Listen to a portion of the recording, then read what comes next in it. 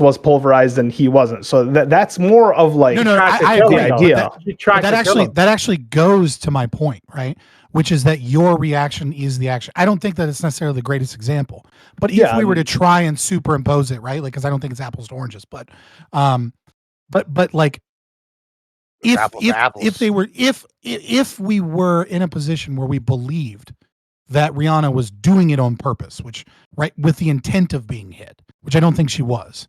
I think she was probably just in a toxic relationship, right? But if she was and she was hoping to get hit, right, it would be your overreaction is the goal, right? So it's not about equal and opposite reaction.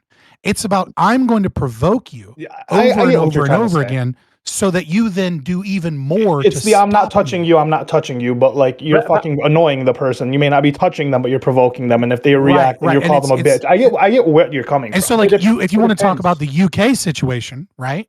It's like when you have a government that is causing instability, that is importing millions of people, that does nothing after the Rotherham report, that is, constantly screaming diversity is our strength, where the people vote for Brexit and then they don't get a real Brexit, when the people have done everything they can to try and stop their own politicians from going against the interests of their own people, and NGOs and media gaslight and lie, and they all conglomerate and work together, and then riots pop off, and then they go, well, what the fuck? These riots are so evil and wrong. It's like, that was the goal. The goal was destabilization. The goal was the normalization of violence through protests by speaking positively about Black Lives Matter protests, and then the destabilization and chaos that they constantly cause, and then you yourself overreact and create the crisis. It's the exact thing Yuri Bezmenov talked about. It's how you turn a society into a socialist hellscape, and one of the ways that you do it is that you force crisis and violence to occur from the right, so that you can justify, just like the Nazis did with the left with Reichstag, you can justify the political crackdown and the furthering of taking away of rights, and you can avoid the conversation for the causes of the actual violence itself. Well, but isn't the idea that these people are complaining that the immigrants are getting more rights, more benefits, controlling government, and then the English feel like they're being oppressed? So you think the UK government is oppressing the English in order to get a reaction out of them, so they can shut down? Wait, I'm just trying to see if I'm getting it right. So the UK government is oppressing the English in order to get the right-wing English to react. They react. The leftists call it violent. And then the leftists take over. Is that like the playbook? I'm just see if I understand it correctly. Well, I would say that playbook. You don't think these people are kind of just like a little bit, just a tad bit like racist, maybe just a little Islamophobic or something? It's like particularly like pause in England. Pause. Just a little pause. No. No. To say that I don't think that you're bringing in a new thing and then ascribing that I don't think that there isn't racism. Like, well, I asked after I tried to understand your point. There, nothing that occurs within sociological movements is ever univariate. There's never one reason that anything occurs at a macro scale. Like, human beings are complex, and our reasoning is complex, and we're all different in a lot of different ways, and so there are going to be influences in a lot of different ways. And secondly, to respond to your question, I don't think playbook is the right term. And the reason I don't like the term playbook is because it assumes a conscious conspiracy of a bunch of people working together. And that's not how this occurs. What we're talking about is the natural inclination of ideology. Well, I mean, I came in and they were already talking about it, so fucking whatever. I mean, it's not bad. I was just curious. I was like, we were mainly just memeing, to be totally honest. Politics is wild right now, man. Like, people are pumped and not in a good way. All right. Thanks. We'll get into it. We'll get into it when the topic starts. It's fine. But yeah, it hasn't started yet. I think the thing to remember with anything, with social movements and ideologies, hold on. Well, is that we save that and let's get started. Yeah. Hey, Al, thanks for being here. Much appreciated. That's fair. We got everyone assembled here. That's really nice. I'm happy to see you all. This is a very roundtable which we have on Mondays at 8 p.m. Eastern. We've got a fantastic group of individuals here. Like, I'm really excited. I think this is going to be a really, really good conversation. But yeah, let's get started. We'll start with our friend Lactoid. Lactoid, how are you, friend? I'm good. How are you? Can you hear me okay? Everything coming through loud and clear? Perfectly. All right. Yeah, no, I'm looking forward to this Too conversation clear. It's as too well. clear. Thank you. Thank you. That's right. That's what I'm looking for. So we're all good. I'm thinking about getting a new motorcycle. I wanted to bring that up to Corey. I know that he's the biggest fan of this idea, so we can chat about that later. Yeah, I'm looking forward to talking today. I find my Lactoid TV on Twitch, Twitter, YouTube. New panel topic. Lactoid, electric bike. I'm telling you, electric bike. I'm telling you. No, it doesn't do. Didn't you watch Aiden's stream with Trump today? The biggest stream vehicles, ever. no good, except for the I'm not, Cybertruck I'm, that he I'm gave not him. 16, so no. Can we just admit that the Cybertruck is fucking weird and ugly looking, but like I think it's dope I think looking. it looks better It's in just badly built. it's really cool on the inside, but like the design on the outside is just strange. I actually saw one last night or 2 nights ago? I went to the movies, and then I came back. I saw one. Wow. And that's the end of my story. I'm sorry. It never. Actually, Wow. okay, They're I thought cool, they looked a man. lot It's like I better in saw one person. out in the wild. They look like 'Cause I Thor thought Dog they in looked stupid Halo. on TV. I thought they looked stupid in like Which movie? the images of them. Sorry, what'd you say? Yeah, it's Deadpool Wolverine. For sure. Yeah, I didn't even know, but I know that's the only thing he would go. It's I was to. gonna say that too. That'll be my Right. guess. It's the only thing Brian Yeah. would go to the movies for. Yeah, sure. It was fantastic. But Just yeah, wait 6 months. I don't know why people. I Some people like movies. Oh, it actually- No, Brian it doesn't it like was worth movies. the movie I experience. do like Big movies. screen. I love People have girlfriends. theaters. I mean, I don't like theaters. I love theaters. But I do like movies. Yeah, and girlfriends. What?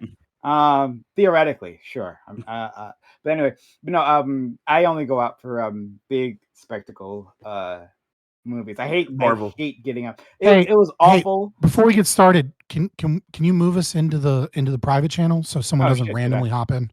Did I not do Yeah. that? I'm all over the place. Hold on, let me do that really quick. You go Just see know one that, like, movie at some and I'll point, just someone go. will hop in and be like, "You racist motherfucker," or like,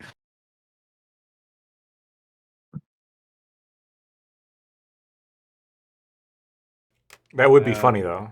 I'm kind of upset that you caught that, Scott.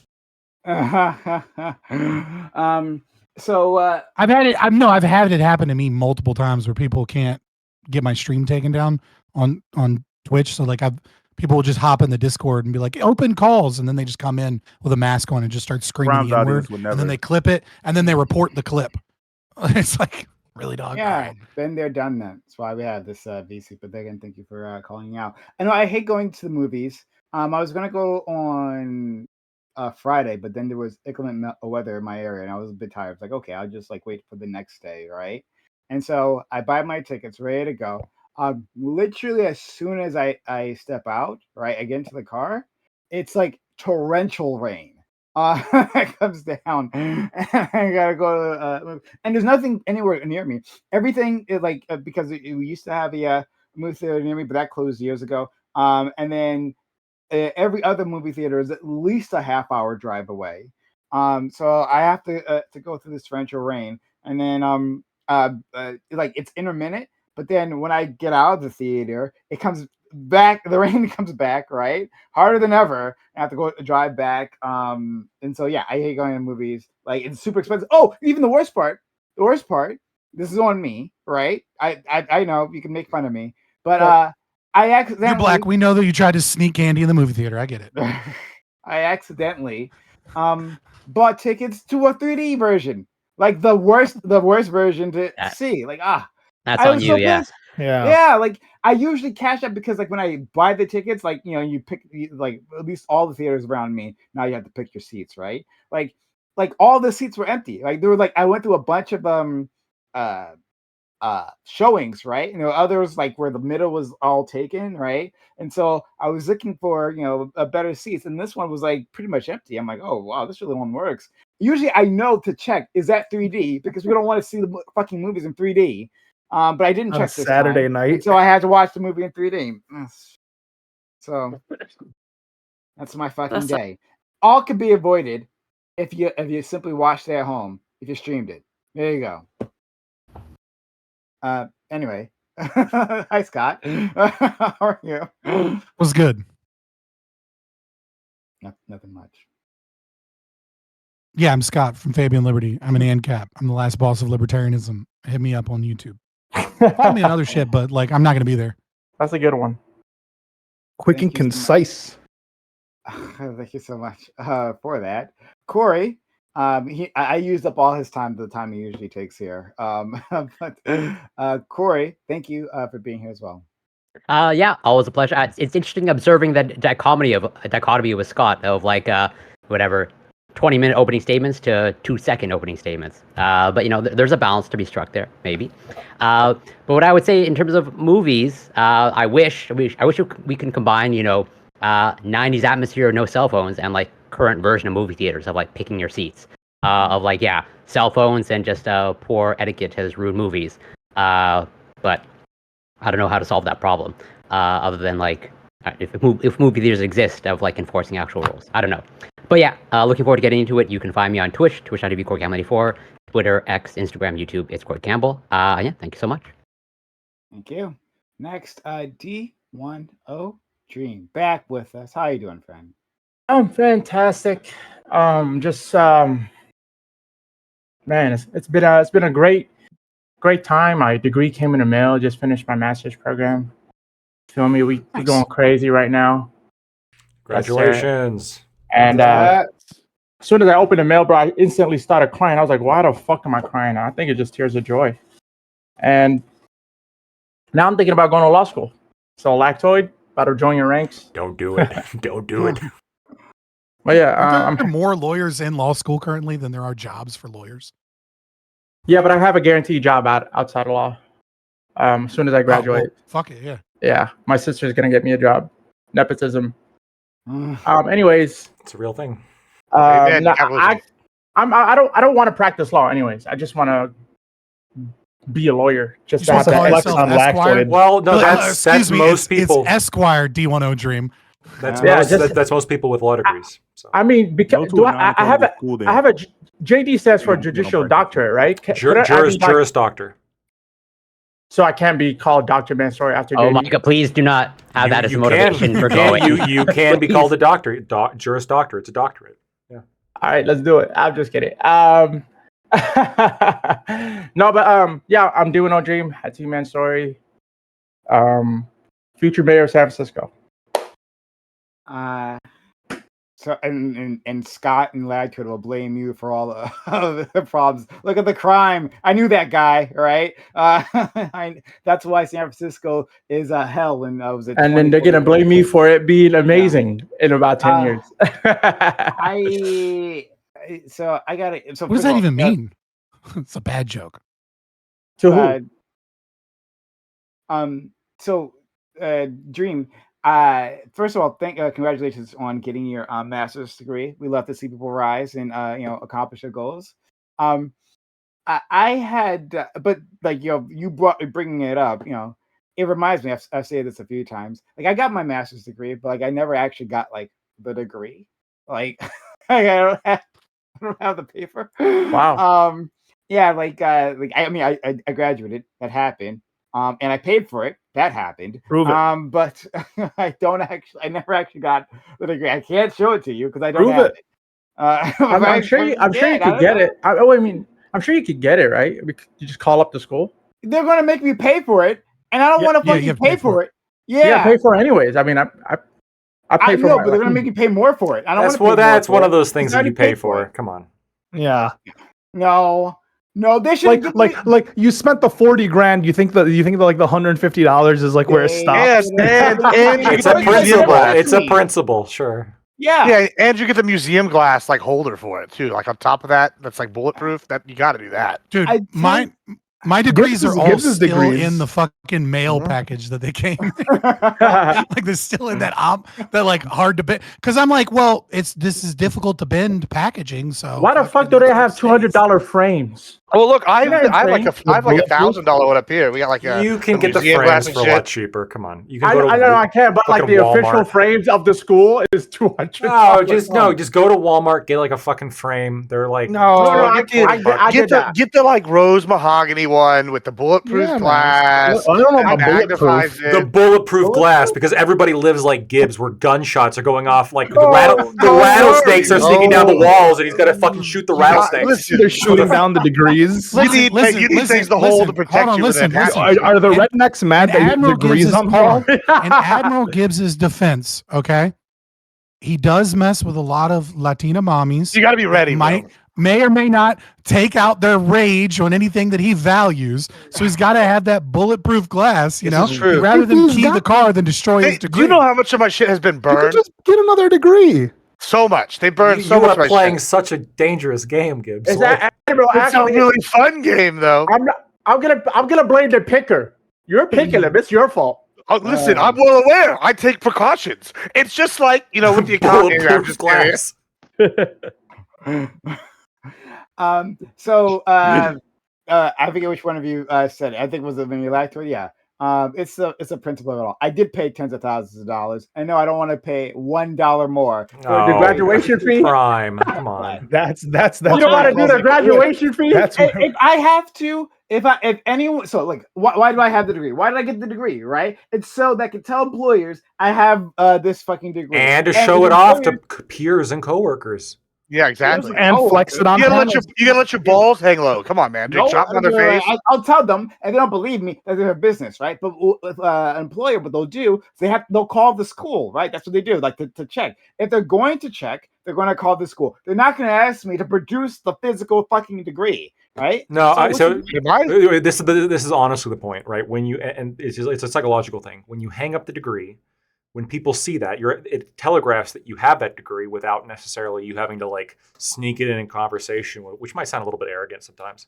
But more importantly, Unless you went to Harvard, then it's always acceptable. Then it's always to acceptable. tell everyone that you went to Harvard, But no matter what the conversation is about. But I think it's a reassurance. Well, as someone that went to Harvard, it's a reassurance on the people that you I think that's okay. work with, right? If you paid a $250,000 to go to school, you should be able to say at any time. So, like for example, if you've ever been to like a dentist office, I don't like if they hang up their degrees. That makes me feel a little bit more reassured than if they don't. That's just my opinion because they're proud of the fact that they actually got. You're not reading the degree. They could have printed that. They're not actually checking the degree. That's what I was going to say. They're not actually checking that. Oh, okay, but now that requires actual fraud as opposed to like most people would just hang up their degrees. But then what are you actually being assured of, right? You're saying you're assured because they have the credentials. Yeah, it takes a step. No, it takes a step more to like actually commit fraud, right? Like right to it. As I've said many a times, right? Like you got your law degree from a Toronto Clown University. No, it's written in crayon, right? So look, but like I'm okay. I love you any which way, so I don't. Because it doesn't matter to me. But I'm saying that, like, if someone wait, you're Canadian? I'm going to ask you. I'm going to ask you a very direct. I'm going to ask you a very direct question. Let's say that your degree was a law degree, okay, and we're both lawyers. He just works in America, and we're competing with one another, okay. And a potential client comes into my office, looks over, and sees like all these degrees. Oh, cool! Like I'm considering hiring you. And then they go to your office and they say, "Where are your degrees?" Oh, I didn't want to pay the school the extra $150 because I already paid so much for my education. I don't want to pay them anything more. Who are they going to trust more? Seriously. That's true.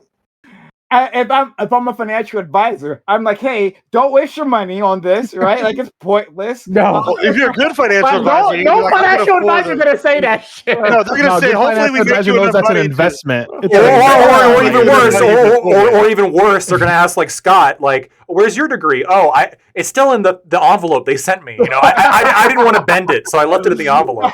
Yeah, they're gonna love that. I have it. I believe you. But the fact that you haven't taken it out of the envelope is worse. He keeps it in his nightstand next to his bed just in case you ask. Why? I waited for my friend to. You just got it, Jim. Like I'll give you the pass for a little bit. I'll show you my framed one so I can brag some more. You'll wait for them to show off, right? Their educational boners, right? See which one is bigger. Until then, I think it's in another box. I think it's in a box. Where's your degree? Oh, I left it in the other box. Does that say Whorehouse College? It's somewhere. Yeah, it does. Morehouse. I heard it. Whorehouse. I was like, damn, bro. Sounds more fun, right? Yeah. I was like, I went to the wrong college. To be honest, that was our nickname. We didn't get called that. let's go to our main man, Ali. Ali, thank you for stopping by here. It's nice to see you. I love it here. Your hair is like I don't know what you're doing, but it looks good on you. It has a mind of its own. He's doing a 2019 Hatim hairstyle. Who? Him. That's his name. Hatim. Okay. You got hair like this? Prove it. I need pics. Sure, you can go on my Instagram. Short it out. But I go by Sociology. You guys can find me on Twitch, Twitter, and YouTube. Looking forward to getting into this tonight. Okay, Admiral Gibbs, the one who's always prepared, who's like bulletproofs everything, really, right? Walks around with a vest. When he makes love to his woman, he's got one of those stab-proof coats on, right? But like I said, yeah, you need an extra large for that one. We got tier 3. We got a tier 3 vest. You got to be ready for all these angry people. I got to find like some kind of fireproof one. That seems to be the thing lately. Is them setting my shit on fire, fucking bitches. Anyway, that's neither here nor there. Yeah, I'm Admiral Gibbs. If you want to learn how to be extra toxic and make money, I can't tell you legally about the second one, but I can tell you how to be toxic. And that's me. Thank you. Moving on to our good friend Bam, who's a bit busy at this point, so we're just gonna move past it. We'll get to him later. Next we have Ghosty. Nice to see you, Ghosty. How are you? Hey, what's up? Ghosty, as said, spelled with a 6, and YouTube and X.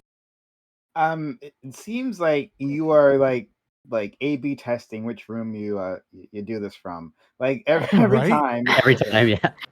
I know. Monday nights, my boyfriend plays like in a Counter-Strike League thing or something. I don't know. He has games, so I try to like go to a different room from and I have better service in this room now, so I just moved. So yeah, we'll see where I land. A good girlfriend. That's a great girl. Give it like a round of applause for that one. But hold on, but I was gonna say that, but you don't know. She's not my girlfriend. What the fucking give her applause for? Fair enough. Give her applause for being a good girlfriend. We gotta celebrate the good ones. Why don't you know what he's doing though? Right? Like, are you sure it's Counter-Strike or not? Oh no, I know it's I don't know if it's like a league. I don't know how that works, but he just plays like games with his team or that. Like I don't. Yeah, he's playing a game, and it's not like a practice thing. So I like to give him like space, and he's probably going to be loud and yelling and all that shit. So that's fair enough. That's fair enough. All right, thank you so much. Bam is back. How are you, Bam? I'm all right. Did you get bad news? Like no, I didn't get bad news. Women just drain like life energy out of you. Hallelujah. Man. Amen. Don't we know that?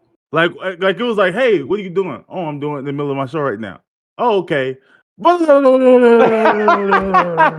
just the worst. Like it's like okay. Oh my god! I'm sure they sound exactly like that. Great. It was like 15 minutes went by, but it was just nothing. It was like you sound like that African dude that's like, I am the fastest writer in the world, and I have with me the fastest speaker in the world. Have you seen the video? I've seen. You've seen the video. It's hilarious. Okay, all right. So thanks so much. We have 2 topics today, again, from my friend Scott and no one else here. Appreciate topic you. 1. Yeah. Last week in England, a 17-year-old boy walked into a dance party or dance class, I'm not sure which one, but a dance event for young girls and began a horrific knife attack. As of now, 3 young girls are dead, with many others critically injured. In the wake of this incident, misinformation began to spread online that the assailant was an immigrant Muslim man. This was exacerbated by misleading AI-created images. Credible reporting has revealed that he was most likely Christian, that he was born in Wales, UK. However, he was indeed the son of Rwandan immigrants. But the false rumors helped spark violent and racist protests across the UK. What lessons should be taken from incidents such as these? Should the demographics of the assailant become a political talking point? Or should we blame this on mental illness, which can strike anyone? Do you find it troubling that far-right reactionaries have been using these incidents to gain political power across the West? And if you were in charge, how would you respond to such a crisis? So yeah, it's unfortunate. as a person who like consumes the news a lot, I had only become aware of this actually last night. What had been happening across the UK, and I didn't know about this knife attack previously. Yeah, it's serious, and it's a very strong reaction that's happening there. And we could talk about this particular incident, but the point of this question was to like have more broad view of these things because these things Okay. happen. Like I was thinking for this our particular election, right? Because it's already been so freaking crazy, right? And like Democrats are on an upward trajectory, right, with Kamala Harris. But things are going to happen, and an easy thing that could happen between now and then, like an easy prediction, is that an immigrant is going to do a thing, right? An undocumented immigrant, or maybe just a documented immigrant, whatever, right? It's going to do a thing, an illegal thing, probably going to hurt someone. Out of this country of 330 million, someone's going to do a thing. It's going to get picked up by the news, and then the other side is going to run with it, right? We'll have an incident like this probably between now and the election, right? And then they'll hang this on Kamala Harris. And, well, is that fair? But we got to talk about undocumented immigration. It's an important thing. Or the place of immigrants within our society. And there are too much of them or not enough of them, right? So I do want to have a more broad conversation, but we'll see where it goes. Lactoid. Yeah. So I guess the first thing I just wanted to say. You're very loud. Oh, I'm very loud. No, It's okay though. You Yeah, were you to can. me. Maybe I need to put you down. Hold on. You're more quiet, Bam. But The volume down. I'm not Yeah. put Lactoid down. Okay. Hello. I'm sure that might happen, but we'll see. I'll put you down. Okay. The first thing I want to say is I want to condemn the riots that are happening in the UK right now. It's pretty brutal. I've seen a lot of destruction of private property, a lot of destruction of public property. And I think it's wholly unproductive. And not only do I think it's wholly unproductive, but I think that the message is going to get lost in the violence. And I think that a lot of the people engaged in it are going to be punished pretty substantially, especially by the UK authorities. So don't do that. But more importantly than that, what is the rioting about, right? That's the real question. In this particular case, we had a knife attack by a kid who killed 3 girls, very little, and injured like 10 more, I think, with serious injuries, and then injured 2 adults. Pretty substantial attack. And the kid comes from an immigrant background, right? Both the parents are from out of the country. Now, Europe's experience with immigration specifically is substantially different than the United States experience with immigration. The U.S. experience with immigration has actually been relatively benign. And it's very difficult, I think, for a lot of Americans to understand what Europe has been going through over the past 10 years, right? When you look at the stats, there's a lot of stats that demonstrate that Mexican immigrants or South American immigrants are very benign, right? They have relatively low crime rates. They have relatively high productivity rates. I know that there's conflicting data on that, but most of the mainstream data seems to indicate that Mexican immigrants and South American immigrants have relatively low crime and high productivity. This is different than the mainstream numbers on refugees and immigrants coming into Europe, which shows the exact opposite. In almost every European country, all the ones that I've been able to take a look at, I would posit, I can't think of any exception. The immigrants going into Europe have a much higher crime rate than the general population by magnitudes. And a lot of the people there kind of have their lives sort of disrupted relatively quickly, where all of a sudden you have a bunch of refugees or immigrants moving into an area, the crime rate skyrockets, and a lot of the people there no longer feel safe going out in the street anymore. Anecdotal, but this has been the experience with my family in Sweden, right? As some of you know, half my entire family's in Sweden, and this has been their experience as well. So, and you really can't talk about it because if there's the insinuation that if you bring up the fact that there's this violence that's perpetrated all the time and these incredibly high rates, and really very little being done about it, you're deemed a racist, you're deemed a bigot, and you're sort of silenced through a tremendous amount of social pressure. And I think that a lot of people react violently, which is what we're seeing now in the UK, when that sort of pressure builds, the sense of this is happening to us and we can't say anything because otherwise, society will deem us evil. And then, it hits a tipping point. Not to justify the riots whatsoever. Again, I condemn them completely. But just when we're looking at an explanation of what's going on, that's what's happening. I do think that, yes, we should condemn the rioting. And no, not all immigrants are responsible for the deaths of those 3 children. But I do think a conversation does need to be had, in Europe specifically, as to a very candid conversation as to, holy shit, the crime rates are very high among this particular population, and we keep bringing them in. Maybe we should reevaluate that. Okay, thank you so much. Scott.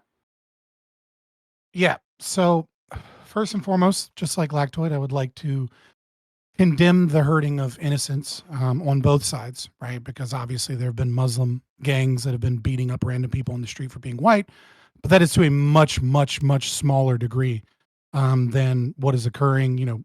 Attempted burning down of hotels with people in them is monstrous. I will not condemn, nor will I support, for reasons on Twitch, burning down police stations and things like that. I think you can infer quite a lot from the fact that I'm an avid anarchist. And I do think that all politics is violence, and I'll leave it at that. Lauren Southern had a really good post about this with her unique experiences. And I think I kind of feel the same way, which is I want to feel worse than I do. And it's kind of like a 50-year-long I told you so. And it's kind of difficult to feel a lot of feeling for the violence that is occurring, because so many of us on the right have been saying, guys, your policies are creating racial tension and division. And you are doing this, and you are laughing at us while we do it, and you are banning us from social media, and you are having in the UK, the police go door to door to people for having Twitter posts for being Islamophobic, right? You are locking up people like Tommy Robinson, and you are creating a state-based media narrative to shut down the discussion of how this is a problem, and you have created this powder keg. And the people have done everything they could. They voted for Brexit, right? They obviously, there was a labor shift, et cetera. But it has been a problem that is long time coming and is starting to blow up now. I don't know how far it goes. Another thing, you have to recognize that this is a special kind of retarded form of immigration. So number one, you're bringing in mostly military-aged young men from war-torn countries. That's a bad idea. Right? It's a bad idea to bring in too many of those. Number two, it is predominantly Muslims. And while Islam is in and of itself not this grave threat to the West or anything, it is a political ideology as well as a religion. It is the only one of the major 3 that has for it, governmental policies, law that it feels needs to be instituted, and an expressed desire for reestablishing an empire or the caliphate. This is not true in Christianity. There are Christian anarchists and Christian nationalists. This is true to a much, much lesser degree with Judaism, though it is true. Assimilation has been done in the worst way possible in the United Kingdom as well. Their policies have been horrendous. We have had for years studies that show that multiculturalism, when it is 2 cultures, tends to cause racial division and violence, right? When you put blacks and Asians in a small population in New York, what happens? Racial division. When you put a predominantly white population with a predominantly, Middle Eastern brown population, what do you get? Racial division. And yet when you have 4 or more, such as in Singapore or such as it's common in America, you have much, much less racial division. You have a multicultural society as opposed to an us versus them, because there are 2 groups with different cultures that tend to fight. Research has shown this over and over and over again. And so what they did is they isolated immigrants into small towns, forcing out the native population, such as Luton and Rotherham. I think Rotherham is fairly famous for the report that showed that the police were helping and aiding and abetting, raping gangs that were kidnapping and using young girls and were actively fighting against fathers and keeping them from saving their children. And no one went to jail for that. Nothing happened. And they have not established order of law.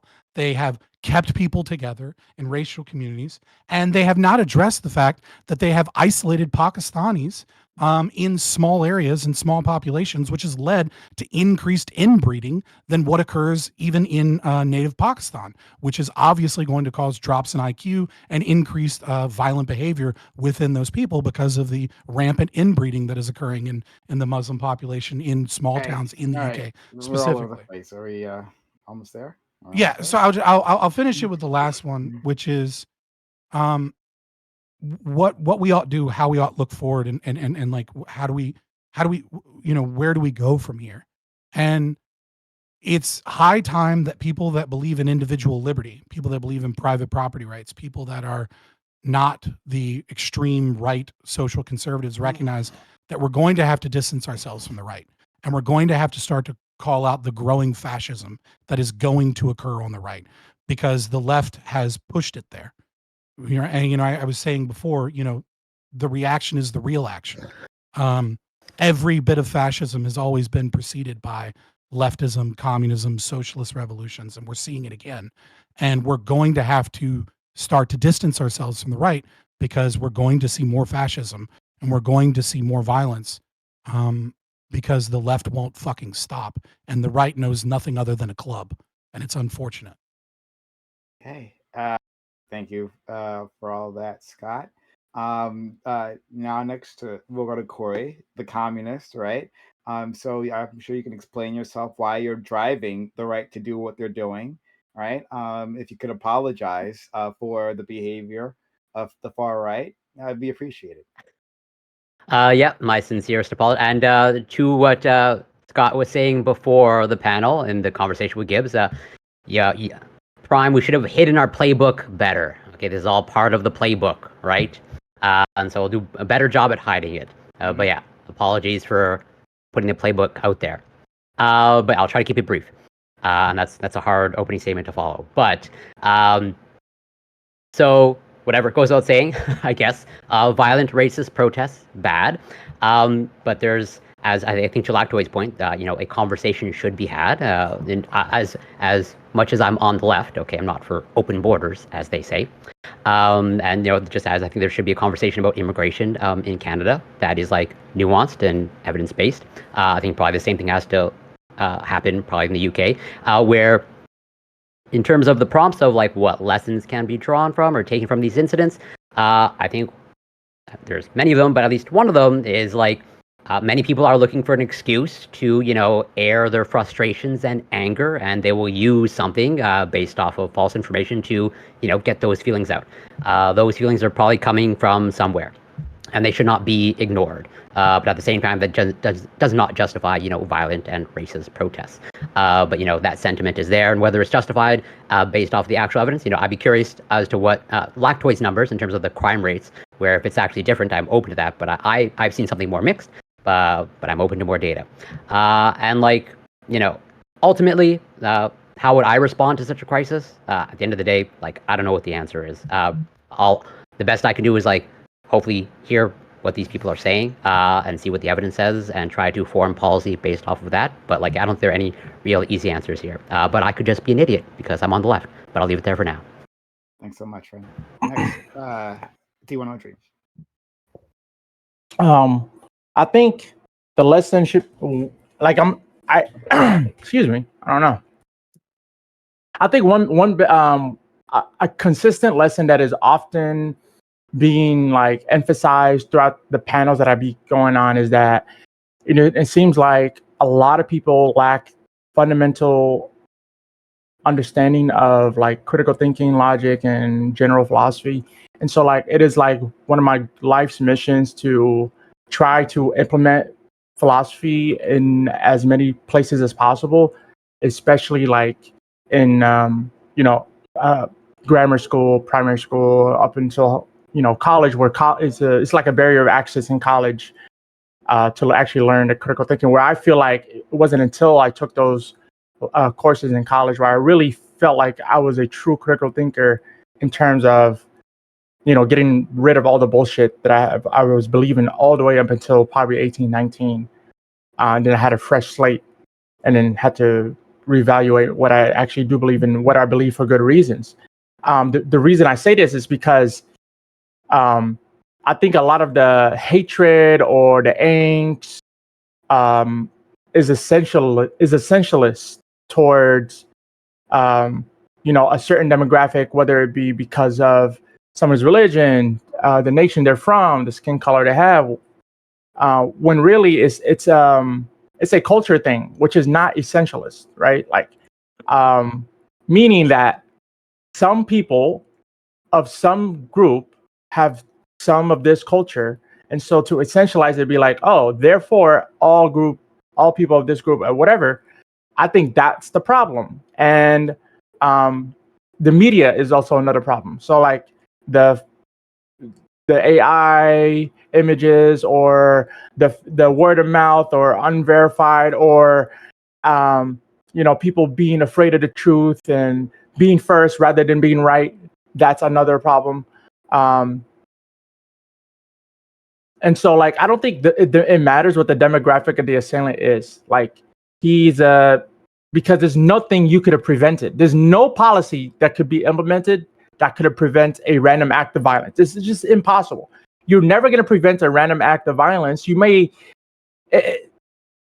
you're just never going to do that. So even if they came legally, and these are immigrants, I'm not sure if we have a status on their legal status, whether they came here legally or not. So I just don't know what policy you could have and why it would matter that this kid is a Rwandan or a son of immigrants or anything like that, or it doesn't matter. And the conversations do need to happen. I think there's a culture of over application of the word racist or over application of calling somebody racist. I think maybe that has something to do with a lot of people being afraid to be called racist. What I think it's okay to be afraid. I'm afraid to be called racist because I wouldn't want to be a racist. And I wouldn't want other people to have that opinion of me. Yeah, I think it's a reasonable fear, but I think people take this fear too much. So they're like, hold it in. Oh, I don't want to be racist. When really a lot of self-introspection should be also involved. And if I was in charge, how would I respond? Honestly, like I said, I would just like implement education and as soon as possible, get these niggas out of there, arrest them. Try to like do a media campaign to correct the matter of facts, because even as you've seen, even if you point out the facts to people, a lot of them are just like no, you just. So I think like as fast as possible, media. I'm talking about social media. It's physical media. Put it on the walls. This nigga just mentally had nothing to do with who he is. Something like that. If I was in charge. Besides that, obviously the philosophy classes in primary and middle school and high school. Yeah, there we go. Done. Thank you so much. I appreciate you, friend. And just quickly, we have from YouTube Spag a €2. No, £2. Fuck, I do it all the time. It looks like an E. It looks like an E, right? The pound like sign looks like an E. A £2 super chat. Most of the knife crime is survival, not malicious. So I guess this is a response to. They Brexited, so they didn't have to have that confused with the euro and prime symbol no more. Surviving what? What are you surviving? What are there rampant bears other in the streets of London that they're fighting with knives? Categorized as knife crime? Those 3 little girls, they just had money that he needed to survive, obviously. It's a survival-based knife crime. And Gibbs, they never escaped the euro. Random act of violence. Well, you better extra get it right now because of the Brexit. All right, Yeah, you gotta show them their respect for their tea and crumpets. I do. I'll give everybody the respect to do their opening statement. I just had to. That's just funny to me. No, it's fine. Survival-based knife crime is crazy. we should be able to respond to super chats, guys. If you have a super chat out there in YouTube land, we will respond to that. And I did so, Corey, in a timely manner. You did, because the panels, we haven't been on air for more than an hour, less than an hour, so on time. I'll accept that. Let's go to our friend Ali. All right, so I'll be repping for the Muslims and the Arabs. I have the Muslim merch on today, green and white, for everyone. But I feel like we've heard this story before. A group of refugees go to Europe. The Europeans don't like them. They're not assimilating quick enough. They hate them. They try, they're gonna round them up and kick them out, which is we saw it happen the first time. We want to see how it happens the second time. I understand why people in England have a problem with all the immigrants. Okay, I get it. It makes sense. I think the issue isn't the conversation, but this is going to be annoying. It's how the conversation is being had. It's always, well, the Muslims are doing this, the Pakistanis are doing this, the Afghani. These group of people come here and they're just fucking everything up. And it's like, well, kind of. But these are groups of people who didn't want to go there. Considering where they're coming from, they didn't want to go there. If they were fine where they were at, if things were fine where they were at, they wouldn't want to move to Europe in troves, especially England. England isn't like the prime European country to want to move to. So it's just the conversation needs to be had of well, okay, these people are here, they're causing problems, but what is the reason? Is it the demographic? Is it the culture? Or is it the fact that these are refugees who are coming, not necessarily assimilated, can't really assimilate quickly, don't necessarily want to assimilate, but you're just kind of forcing these groups of people that you brought over to do what? And then you're just having a bunch of, you have the people of the country who are obviously going to be irritated when the jobs are going and they're hearing they're taking our jobs and so on and so forth. I get it. But the conversation needs to be had better, not just, well, no, the Pakistanis are just, clearly they're inbreeding and they're fucking, and this is just the people that, to Scott's point, you brought up the fact that they're putting them in smaller areas. I'm just saying, have a better conversation about it in general. And then, things maybe you don't have riots in the streets. So much, man. Gibbs. I gotta say, I'm really, really glad that Prime said he wanted to talk about this point generally. This is due to the fact this topic really opens up a smorgasbord of conservative talking points that I'm excited to cover. First, it was a knife attack that killed multiple people. This just proves guns aren't the issue. What a surprise! What a surprise! It wasn't the guns. If someone took their old knife, started shaking people, multiple people died. Lordy, I guess it wasn't the gun's fault. Secondly, if someone in this place had a gun to defend themselves, good guy with a gun would have taken them out just like they did whenever the Texas did the Draw Muhammad contest and they took out the terrorists that tried to kill the people there. Amazing how that works. That was good guys with a gun solving problems. You're welcome, UK. Learn from Texas. We're better than you and we know it. Third, I do want to talk about how demographics do matter, as Prime brought it up earlier. We have in the opening, whether or not it mattered, they do matter. We've had this issue here where the treasonous Biden-Harris admin has allowed the border to be opened up, and American citizens have been raped and killed by illegal aliens that were locked up and let free by this administration. In fact, we had a bill put forward called the Laken Riley bill, and the treasonous Dems shut that down. I'm just saying it's clear that this is a collusion across the board, across multiple nations. I know it might sound a little Alex Jonesy, but it sounds like he was right. Oh, again, they're sitting here trying to do the great replacement. It seems like it's going full swing, and people are surprised when they're mad about it. Wow, shocking, crazy. Let me just read you some statistics that Greg Abbott put out today. Y'all ready for this? Breaking! Per DHS data provided by the Judiciary GOP between the fiscal years of 2021 and 2023. I don't know if y'all know who was in office. Side note, that'd be the treasonous Biden-Harris admin. At least 99 illegal aliens on the FBI terror watch list were released into the U.S. after being arrested by the Border Patrol at the southern border, and another 34 watch-listed aliens are still in DHS custody. Additionally, DHS data is provided to the committee reveals terror watch-list aliens from at least 36 different countries have been apprehended at the southern border under the bias hair admin. He didn't add treasonous, but we should just go ahead and add that in there. Treasonous, admin hair, and add whatever. Including Afghanistan, Iraq, Lebanon, Kyrgyzstan, I don't even know what this word is, Mauritania, where the fuck is that? Pakistan, so yeah, who gives a shit? It's some other country that's not here. Somalia, Syria, Tajikistan, Turkey, Uzbekistan, and Yemen. Let me tell you, those aren't in Latin America if I can't pronounce the name. I'll tell you what, it's amazing how well these people are coming from in droves, and they go, oh, with the 9/11 hijackers came on passports and visas. Wow, that doesn't explain that we have an open border where everybody can just run across it and problems are going to be caused. Yeah, absolutely. The people in the UK should be pissed about the immigrants coming in and Turkish jobs. No, they should be pissed because there's more sexual assaults. They should be pissed because there's more stabbings. I mean, clearly they took away the guns and now they're just getting stabbed in multiple things. Clearly guns weren't the problem. It's the immigrants' problem. That's all I have to say about that. Moving on. That's all? For now. It seems pretty expansive. I don't know what more you wanted. I just want to say, quote, if I can't pronounce it, it's not in South America. Is a banger of a line. I'm just saying, bro. How is Admiral Gibbs not the best? Whether you agree with him or not, how is he not the best?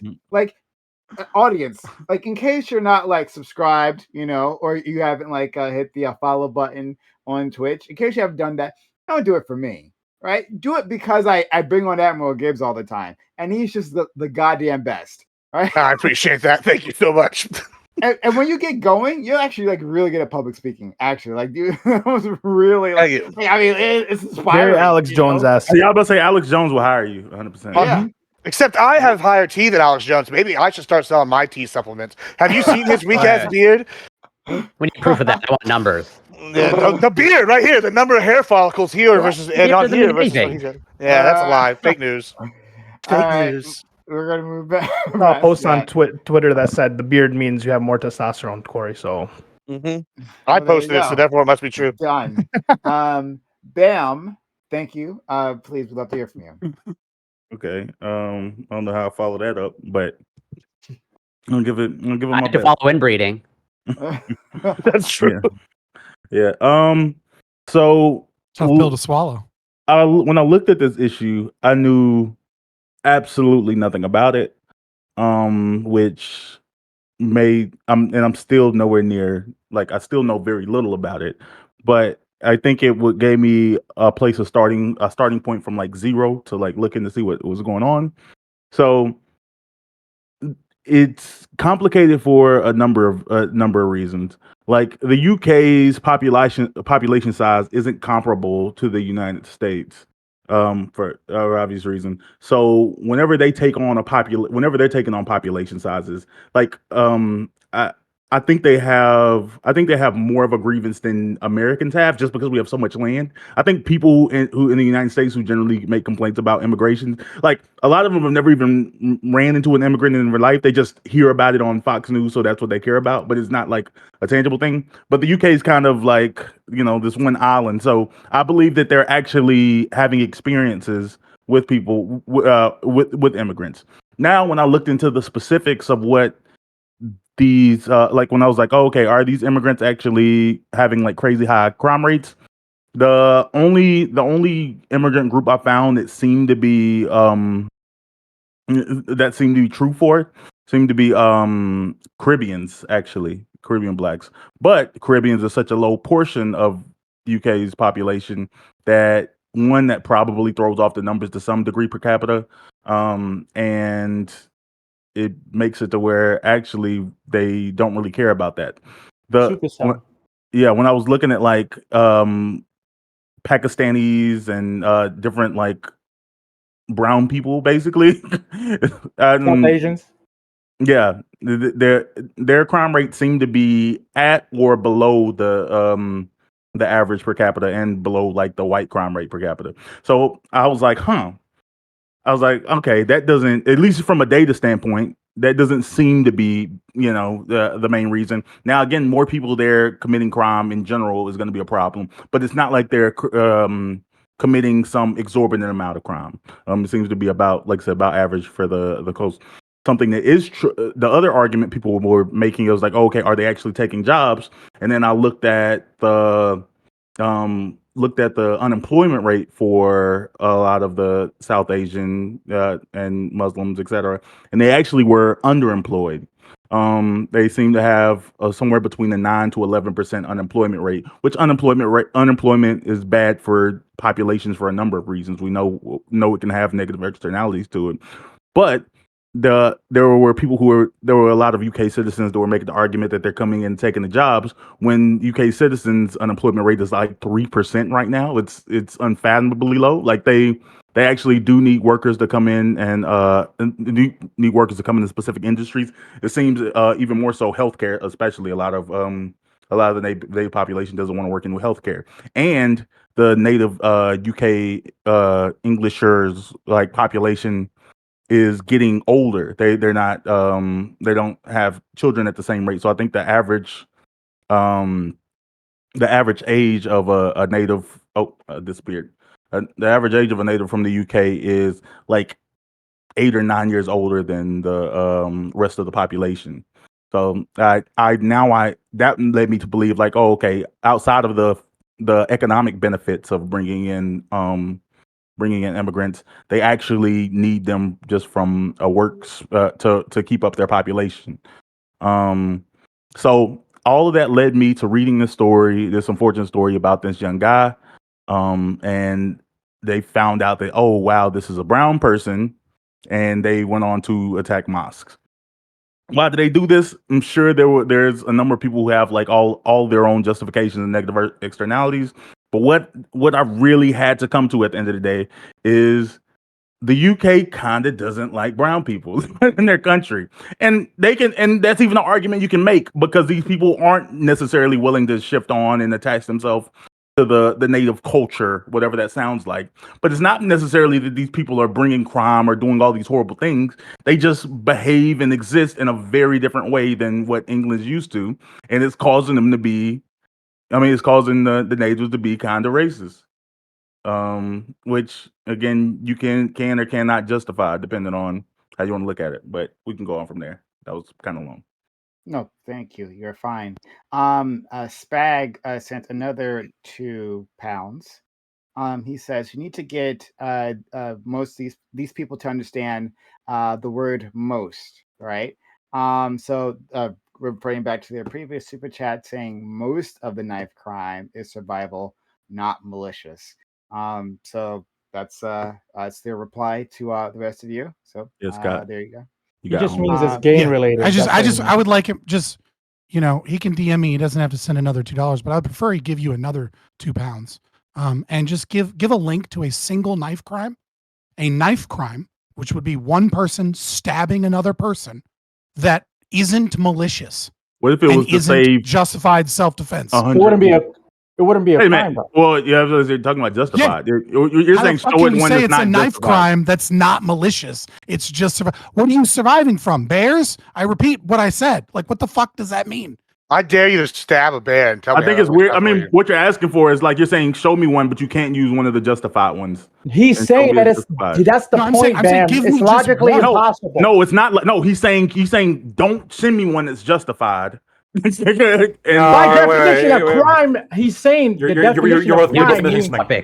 missing something. What the person who donated money is claiming is that most of the knife crime is like, oh, he had to do a robbery to feed himself or whatever because the UK doesn't have a strong enough social safety net. Apparently, he had to use a knife to. I get that. I'm not missing that, but that's still malicious. He wasn't talking to you. He was speaking to me. He wouldn't think so. This person wouldn't think so. This person would say there's the knife crime in which you just have like a random attack, and then there's the people who rob people with knives that also stab them because they need the money for whatever in the UK that the government doesn't give you for free. Which I don't know what that is, but I was being vague to get 2 more pounds for Prime Guys. Okay, I was trying to trigger this person, Oh, not be come on. fucking I charitable. think. Okay, because fuck we them. should probably and let they're the women stupid, speak. and we should get more Okay. money from them. Okay, like just play along sometimes.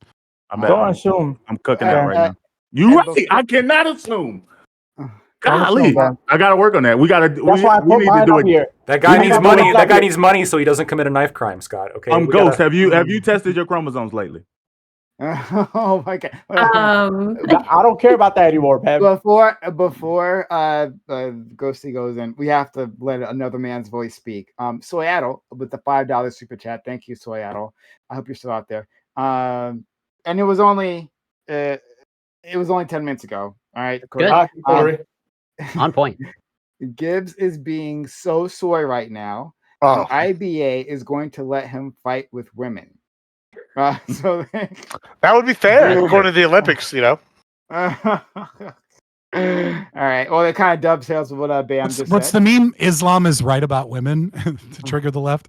It's like the new, like, it's okay to be white. You just say Islam's right about women, and then you force leftists to be like, no, Islam's wrong about women. Be like, oh, so Islam's a problem? And then just So- watch their brain break. Oh my god. Just like saying the super man chats can be are pregnant. welcome. We will respond to your super chats. I'm on top of it today, firing all Promptly. cylinders. So You're Promptly. setting a high bar. Now, if you miss one, like it's game over. it will happen. All right, now Ghost, best for last, obviously. Ghosty, please we love to hear it you. Okay. So I think that the far right is using this to basically they're exploiting this act of violence to push their agendas because I don't see how this is related to immigration at all. And honestly, I think they're so desperate for it to be related to immigration.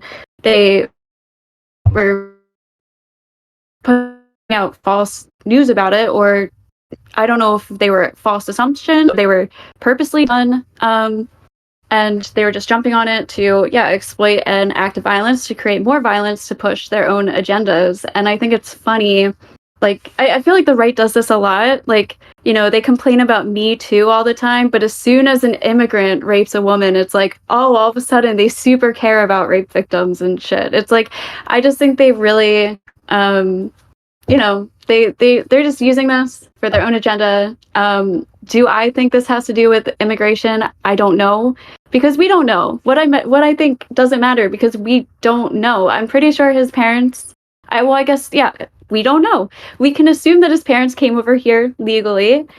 He's a second generation immigrant. He was born in England, so he's Rwanda is like a vastly Christian country.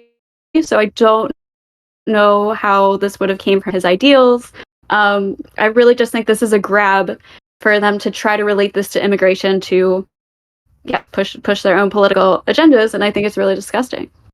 Thanks so much. Open to That was the actually a panel. really good answer. I want to so say that wait, if he no, is from let me- Rwanda, he was just embracing his cultural history of genocide via knives. I mean, isn't that what the Tutsis and the Tutus did Yeah, back in the day? They committed massive genocide with Jesus. machetes. That's what they did, right? I mean, Yeah, So- like the British. Like the British. I watched. He could be indulging his British culture that I he was watched some raised UK in for people 17 talk. years. I watched some UK people talk about this, and so what happened was, the kid, they find out the kid is Rwandan. They go and they start attacking mosques. I presume he's brown, has to be a Muslim, even though Rwanda is 90% Christian, 2% Muslim. So like they were really playing the lotto on that one. The justification Okay, I hold on. heard, Let me- the justification I heard was all of it ties in to immigration in general. They don't want Muslims. They don't want brown people. It's not that they don't want anyone that isn't English. And so the justification that people are using that, well, no, the kid was born in Wales, so on and so forth. The people that were part of this riot, well, their argument is just because you're born here doesn't mean you're English. And just because you're the fact that your parents came here, right, and you were able to be born here is a problem that we don't want. And that's like the justifications I'm hearing, is that anything other than English they don't want. And it does seem to lean specifically towards like brown Muslim. So hold on. So I think this is like, I don't know if it's a nasty trick that you guys are playing. I don't want to ascribe it to that, right? right? But the concept of like individualizing the case is kind of silly, because what we were talking about is growing tensions over the last 50 years that was exacerbated in the last 20 years, right? Like throughout all of American history, revolutions, political mobs, like, I mean, like we could do the same thing with Black Lives Matter, right? And we could look at the George Floyd case and we could say, well, actually, as more data came out, it appears that it might not have been the fucking Derek Chauvin completely. It might be the fact that he was on fentanyl. And when you look at another video camera from a Chinese restaurant across the street, you can see that But that wouldn't narrative matter. about. Right, it wouldn't exactly. Well, who brought right? the fentanyl because here? It's because it was a powder keg of racial tensions between the way that people felt about policing in America. The individual case is just the spark, right? So when we're talking about like, why are these people doing this thing, and it's like it's all misinformation. It's like This was the even straw. if this case. Right. This is the straw that breaks the camel's back. And it's like, yes, you are correct that there are right-wing grifters and there is a destruction of journalism that has started since the 1990s, where we used to, every single publication used to only publish a story if they had one named source on the record and two unnamed sources. And then Twitter came out and all of a sudden journalism and news became a fight to see who could get the breaking news the fastest. And they would put out bullshit and lies constantly, and part of it because they're liars, and part of it just because they want to get on the story. So it's like, I agree with you that this person is almost certainly not not Muslim, right? And that the attacking of the mosque and saying, well, it's because of this act would be a retarded line of logic. And I agree that there are right-wing grifters on the internet that put out misinformation and put out shit that's not true just to get engagement, right? They will intentionally put out shit that they know is untrue just because they want more fighting in the comments, because it will boost them in the algorithm. Wait, you think there was no connection to him being Rwandan and them attacking the mosques in the same, like after finding out? Like, do you think those were separate This is events? the second time before the panel, and again, where I've stated where I state something and then you say, wait, Well, I was think trying to this, clarify. and I'm saying, right, like I don't ever do a univariate analysis. There are going to be retards in every camp that do retarded things, and then there are going to be people with multiple different desires and goals, etc. Like, no, I'm not obfuscating. I absolutely agree that there are going to be white supremacists here. I absolutely agree that there's going to be, to a lesser degree, people that have a problem with all brown people. And then I think to a larger degree, there's going to be people that have a problem with immigration in general. I think there are going to be peaceful protests, right? And then there are going to be violent, horrific protests, like individuals that are just looking for a reason to burn down fucking hotels with women and children in them. But what I'm saying is that this actually game where we go, well, actually, this story isn't a Muslim, therefore, why are there even protests? Like, what is even going on? It's like the Rotherham report. The fact that 14.8% of the entire United Kingdom population is a first-generation immigrant that is not a native citizen. We have 10.4 million immigrants, and a fuck ton of them are improperly assimilated second-generation immigrants that have grown up in a town where their entire culture and community is still basically where they came from and are not properly assimilated. And when you look at that number over the last 30 years, it's somewhere between 15 to 20 million in a country that has less than 90 million as a population. It is an insane percentage of people. This is a powder keg. And so, yeah, I mean, like, this case isn't the prettiest case, but I don't care if it's a pretty case, because I don't want people fucking rioting anyways. I'm not looking for a reason to justify it, but we have to actually talk about the issue. And the issue isn't this specific case and whether or not it's Muslims. It's about the policies, the quote unquote will of the people not being followed with Brexit. The fact that no one went to jail after the Rotherham report came out is one of the greatest travesties in Western history ever. Do you think that they have? Well, then why the attack politicians? Why attack the civilians? Why attack? Why the in-group fight? Why not? Did I not start this off by saying I condemn the destruction of all of these things, but I don't necessarily condemn attacking certain political I know. I'm police just stations, saying, but I can't say much more than that on because Twitch the and follow-up YouTube. question is, why do you think they're immigrating so many people? Is it just to cause tension? Like, what do you think? Do you think the government? I think it's multiple, right? Like I think it's left wing ideology. I think it is, as you said, social services are strained because first world countries population and birth rates have gone down, and I think a lot of that is due to socialism, and a lot of that is due to industrialization and moving into neighborhoods as opposed to being in large knit family communities where I think there are a ton of reasons why birth rates are declining. But I think what you have is social situations like the NHS, for example, are based upon a premise that we will have an increase in population, and therefore we can take care of the aging population. And it's the same in the United States with Social Security. The problem is that the population is not replacing itself. And so these systems are going to collapse because they are promising, healthcare for life. They are promising housing. They are promising, their own forms of retirement plans. The UK is a little different because they have like mandatory 401k type systems. In a lot of places, it's actually a little bit smarter than ours. But even still, there are a lot of reasons for that. Like, so some of that is going to be conservative. Some of that is going to be protecting the socialism that they built. Some of that is going to be leftist ideology, and multiculturalism is our strength. There are a lot of factors here, but they have led to horrible policies that have been destroying communities, and the response to that has been for them to silence them, use the police state to silence them, to attack them, to call them racist, to go door to door and demand their TV license so that they can continuously be propagandized by state-run media. And we've been warning about it for years. So let's move on to Bam and then Ghosty. Yeah, this doesn't have to be a Scott answer. Anybody can kind of speak to it.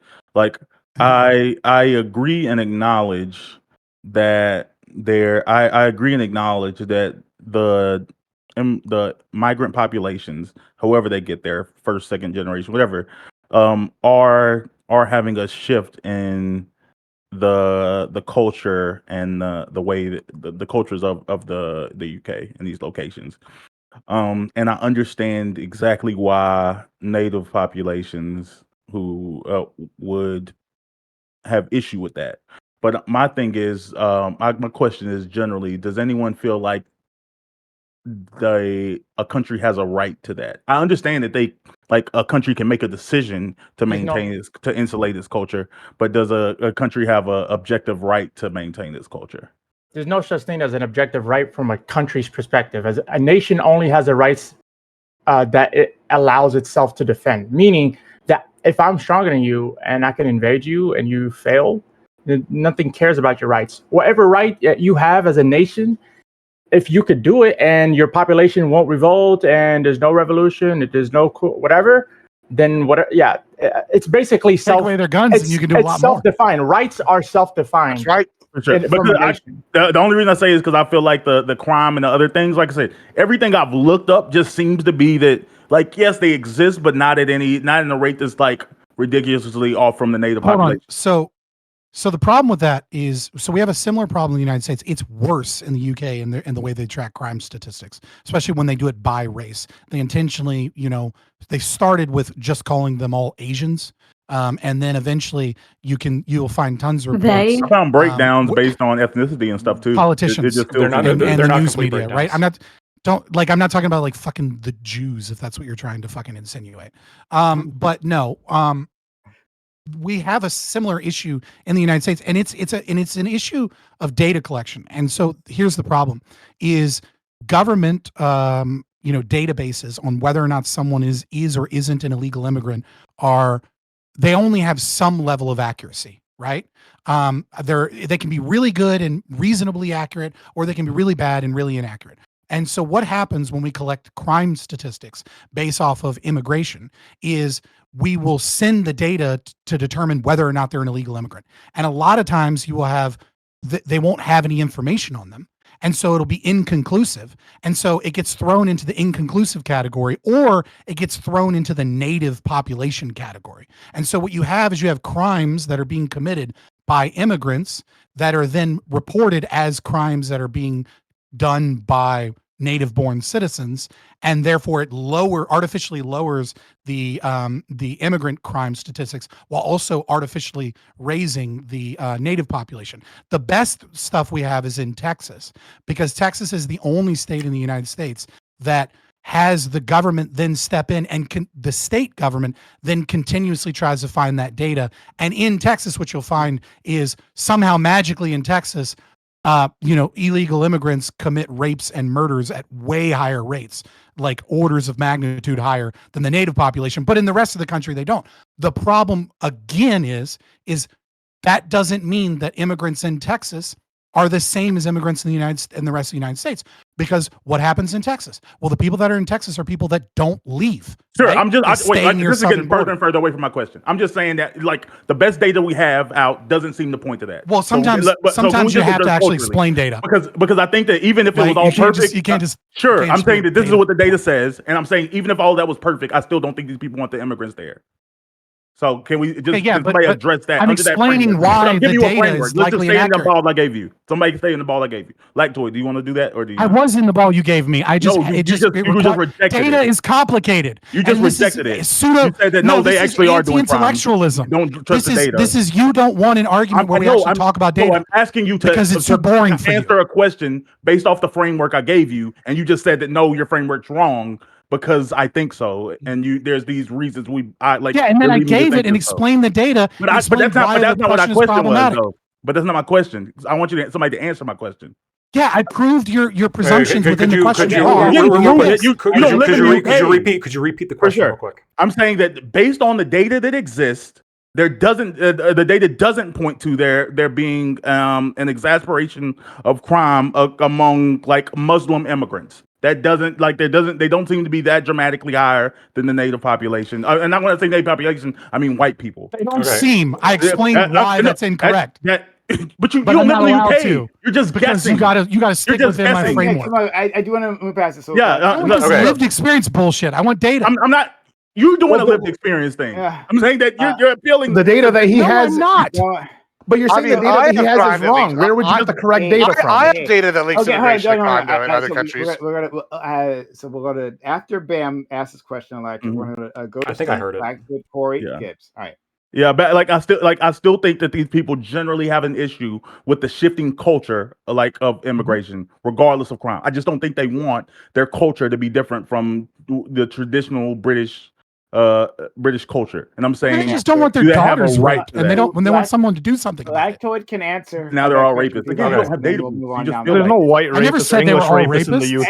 Hey! We have a little amount of time. Yeah. He's saying that they have an unreasonable belief that they're rapists. Okay, Lactoid, do you want to? It's not unreasonable after the robbery. Stop it! So fair enough. It's fair enough. So I'm going to address a couple things. The first thing I'm going to obviously try to build bridges, right? Bam, I know what you're looking at, and here's a couple things that we have don't do it with tax dollars. Here's a couple things that we have to deal with when we're looking at the data. Firstly, the UK doesn't take crime data by country of origin in the same way that other countries like Sweden do, which is a major problem, right? The Tories proposed this earlier this summer. It still hasn't gone through yet, so we don't actually know what the breakdown is.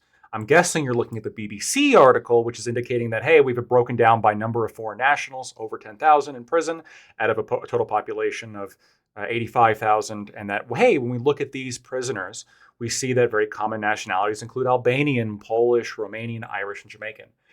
It's undoubtedly true that there, like a lot of these countries, especially Polish and Albanian, there are connections with the mafia there in terms of funneling in contraband. This is also true in Sweden as well, right? The Russian mafia funnels in a lot of explosives, guns, etc., in order to commit crime.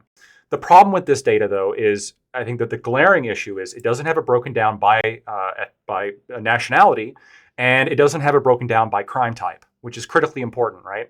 Wouldn't we want to know, like, oh, what are the kinds of crimes that these different people are arrested for? How many crimes did they commit? Right? Do we have one person who committed 18 crimes? Well, they're going to be counted as a prisoner, just like the Polish guy who committed tax evasion potentially, like he might be in there as well and counted just as a prisoner. So until we actually get the actual breakdown of the data, which the Tories are trying to get, by the way, they're trying to propose this, we won't know for sure. All we can go off of is the European countries that actually do track this data, like Sweden. And the data in Sweden is just it's open and close, right? You take a look at it. Just overwhelmingly, it is the case that foreign-born nationals and the children of foreign-born nationals who are born in Sweden have much higher crime rates than the native-born population or children born to native parents. It is just inarguable. The government of Sweden acknowledges this. They literally put out like things saying, "Hey, we know it's true, but we can't use this to blame all of them," right? Like we're serious about crime. We're going to tackle it. And I can send you that data too. We could talk about it. It's just. I believe it about Sweden. I just believe we're not talking about Sweden. Well, I know we're not talking about Sweden, but again, Sweden's recording crime in a way that the UK just isn't right now, and so it's difficult to deal with the UK data given that we don't have enough specificity.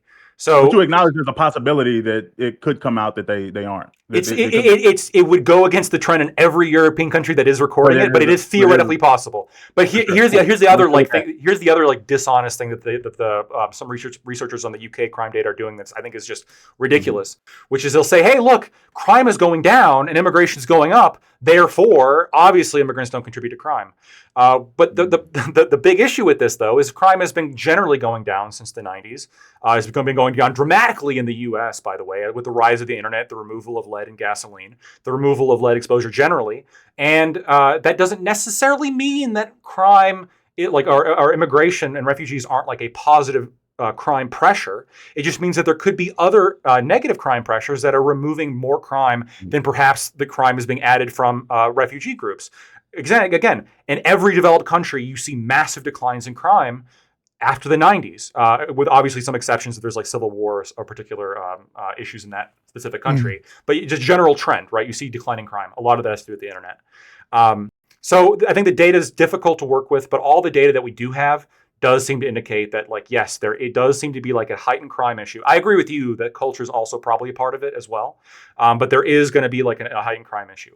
Last question. I just want somebody to answer the culture part. I'm saying also like, if there was 0%, if there was a 0% crime rate, okay, if there was a 0% crime rate, I still think that there would be a significant portion of the population. If these people didn't want to assimilate, there'd be some. Wait, hold on. There would be some. There would be some. I don't think it'd be that much, but there would be some. Last thing I want to ask for the people in here, let's just say that a report is done on these UK riots after the fact, and it discovers that less than 50% of the people involved were involved in any kind of violence. Would you guys categorize this as a fiery but mostly peaceful protest? Say that one more time, please. If it turns out, let's say they do a report on this, and most of the people in the UK protests right now were not involved in violence. Let's say like 60% were just like they didn't commit violence. Would you categorize this as a fiery but mostly peaceful protest?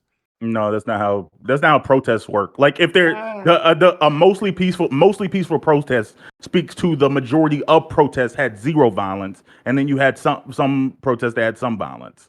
But like mostly that appears to be the case currently. Yeah, if you're talking about the one protest, if you're talking about the one protest that happened, or is there multiple? And you have like 40%. There's protests happening all over the UK right now. It's pretty major. There's like 35 simultaneous protests going on, like at any given moment, and like one or two of them will have violence. I think that doesn't excuse the violence, right? Right. Yeah. Just another thing about the crime data, very quickly. We already know. If no one wants to answer the question I asked, what was the question? The answer is yes. I'll wait my turn. I'm going to finish very quickly. We know from the Rotherham report that at least one town, the police were actively doing everything they could to hide and push under the rug crime. So even if the crime data is showing that there is a lower crime rate, we don't know to what degree, but we know that there is a proclivity of the police to hide crime and hide crime data. So the data that we have might, even if it's not diversified or broken down by cohort and demographic, is still likely to be not as accurate as it should be, because I think I they're failed. hiding Go data. to Ghosty, and I'll try to react. We got to move on. Go to Ghosty. I'll try again because I failed. Yeah. So we're gonna go to Ghosty, Lactoid, Corey Gibbs, and Dream. You're gonna go Ghosty, Lactoid, Corey Gibbs? Okay. When Lactoid just spoke? Go to Gibbs after Corey. Yeah, because Lactoid was on the list before. Yeah, Corey, you're talking way too much. He skipped the list. Like, Jesus Christ. Okay. I just wanted to point out this is exactly why trying to tie incidents like this with like whatever political thing, in this case it's immigration, is counterproductive. And specifically, this is the far right that is pushing this, right? Like that's out there doing the riots and stuff, like at least the Do you have any evidence violence, of that? and they're the big Do people you have any on evidence of that Twitter. other than claims by the media? It's actually the way they calculate the violence of protest in UK is different from other countries. When we look how they do it in other countries, if the UK would do that, we would know that it was Yeah, no, far you're right. meaning. I'm just We know asking. it. Do you have any evidence that the primary force, driving force And I just of answered. these protests is the far right? It's how they calculate. I mean, It's weird. based on Twitter, yeah, based on like Twitter, who's like, that's engaging, not evidence. based on the people who are on Twitter and like interacting at the protests. Twitter and is He stuff, needs a yeah. study. He needs a Twitter is not study in any way, right shape, or now. form representative of reality, right? Twitter is representative of the loudest voices and the most bombastic people that are the most politically engaged, and your Twitter feed is going to be mostly Americans, not actually UK people. Because I mean, I'm not saying that it isn't the far right that is predominantly pushing this protest, but I'm seeing counter evidence, such as the IRA and the Protestants and Catholics and workers' unions all working together. Are they all representative of the far right in their protests? Like, I think you're just saying it because it's a touted line of NPC talking points. Like, I don't think you actually have a reason to reasonably believe that it's just if you're the far literally right. throwing bricks at police officers and setting cars on fire and shit, I would say that's pretty far. Like you're pretty far. Yeah, I mean, at that the point, far right? left If you're did that. actually inciting The far left. riots. Would you that was a consider the BLM. Muslims that are beating up random people on the street for being white?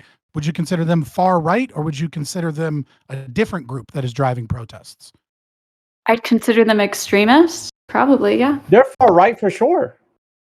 But so when you anyways, say I'm far trying right, to you say mean the this is- Muslims as well, political white nationalists in the UK. Far right. I mean, Let far her, right let her have her point. Everything you don't like? I'm like, babe, Fundamentalists? Scott, let her make her finish that. Get her point out of the way. Fundamentalist Muslims are absolutely far right. I mean, I know. What? Right, I'm just breaking down Fundamentalist the Muslims? bullshit of this term of They're far conservative, is what Muslims are he's. not in the far right category. He's conservative, is what he's trying to say. They're Are we conservative. serious? Hey, Yeah, they are. guys, Fundamentalist Muslims are. let's let Ghosty get it out, all right? And then you can tell her how wrong Okay. she is on everything. All right, Ghosty, please. I'm just I'm just saying I really think that how this started was like with misinformation from the far right on Twitter, and that's where all the protests started, and they're trying to tie something that's unrelated to immigration to this, and I think it's actually really counterproductive because I think there actually are issues with immigration, and probably especially in the UK. But this just causes division when it's like totally unnecessary, because now people are arguing over this when you could just be having a conversation about immigration, but instead you're trying to tie something that's totally unrelated to it. And they rarely are just like desperate for any kind of act of like, oh my god, his parents are from Rwanda, so this will totally help our political agenda. Let's just like jump on this and say it's like this is immigration problem. This is all just like a political problem. I think it's counterproductive. How many people are involved in the conspiracy to lie to the entire population of the United Kingdom and maintain this lie to push forward active? You want an exact number? To talk about. Well, no, it's like you're making a claim that there is a conspiracy of people that are using misinformation to mislead. Wait, there was AI, As- right? And he's not Muslim. Conspiracy of people. Right. What the intelligent thing to say here, right, which I've already stated, and it's perfectly fine and commiserate with this, is that yes, there are grifters and there are people that put out bullshit. But what you were talking about is a powder keg of issues that have been building up for 40 years. The individual case has very It's little unrelated to to this, with though. what's happening. It's not related to this, though. So how is it like you're trying to make it related for your own political again? It's just like, see, this is exactly why I've been right. This is exactly why. Okay, so I'm trying to tie it to say that it's exactly why, but I don't need it to be tied or untied for that very reason. What I'm saying is that these political tensions exist, and it is just waiting for a catalyst That is how every revolution, every major political coup and things of that nature happen. It's not It's one thing that unnecessary. sets these things off. It's just we could be basic talking history. about we could be talking about knife violence instead, or we could be talking about mental health or something. Instead, we're talking about immigration. We don't even know what caused this, but we're just automatically saying it's immigration because of this because big. nobody's because of concerned the about false the one fucking attack. information. They're concerned about the giant riots and the buildup of tensions and problems over 40 years. This is just That the, have been the little thing caused by that has set misinformation. it off. That is not the cause of misinformation. Yeah, There- Because it's really there are unrelated, a multitude of though. people.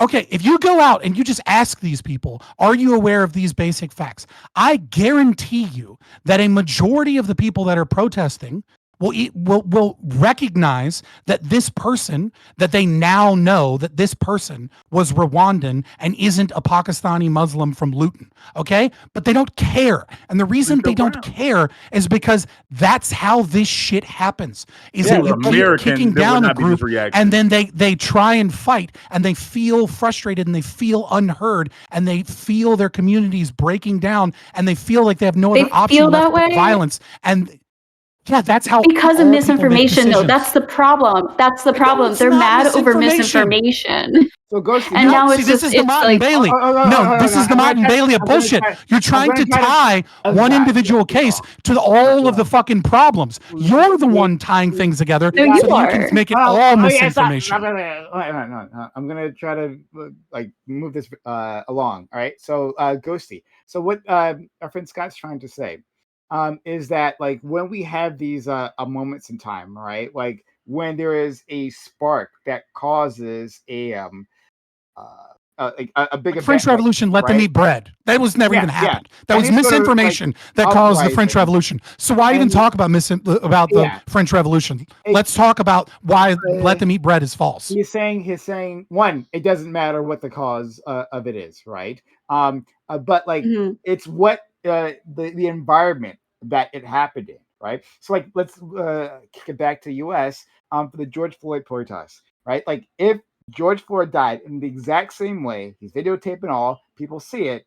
It doesn't have the same effect. There aren't people marching on the streets for like months at a time if there isn't a sense of like a racial tension between the police, right? Isn't this narrative among the population that the police are dangerous to African Americans, right? Like that, it happens within that environment, and then that causes it. Even if, right, we found out later on that instead it was black cops who killed a white man, right? And somehow we got that wrong. I don't know, misinformation, right? Even if that had been the case, it doesn't stop the protest. It doesn't stop Like Kyle it happening Rittenhouse. previously because this is an expression of like of that frustration, right? Rather than like that specific incident being the problem. What do you think of that? I just His name's written Hero. I just by don't the know way. if it's even Right. Ignore. I just don't even know if it's even warranted because it's not it just doesn't even seem related. So I really think people are just jumping on anything and trying to use any excuse just again because for their own political Wait, reasons. I get what So- she's saying. I think what she's saying is just because people, even though people have this perception about what's going on, it doesn't mean that their perception is true. And so because their perception isn't actually true, therefore that it doesn't make sense for them to even have this reaction in the first place, and which led to that. So what she's trying to say is the Right, because of Martin Bailey. the misinformation that's happening is their belief that somehow their identity is like the cause or relevant to why somebody did a certain thing when it's probably a bunch of features, just like how a lot of men are, or how a lot of women are like, I hate all men, or like fuck men, or etc. Just because it just so happens What to are be a you- disproportionate amount of people who are committing a crime happen to be men, and just because a disproportionate amount of certain crime is happening in one certain demographic, doesn't mean it makes sense to be prejudiced of that certain demographic, especially when the vast majority of that demographic actually isn't committing heinous crimes. Because we have a limited amount of time here. So let's go to Lactoid, Corey, Gibbs, Dream, Ali. And quickly before we do that, Bam, thank you for kindly gifting those subs, right? At some Absolutely. point in the past. No, I owed you. I've been I've been messing up the last few things. So I owed you some. Thank you, dude. You've been incredibly kind. Consider supporting the channel. Sub to the channel, give bits or give subs. If you want to support this content, you've been enjoying it so far. If you have Amazon Prime, just Prime Gaming, consider using that. One free sub here. But yeah, let's go to our friend Lactoid. Yeah, I mean, I guess I'll just finish up quickly on the prior line of questioning. When I asked, like, let's say 60% of the people involved were not involved in any kind of violence, would that be a fiery but mostly peaceful protest? Some people said no, because it doesn't go by the amount of people involved. It goes by whether or not violence happens at a protest, which is interesting to me, because this would indicate that you have a giant protest. If one incidence of violence, now all of a sudden it's a riot. Maybe, but let's just work with that definition for a second, even though I do have problems with it. Let's say that we use that definition, and even under that definition, 49% of the protests actually have a incidence of violence recorded there. 49%, 49.9%. Would you call it a fiery but mostly peaceful protest then? Who are you asking? Bam specifically. I want Bam's answer. I knew it. Asking me. Yeah, I don't think I could do Answer it. the It's too question, close. black man. I feel like when we use most, like, colloquially, we're talking like 85, 90s. I feel like we're 75 and up. 50-50. I feel like using most colloquially doesn't really seem useful. Okay, so like 75 and up, roughly, is what you're thinking? Yeah, that's what I would like say. 90. You would say 90. So if 80% of the protests were There's violent, a video. I think they should hold their standards to BLM. When BLM like 96%. Sky News actually had had their own mostly peaceful protest incident. There's a report. You can find the video. There's a reporter on Sky News where she's just lambasting the far right and the whites for all of their protests and everything. And then as she's saying that, there is a group of brown individuals with bats that are ready to go counter protest or do their own thing, and they surround her and they have to cut off the feed. and it's like the exact same moment as him being like mostly peaceful protest while on CNN when there was a burning building behind him. I just thought that was funny that, and I don't think it's the disparity in reporting in the media. I love to see that. Yeah, I don't think it's like a one person acts out of the crowd thing, but I do think like a lot of people made the argument that like January 6th can't be considered a riot because less than 5% of the people were rioting. But like if you're talking about like 200,000 people, like 20,000 people rioting is a pretty significant number.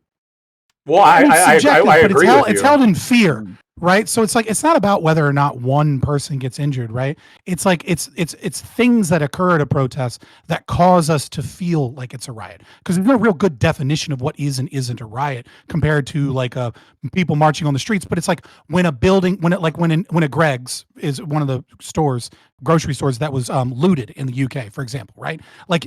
It immediately in your mind, you're like, there's rioting happening, right? Like there's looting happening. Like there are these things. So it's not really about the law is percentages. broken, it changes from protest to riot, right? Well, I think you can have, and another thing about like mostly peaceful. Like so, for example, when Dr. King marched on Washington, there's never been an example of a more peaceful protest because it was mostly silent during the walk in the middle of the street with basically nothing occurring until they got there, and everyone that was leading the protest was in suits, right? And if you compare that to, let's say, an actual peaceful protest, right?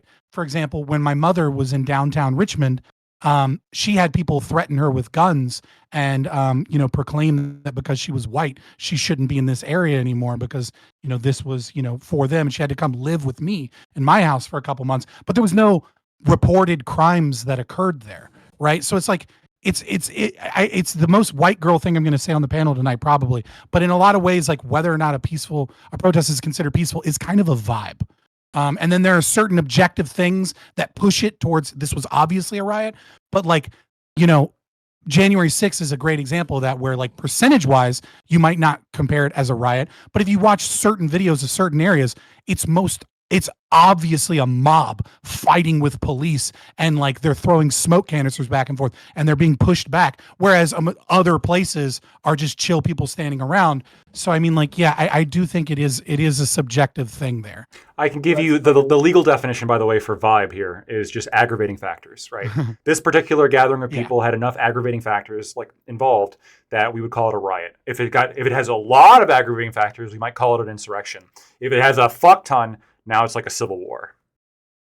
Let's go to our friend Corey Gibbs, Drink Molly.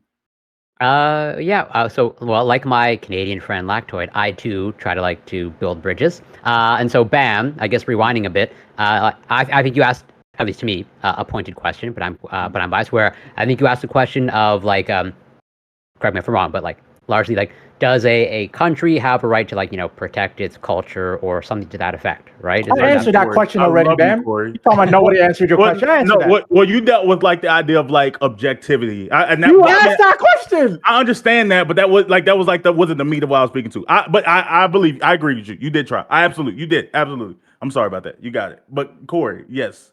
What do you think about that? I think I'm in a somewhat unique position where, and also maybe interesting and ironic, where I'm in Quebec, okay, a French-speaking province in Canada that literally tried to separate from Canada at one point, held the referendum. That was like deadly close. Because literally here in Quebec, we have language laws. We have literally a language police that we spend money on. Of like, if French writing is smaller than English writing at a restaurant, well, you're in trouble. Because You're serious about that shit. Yeah, because protecting French culture and French identity is super important to Quebecers. And I can, as an Anglophone, okay, I'm the type of person that like most French Quebecois hate. Of like, I'm Anglophone, and I've largely been surrounded by Anglophone communities all my life, and I haven't assimilated into French culture, even though I've been born here. But I understand sort of where the sentiment comes from. Where the sentiment comes from, where at one point historically, like Quebec did not have, let's say, as much self-determination as it did now. It's largely controlled by the English-speaking world, and then as a result of the Quiet Revolution, okay, Quebec wanted to take matters into their own hands, and that's why Quebec identity, well, French Quebec identity is super important to them. Now, whether that's good or not, I teeter back and forth, but I think Quebec does have some right to I think they go a little bit step too far to my own detriment as an English speaker. But like, I understand where they're coming from, basically. And I think Quebec tries to strike a balance, but I think maybe not the greatest balance. I just want to be clear. I didn't answer that question only because I didn't want to get into like hardcore ANCAP shit and derail the stream. Right? Like, fuck the government. Stick with the inbreeding. They have no right That's to the wheelhouse. Well, it's an important part of the discussion is the inbreeding. I know you want to meme on it, but it's a problem.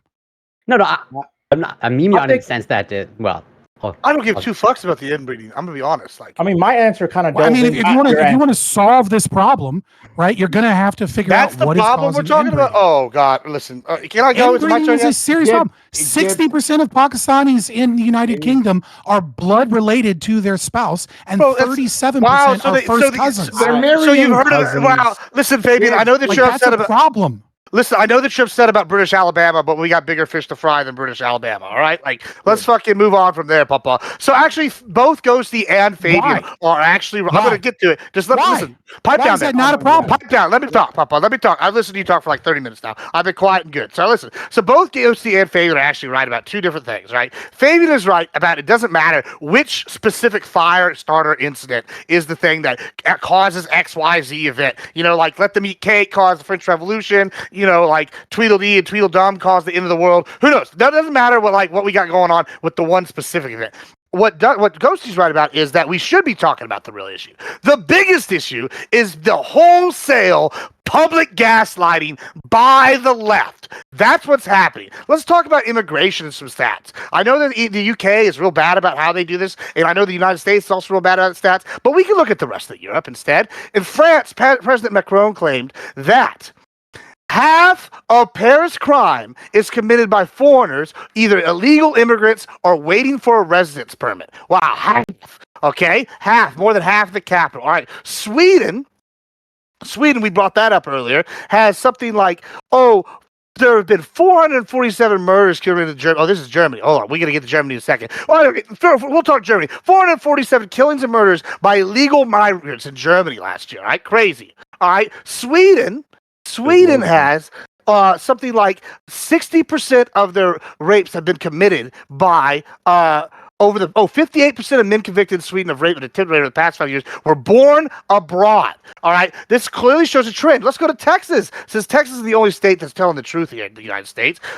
We have over 310 classified illegal non-citizens committed over 745,000 criminal offenses, which included arrests for 1,598 homicide charges, 92,960 assault charges, 20,860 burglary charges, 90,000 drug charges. I'm just kidnapping, theft. The list goes on and on and on and on. And then the left wants to sit here and turn around and go, wow, immigrants don't actually commit crimes at the same rate as natives. That's just a lie. And they go and they commit this half-assed bullshit data like that Fabian was talking about with the UK. It's clearly the books are cooked. They're sitting here arresting people for making mean Twitter posts. And then these people are sitting outraged over like not getting Brexit. And they go, well, they shouldn't be mad because like someone committed a mass stabbings and we only have spoons to defend ourselves from these invaders. Well, guess what? People are pissed. People are pissed. And lo and behold, they get mad and they burn shit down. We saw it with BLM. I'm not condoning either one of these riots. But guess what? People were pissed then.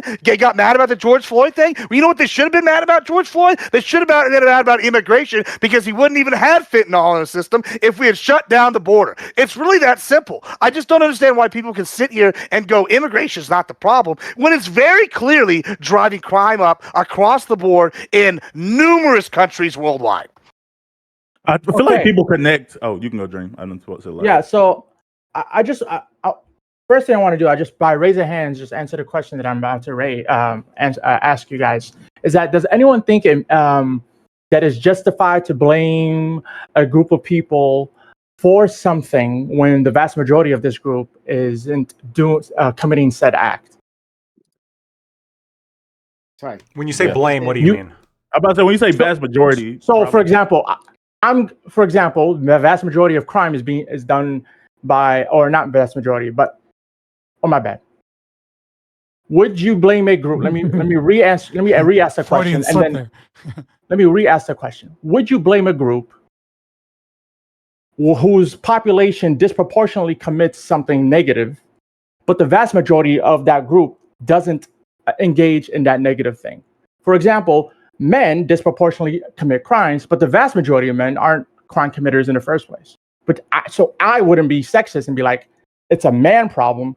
I would just be like, it just so happens to be the case that the crime rate is disproportionately skewed towards. Well, these are two different things. So there's two different things, because you said blame is one part of it, but then the second part of it is you wouldn't like when you say blame, right? You were saying collectively they're a problem. Yes. Right. And it's like, no, I wouldn't say men collectively or Muslims collectively are a problem. Which is why I said raise your hand. Because you blame them individually. Right. But you snuck in a second part of that, which is the discussion of recognizing that the higher percentage within a cohort is a problem that needs to be addressed by understanding that higher percentage has a cause. That's fine. Which was going to be the post conversation. So just like, let me just rephrase. Let me re-ask the question again, and by a raise of hands, does anyone think it's okay to blame a population, a group, as in like a blank group? For example, these Muslims, these Asians, or not these, but Asians, Muslims, immigrants, etc. in general, based on a portion of them committing a disproportionate amount of a negative thing. Does anyone think it's okay to blame a group holistically? There, obviously.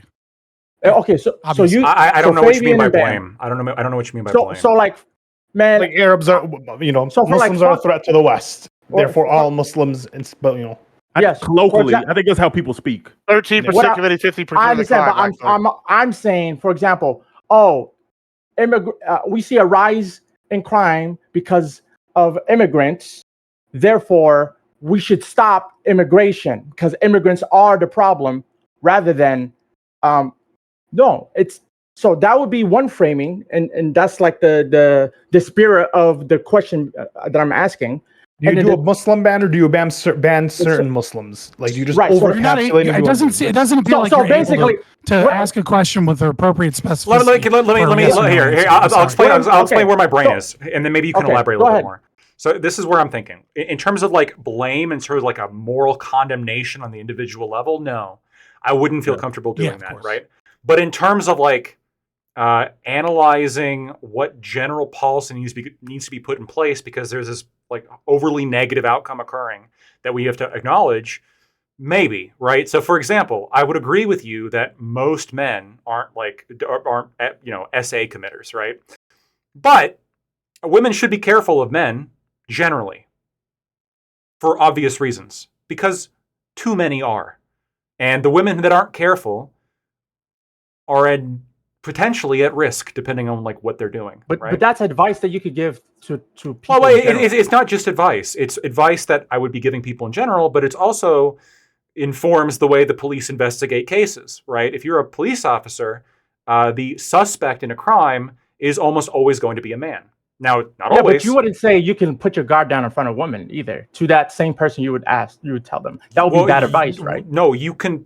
Okay, it might be bad advice to ever say put your guard down in front of anybody, but exactly. But realistically be careful speaking, in front of everybody. Oh wait, but realistically speaking, you can be much more comfortable and safe around women than you can around men generally, if we're being honest, right? Like, I'm sorry, it's a lower risk, right? It's a dramatically lower risk for higher risks. Yeah, and so for example, if you're a cop, here, let me ask you this: let's say you're in charge of allocating police resources. Are you allocating police resources to the area of town where all the men are, or the area of town where all the women are? Based on the results of wherever the most crime is. And where is the crime going to be? If we're real, if it happens, men are killed more than women. Men are victims of violent crimes more than women are. By men. Talking about the perpetrators. And angry exes. And angry exes. Okay, Gibbs, you might be like the one person who's entirely exempt of every data point that I'm saying. Your life actually is in more danger for women. Okay, I'm just saying. You need to be more careful, and that's why as bulletproof glass on his master's degree. You need to be more careful about women. I understand what you're specifically. Saying. Let me address what you're saying because I understand what you're saying. What I'm trying to say is I would never say men are the problem. I would say that there's a lot of men that are the problem. So I'm just saying, like, in terms of how people want to phrase things, I think it matters how you say it. Because if you say Moroccans are the problem, and me as a Moroccan, I'm going to feel away. If you say men are the problem, I as a man, I'm going to feel offended. Hold on. What if we're getting terrorist attacks every week from Morocco, and I go, hey, okay, tomorrow we're going to start Morocco, right? So, like, say I'm going to go tomorrow, I'm going to go, okay, I'm banning all immigrants from Morocco, and we have 100% drop in terror attacks. Like, would you say then that I didn't condemn all Moroccans? I just said, hey, all the terrorists that attacked us lately because of the Anglo-American war in whatever country that have been Moroccan lately. I go, this is the evidence. Now, I'm not saying all Moroccans are doing this, but I'm saying enough of the percentage is a problem. I ban all immigrants from Morocco, and the terror attacks stop tomorrow. Would you say that would be sufficient enough data that it wouldn't matter whether or not it's the whole group if it gets the job done for fixing the issue? Yeah, I doesn't like generalities. No, I'm going to answer this question. So I think just it's not a generality, it's specific. Just because you solve a problem through a mass violation of other people's rights. Wait, is there rights to come to a country? I think you don't have the right to travel to any country you want. I think a nation. You should, but I think a nation has general general rules about movement between borders. And so if the general rule means for Morocco, it's okay. And then you're saying all of a sudden Morocco isn't, even though just because you stop people from Morocco to go, it doesn't have anything. It doesn't have anything to do with them actually being Moroccan, since people not Moroccan can fly out of Morocco. So wait. So would you? So okay. On that logic, would you agree that a country has a duty to its citizenry first before it has a duty to any other people outside of its citizens? By definition, yes. Okay, now I know you're not Fabian. I know you believe countries exist. I think that should exist. So we got that far. We agree they should. I don't necessarily think they should exist. I don't know. Well, we agree they do exist, and we agree that they should sit here and defend their citizens above random people first. Okay.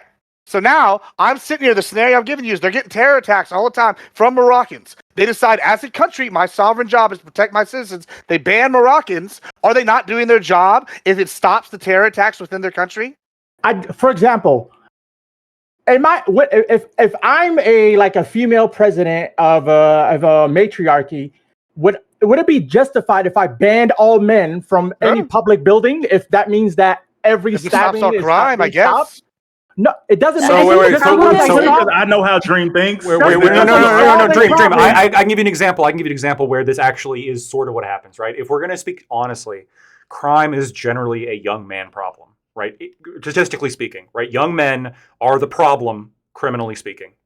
Other groups aren't. So there are areas, for example, where only old people are like allowed to live there, right? They're old folks' homes. And one of the reasons why old people will go to these places is because they're around a bunch of older people. And older people really don't pose that much of a threat. Not only because they're weaker and more frail, but more importantly, they just don't have that sort of, they have much more impulse control. And Help me they're less. understand what does it mean that a young person is not allowed in an old person's home? They're not allowed to live Like an there. old folks' They have They have, neighborhoods like, and shit where like age-restricted you're communities. legally not allowed to Yes, live they there. have neighborhoods where you have to be a certain age, like old. You have to be of a certain age to live there. Like Yeah, my so my where my, is my, that? my grandfather literally Florida. lives in one of these communities. Yeah, they're called like silver communities. Yeah. Wait. Is this And- legal? and- Is this yeah. not ageism? I'm a bit confused. How Well, is that ageism? so ageism is very Is complicated that not in a American protected law. class? Well, ageism is very complicated in American law, and most of the time it's interpreted just to protect old people from discrimination, not really young people. This is why we can have as many age gaps or age, cutoffs as we do with, buying I mean, they tobacco. even do this with like renting houses. for They'll do like, Wait, wait, wait. I'm only gonna rent to this kind of person, or I'm only gonna rent this house to females and stuff like that. They do That gets more difficult. That gets very dicey. Yeah, You gotta be very careful when you do that. Now, yeah, you gotta be Now, very blacks fucking are not careful. allowed to do that. Wait. I would What's the prefer cutoff? that people be allowed. Yeah. What is the young man cutoff? Is it 30, 26? What is that? So I Probably don't know now. 50. In the I think interest, they're usually, like, and 55 I think this plus. is relevant actually Retirement because I'm communities. talking about my grandfather in Sweden. So this is going to be a different set of laws, right? And Oh, it's in Sweden. Well, All right, I have this in wait, Florida. they have this in They America have too. They have this in Florida. America too. But I'm saying from my particular Florida. experience, I don't know what the age cutoff though is. But I have been there, and everybody is like over 65. Like there is nobody younger. It just nobody can live there. Now, Yeah, I think it's obviously, weird to people's stop somebody grandkids show from- up to visit, right? But of course, I mean, they If just call somebody, them has, retirement. if somebody has a communities. good credit You have to be up to history, retirement age. somebody has good credit history, Yeah. and you interviewed them, they have good moral character, and you're just like, oh, but you're young. Like that I don't understand how that's not prejudice in any because sense. statistically speaking, like them being young should be makes them prejudiced. What it the makes fuck? them more apt I'm to not. commit crime than really any other factor. Yeah, but I'm Young- saying young I'm not men. saying allow anybody, Getting away from right? Like you do a background check, you do an interview, you see if they're a good culture fit. Like imagine it's a young person with an old soul and they relate to older people more than anyone else. You would be Well, banning the that thing is- person. Why? I don't think it has to do Is with a fucking crime. older person, I don't even think get outta it. here, dude. Because it's not the one person. I don't even it's think like it has to 50 do with others. crime.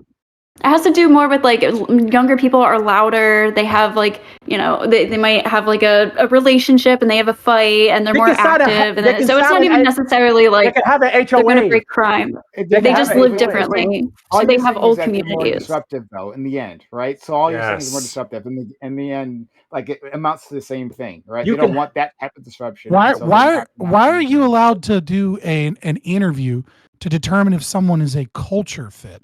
Why is that level of discrimination acceptable by you? Because Dino Dream? because But culture it's unacceptable. culture is but about it's let me behavior. finish my question. But it's unacceptable, right, to have a retirement community that only allows people in that are retired. I'll- Why is one wrong and the other okay? Oh, I didn't know it was a retire. Like you can retire at any age. I'm okay with it having a We have a legal age No, for it's- no. retirement. Yeah, Okay, it's 65. I'm okay with having a retirement home and then saying as long as you're retired. Okay, you're no, that's not what we're saying. What we're saying is Yeah, if- the I'm retirement saying home when you is make- for people over a certain age. Okay, They have like Once 50 we- plus. once people we've are legally decided- considered. Once we've decided what the legal once we've decided what the legal age for an adult is, I think it makes sense to allow any adult that fits the standards of like, oh, they have good credit. The they standard have- is age. So yeah, that's what I'm saying. And an adult should be able to do whatever they want, and as long as Well, pause. You just said that they don't have a right to do whatever they want because I'm not legal. You're saying that the government should force me to not do what I want. And what I want to do is I want to live in a neighborhood that are only people my age because we're elderly and Well, I also wait. You missed a better criticism of what he just said. Actually, long as I was in the middle of a sentence. Wait, no. You said if they're an adult, which means that you're already putting an age requirement on that implicitly. Right. Which is why. So let me ask you the same question. Sure. What if they're 16? What if they're 16 but they have an old soul? Then can they buy? Can they rich? Yeah, but I'm talking about once we've decided arbitrarily for whatever reason. I'm not for this, right? Like whatever this nation wants. If the nation has, I'm okay. Am I arguing against two different questions that I'm trying to answer at once? Please let me answer the question before you interrupt when I'm in the middle of a sentence. That's why I said before, and then you wanted to interrupt Fabian. Let me answer. Lactoid wanted to interrupt, so you asked a different question. I was going to answer him, and then I was going to answer you. So that's how this works. Stop interrupting me, so it hinders my ability to actually answer your question. Thank you. Number one, please repeat your question, Lactoid. My question is, when you said, I think that people, as long as they're an adult, should be able to live in these communities if they prove that they're of like the proper kind of like culture. Right, I got it. And so, but my point was, the specific question was, you said adult.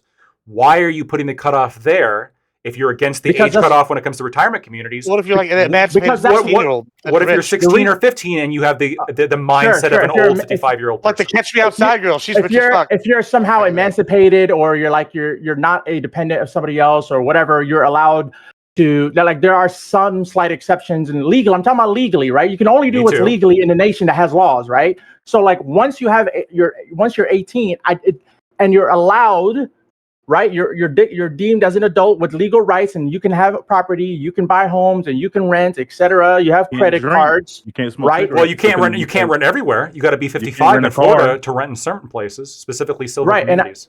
And I'm saying in those places, I'm not understanding the argument, and I'm going to answer Fabian's question here, because Fabian's question was how come you're allowed to do culture fit interviews and not just offhand limit a cutoff only by like their age? And I'm saying it's the same argument for age of consent. It's the exact same argument. Every logical thing that you can think of regarding the age of consent, you can apply here. You are right. And well, to his cultural argument though, just his culture fit argument. Imagine me at 60. Right. Oh my goodness. Say I don't change my attitude, right? And Lactoid.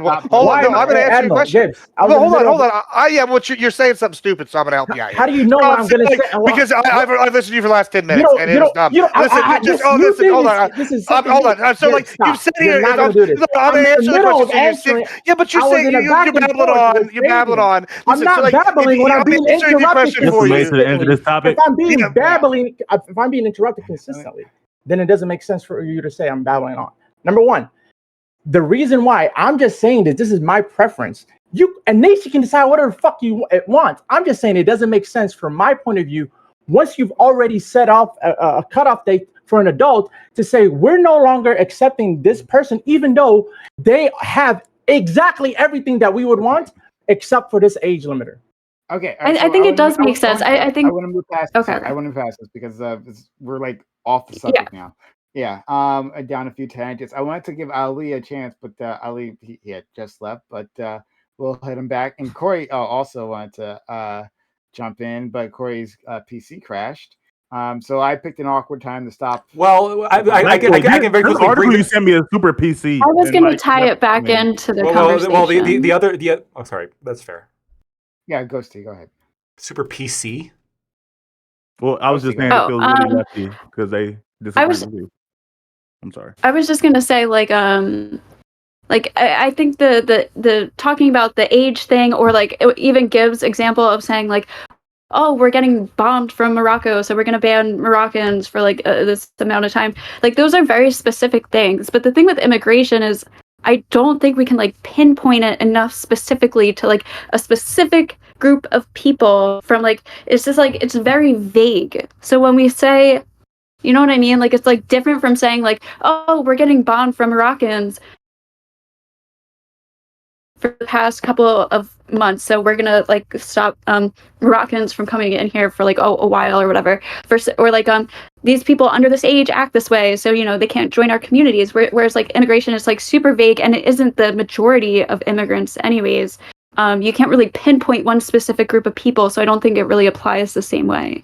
I can tie it back. Two things. Real quickly. Hey, hold on. Or Japanese internment camps justified. Give me a second. Okay, I'm gonna tie this all together. Yeah, give me more than one second. I'm gonna tie this all together, right?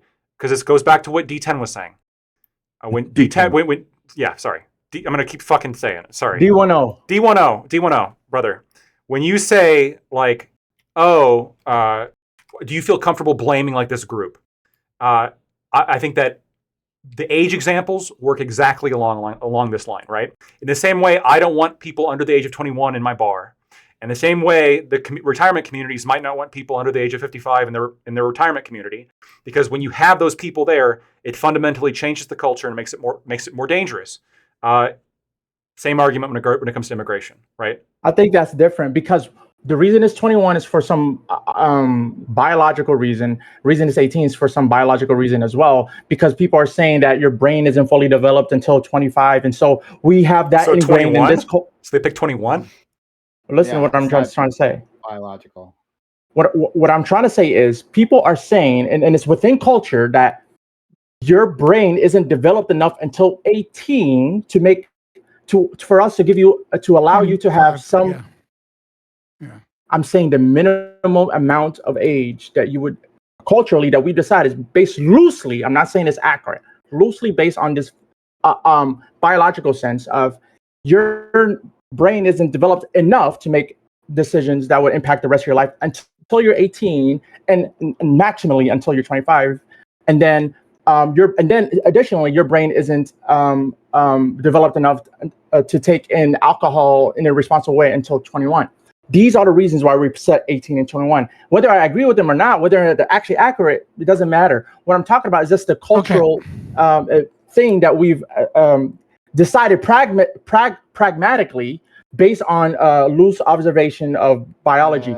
And I'm saying, I'll let you because you wanted to jump on this. I feel like 55 is a way stronger biological argument. I'm gonna let you do it, and then Ali and Corey. We actually did call on you guys, but you guys were away. But don't worry, we will go after you. So Scott, I'm gonna let you reply, but we'll move this along. Scott, Ali, Corey, and then we'll move on. Obviously, I don't want to go on a tangent about states, etc. Right? I'm an anarchist. I don't believe in this bullshit. But if you are going to maintain the narrative that states exist for based off of the conception of rights that are granted to the citizenry that are a part of the electorate, and that there is this concept of the will of the people, or this social construct where, under liberal democracies and republics, where they're designed to protect rights enshrined in their founding documents, right? The Constitution here, but in the UK, you would reference multiples, such as the Charter in Canada, or Magna Carta, etc. Right? If you're going to maintain that, the problem here is that all immigration restriction is arbitrary. All of it is arbitrary. And those that are not citizens do not have a right to immigration. D10 Dream, you made this argument yourself, because the rights are those that are the citizens of the nation itself under that power structure, where there is this give and take and pull of what rights exist and what rights can't be infringed upon based upon the power and the will of the people and the way that they set up their governmental systems. All immigration is arbitrary, right? Obviously. So when you say, well, you can't restrict immigration or get rid of immigrants, etc., because they belong to this demographic group, it doesn't logically flow from the fact that you believe that a nation has a right to exist. I don't, but you do. No, don't interrupt me. I disagree with that. Fabian, I don't agree with that. Okay, right. You said might is right? So basically, yes. You stated that. Right. So you don't believe in a concept of rights in general, and that whoever has the most power is the only one that way you can have rights. So you can't call it morally wrong when British people start murdering Muslims at large, so that they can go ahead and force them out, because that'll give them the power back. Right. Well, if they have the more power, then it's right. If they kill all the fucking Muslims, then it's right by your logic. So no. They would have the power. Right. Yes, by and your for logic. something to be right is different. We got to start to move on. We got to move on though. So But they'll be able to establish that. But what I'm saying is that when we're having all this argument about the arbitrary nature of saying that this group or this age limit or people from this region, right, exhibit certain behaviors at a higher rate or a lower rate when they're into our country. So we need to limit or increase immigration based off of those things and the interests of the people. That's a standard immigration policy that the right-wing people have been predominantly fighting for in the United Kingdom for 40 years. And it is the left that have just given carte blanche and said, no. These people are refugees, therefore they have a right, and therefore we're going to import 20 million, 17 million, 15 million, depending upon what data you're using, into our country and devastate our entire economic system and crime, and then we're going to punish you for saying anything about it. So yes, you can say Pakistanis specifically have an issue, and we need to limit how many Pakistanis come in, because we're having a horrible time integrating these people, and there's fucking grooming gangs going on. So you know what? Put a pause on fucking Pakistanis coming in for a while. Okay, and to say that that's racist or wrong is to completely disignore your own fucking logic about the concept of immigration in and of itself. Great. What I'm First of all, I'm pretty sure they elected conservative officials and then they let them down. We got to move on. It wasn't. Ali and then Corey. Yeah, I'm an anarchist. The state sucks. They didn't do the will of the people. Well, you're blaming the left. You're blaming the left and the UK. Okay. Ali. Yeah, they're not going to ban the immigrants. They need the immigrants. That's why they keep bringing them in. They do work. They do supply. They pay taxes. I guess some of them are collecting unemployment. I get it. But at the end of the day, the only reason a country that small is, it's not bringing in immigrants because it has a heart. It's like, oh my God, these refugees, we need to save them. There's one way or another a benefit to like the country. To Bam's point, like, not to the country not to the people. There's a benefit to people that have their money in the stock market and wealthy corporations that want to import cheap labor and try and keep up socialist systems that are collapsing. But it's going to fucking blow up in the face. It's not doing them any fucking favors. It It's not brings a down benefit. the cost of goods. It brings down. There's all types of benefits from immigration. Wait, hold on. Downward pressure I'm sorry. on wages. More labor is always going to be better for the economy. Hold on. No, How that's not true. can y'all say More that? labor puts a downward pressure on we the have labor had market. the largest amounts of illegal immigrants come in the United States in history, and we're sitting here, y'all go, oh, it brings down the price of goods. Have you been to the fucking grocery store in the That's last not because few of months? immigrants. Oh, well, okay. Well, then why aren't the immigrants? Why aren't inflation prices rates going Even down? if the immigrants weren't here, we'd still have the same prices. Arguably, it could because you're arguably increasing We'd have demand. higher wages. No, the Yeah, inflation so, rate is higher wages insanely if we low had right less now. immigrants. We're comparing year over year to COVID, but the inflation rate is down. It's a Oh, how convenient. It is down. It's like we had the inflation rate. Immigration rate's wildly up. Immigration's wildly up. If you go to the grocery store, listen, this is what I keep talking about. The dishonest gaslighting by the left. Well, All I inflation have has to not gone do down. is The go rate to of the grocery inflation has store gone down. and see all the items are up 200% from when I went. Like, listen, it's outrageous. You're blaming that on immigrants. Immigrants don't. I'm not blaming. I'm affect just saying. inflation I'm to just that saying. If extent. immigration did bring inflation down, we would be at I didn't record say it brought lows for inflation down. He But did. generally, it So brings inflation then down and brings you labor could prices just down. say it. But the cost of goods were up, and I'm saying that They are up. Yeah, but you're applying to a pre and post COVID. But you can't. You don't get to have your cake and eat it too. In this case, you can't. You can't say. You can't say, "Hey, immigration brings all prices down," and then when I say, "Hey, we've had record illegal immigration, we've had record immigration, and prices are higher than they've ever been." Guess what? 2 plus 2 doesn't equal 36 in this case, bro. Like you have to put multiple factors into an economy. You have to counterbalance that with the fact that we had COVID and we had to do a ridiculous amount of spending to keep the country afloat. And Ali, somebody wanted to say, the spending is going to these illegal immigrants. Ali, somebody brought up the fact that members of NATO by the agreement have to allow some numbers of immigrants by their agreement. Whether or not that's true, I don't know. What? It's not NATO. NATO? It's the EU, and they have trade agreements to allow people that are EU members to be able to freely move into the labor market back and forth, right? So if you have a passport in France, you can't deny them like the ability to work in Spain, right? Because they're both EU. But the thing is that Brexit was like Brexit was fought and won by people to stop this very thing, right? Like so that those agreements would no longer exist. And then, as Ghosty pointed out, it was the conservative, the right-wing parties that failed to actually live up to the promise of Brexit in any meaningful way. Yeah. So I do think it's a country's right. If they want to preserve their culture, they can try. But if they don't have the ability, to Dream's point, if they don't have the ability to preserve the culture, then that's like that's their fault. They don't get that right. So for right now, what's happening in the UK, to Ghosty's point from earlier, it is a bunch of the right wing and some of the left, sure, but it's predominantly the moderate, middle, and right that's complaining about all the immigrations. They're not like they're complaining about the rapes, but then also they're not complaining about the rapes that are coming from England. They weren't complaining about the rapes before. They only complained about immigrant rapes. The issue that's happening in the country, sure, it may be the government is doing one thing, but the people themselves are feeling a disdain towards another group of people, regardless of the crime stats, regardless of whatever it may be happening. They just do not want the culture in the area to change. They want the brown people to leave. And you only get one of two answers. Either the people assimilate and you do re-education camps to these mass groups of people that you're immigrating, or you kick them out. No one was comparing about other rapes because nobody's doing anything about the rapes that are occurring from grooming gangs. They're hiding it. They're not doing about rapes in general. In general, they're not doing anything. Nobody's mad that rape occurs. They're mad because their own government is gaslighting them. Oh my God. Corey, if you don't have a Canadian passport, please. And you don't have to. Lactoid, go for it. Lactoid, you can go.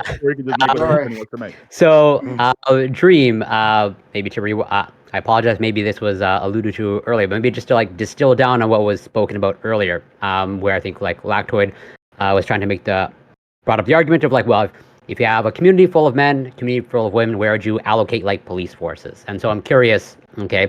How do you feel about, given the fact that, there are scarce resources when it comes to airport security? How do you feel about profiling? As in, do you think, let's say, profiling should occur at airports or it should be completely random? I guess if they have a description of a person, somebody looks like that person, I'm fine with profiling. Oh, no, I'm just talking about like Arab male with beard. Well, yeah, would you be fine with that description? Like, just so profile males with beard. Actually, they usually shave their beard and and put rose water on. So I don't. But at what rate is a profile? So every Arab male gets checked according to that. If an Arab male with beard, no, I'm not okay with that. I don't think I am. Oh, so why are you not okay with that? Because like at least what I heard before is that as long as it fits a description, but so I'm definitely not an a general description security. Like person with dark skin, like that's too broad. No, D10 Dream is talking about an individual that they're looking for, right? And Corey is talking about when we're screening people, when the TSA is screening people, right? Should they be screening a random sample, or should they, I don't know, let 80-year-old, grandmas through and at a higher rate screen people that fit the cohorts that more typically, or should the 80-year-old grandma undergo the cavity check? Like that needs to be priority number one. It doesn't. Wait, hold on. I believe in the rights, like the Fourth Amendment, and I don't believe in the justification. I think you need probable cause before you can search me, deeply beyond like just the scanner going through the airport and doing this to me. I mean, unless like there's something red pops up in the circle thing, then you can check me, which they do. Like a lot of times, like my zipper gets stuck, and so they do this one of these. But like cavity search, full search for no reason. I'm like, you're checking my bags, nothing's in my bag. You're checking my body, nothing's on my body. What the fuck do you think I'm gonna do? And with what? Well, no, so why the fuck are you searching? Yeah, so I mean, like I'm trying to distill it out. Like you, so you think it should be like truly random, as in like whatever. Someone goes to this, like pretty much as if there's nothing going off in the scanner, no one should ever be subject to a next level check. Is that the guideline you would go by? Yeah, I mean, I don't see anything wrong. Like me personally, if I'm running my airport, if you're just so happen to be of a person whose group of people are causing ruckus, and it's a minority of that group of people, I'm not just calling up hella of those groups of people, unless and Israel does this, like unless like I can imagine if you barely get these group of people, like maybe, and it just so happens this group of people that you barely get, maybe I can see that, but in general, no. I would. What if you're at war with the Probably not. country? What if you're at war with the country? Say we're at war with If Russia. you're at war with a nation, I think it's okay to ban people from that nation from coming in. But if they're dual citizenships, I don't think it's okay to ban them. Now you. That's not even what I'm talking about. You were just talking about the security going through the airport. Say we're at war with Russia. All right. I just said they're- that. Okay, we're at war with Russia, and they're coming in, and I go, "Oh, your name is Vladimir Zipanov or whatever." If you're at Okay. war, if you're Yeah, I at don't war know. with a nation, if you're at war with a nation, unless if you're at war with a nation, I think it Maybe makes you sense. think maybe that shot If can you're- be like singled out and cavity checked. Is that okay? I think if you're at That's war, so specific. I think That's if so you're at war with a I'm nation, trying to like see what the range is here, because on I one think side if you're he's at saying war with a nobody should be nation- singled out, and then on the other side he's like, well, it's okay when you're at war with it. Christ. So there's got to be some kind of in between where it's like, okay, these countries that are like hotspots, like if someone was coming from I don't know Are you gonna ask- Lebanon, I'm going to give them. you don't need the reason why multiple I'm asking. examples to demonstrate the same Well, thing. because We you got it the haven't, first time. because you haven't given us a correct you're- answer you're yet. not- Like You're not even Wait, what about the guy allowing an from Lebanon? answer. I'll answer the That's what I'm question. saying. If you're at war with a nation, Admiral Gibbs, I'm okay with you banning people Lebanon, then? from coming into that nation. I'm okay Okay. with saying no entry. Sounds like we because need we're to at go to war war with the this Middle nation. East, boys. Yeah, Yeah, war- so unless- Solve this immigration problem. unless you have dual citizenship. kidding. If I'm at war, or there's an exception. So exception number one is dual citizenship or citizenry or permanent residence, right? Like people who have been in the U.S. or in your nation they have legal right in your nation. They've been there before. One, two. The other exception is if you're like a refugee, if you're like seeking asylum. what? Okay, so we got That's not an guys, exception at all. guys. We have a second topic, and I know Lactoid is excited to discuss it. Right? Specifically asked me to bring it up. I think we're gonna get everybody to agree on this. Otherwise, I'm gonna be judging you all. Okay, all right. So, but before then, I wanted to say something quickly on something that Lactoid I brought up earlier.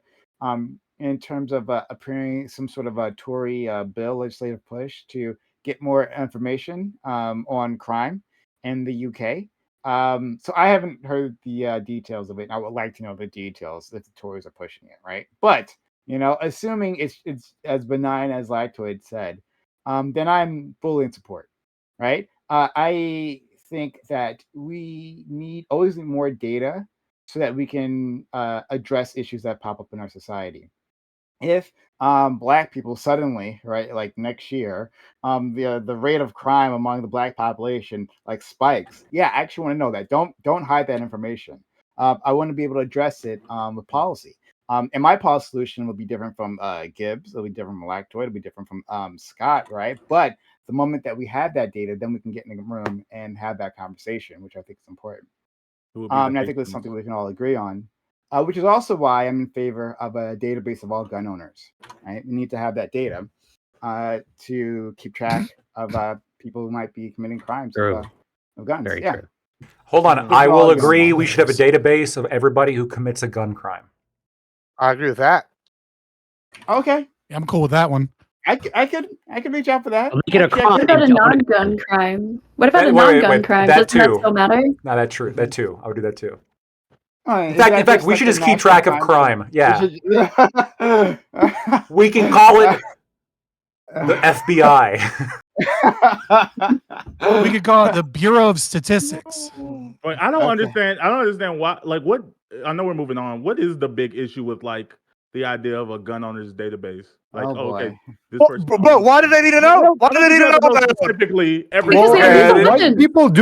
people do be just like killing Hold on, their if- kids, be if- getting their hold on, guns. So like we should know if I've like got- a white family I've has a got white thousands kid, of- I've got. Listen, I've and then the white got. kid can get a hold of their guns. This is the most ridiculous bullshit I've ever heard. I've owned lots No, of it guns isn't. in my time with thousands of rounds of ammo. There's no need for the government to know that. Why do they need to know that? Yeah, you're a good white never, person. I've never seen any of the guns have hop nothing off to my hide. porch and just start You're a shooting good one. children. You're a good gun I'm just owner, saying, Gibbsy. they don't You need to have know. Well, cool. They don't need to know These- about my guns. These white terrorists. We have these Wait, white wait, terrorists. you gotta put it in black and white. We have Wait, these hold on. we have these Anglo terrorists. No, in it's the Ali, streets, it's Gibbsy. a good Ali. thing they don't know. They We should have- be we have the the standard Anglo of people like me. terrorists. That's what I'm the saying. reason why gun owners are Teenage hesitant on sleeper giving, cells. No, the reason is because one of the whole points of the Second Amendment is to resist government tyranny, and Mm-hmm. giving the government a list of, oh, here are the specific places we are going to blow up, isn't particularly conducive to that goal. Okay. all Did right. they take into consideration I teenage like, sleeper I own cells when they guns, were writing the and I want to be Constitution? on a list. I want it because that, like, then I don't have to carry. I can just walk around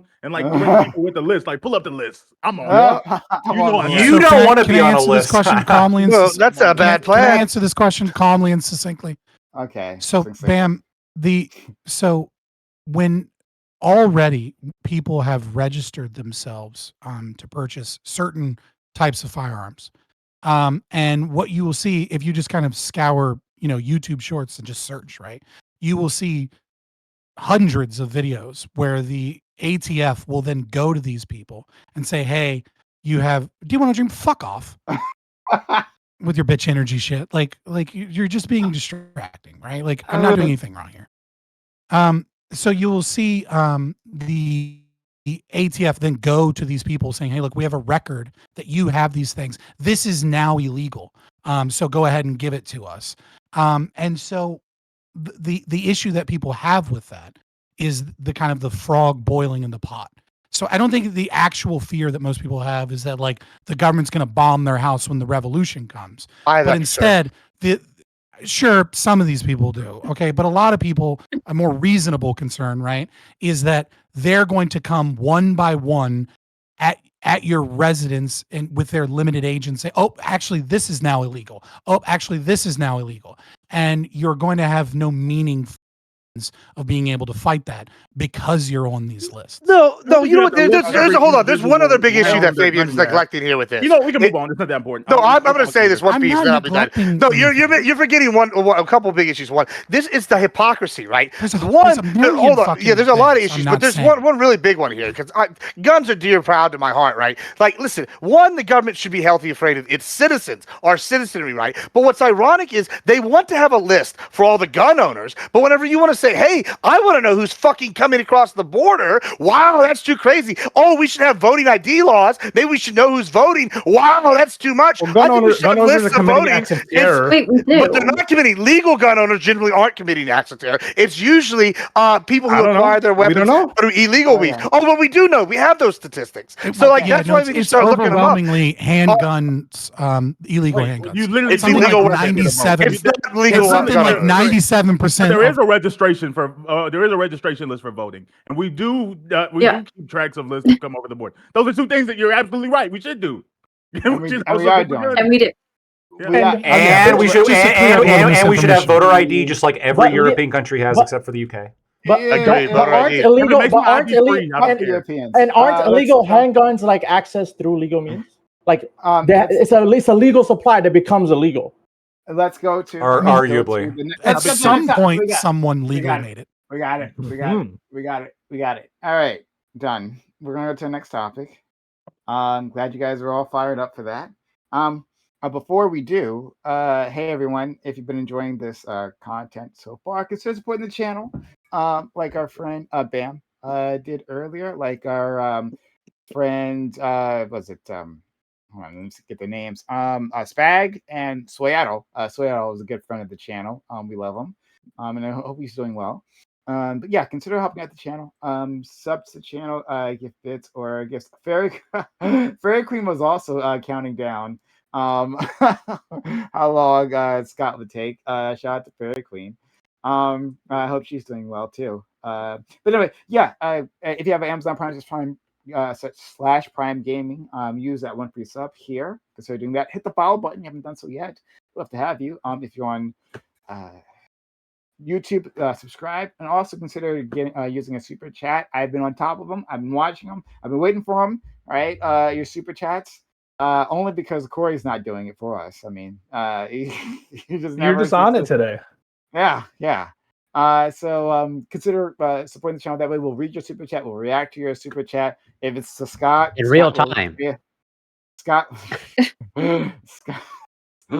Scott will say something about it. He'll probably yell at you and call you stupid for whatever thing you said. It's part of the entertainment, really. Well worth the money. So consider supporting the channel that way. All right.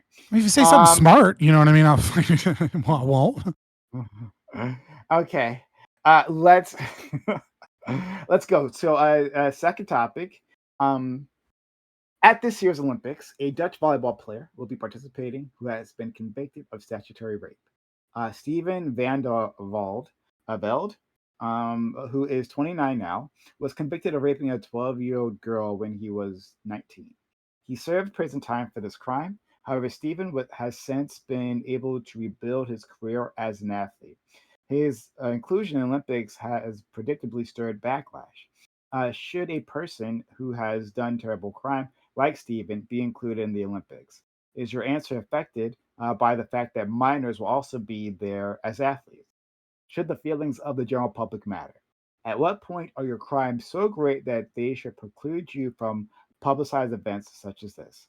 I think we were talking about it last week, but we're talking about it this week. So I think many of you might know about this individual who is included. As far as we know, he hasn't reoffended since that time, right? It was a statutory rape as opposed to the other kind. That might make a difference to you. That might not make a difference, but I just want it out there with statutory rape.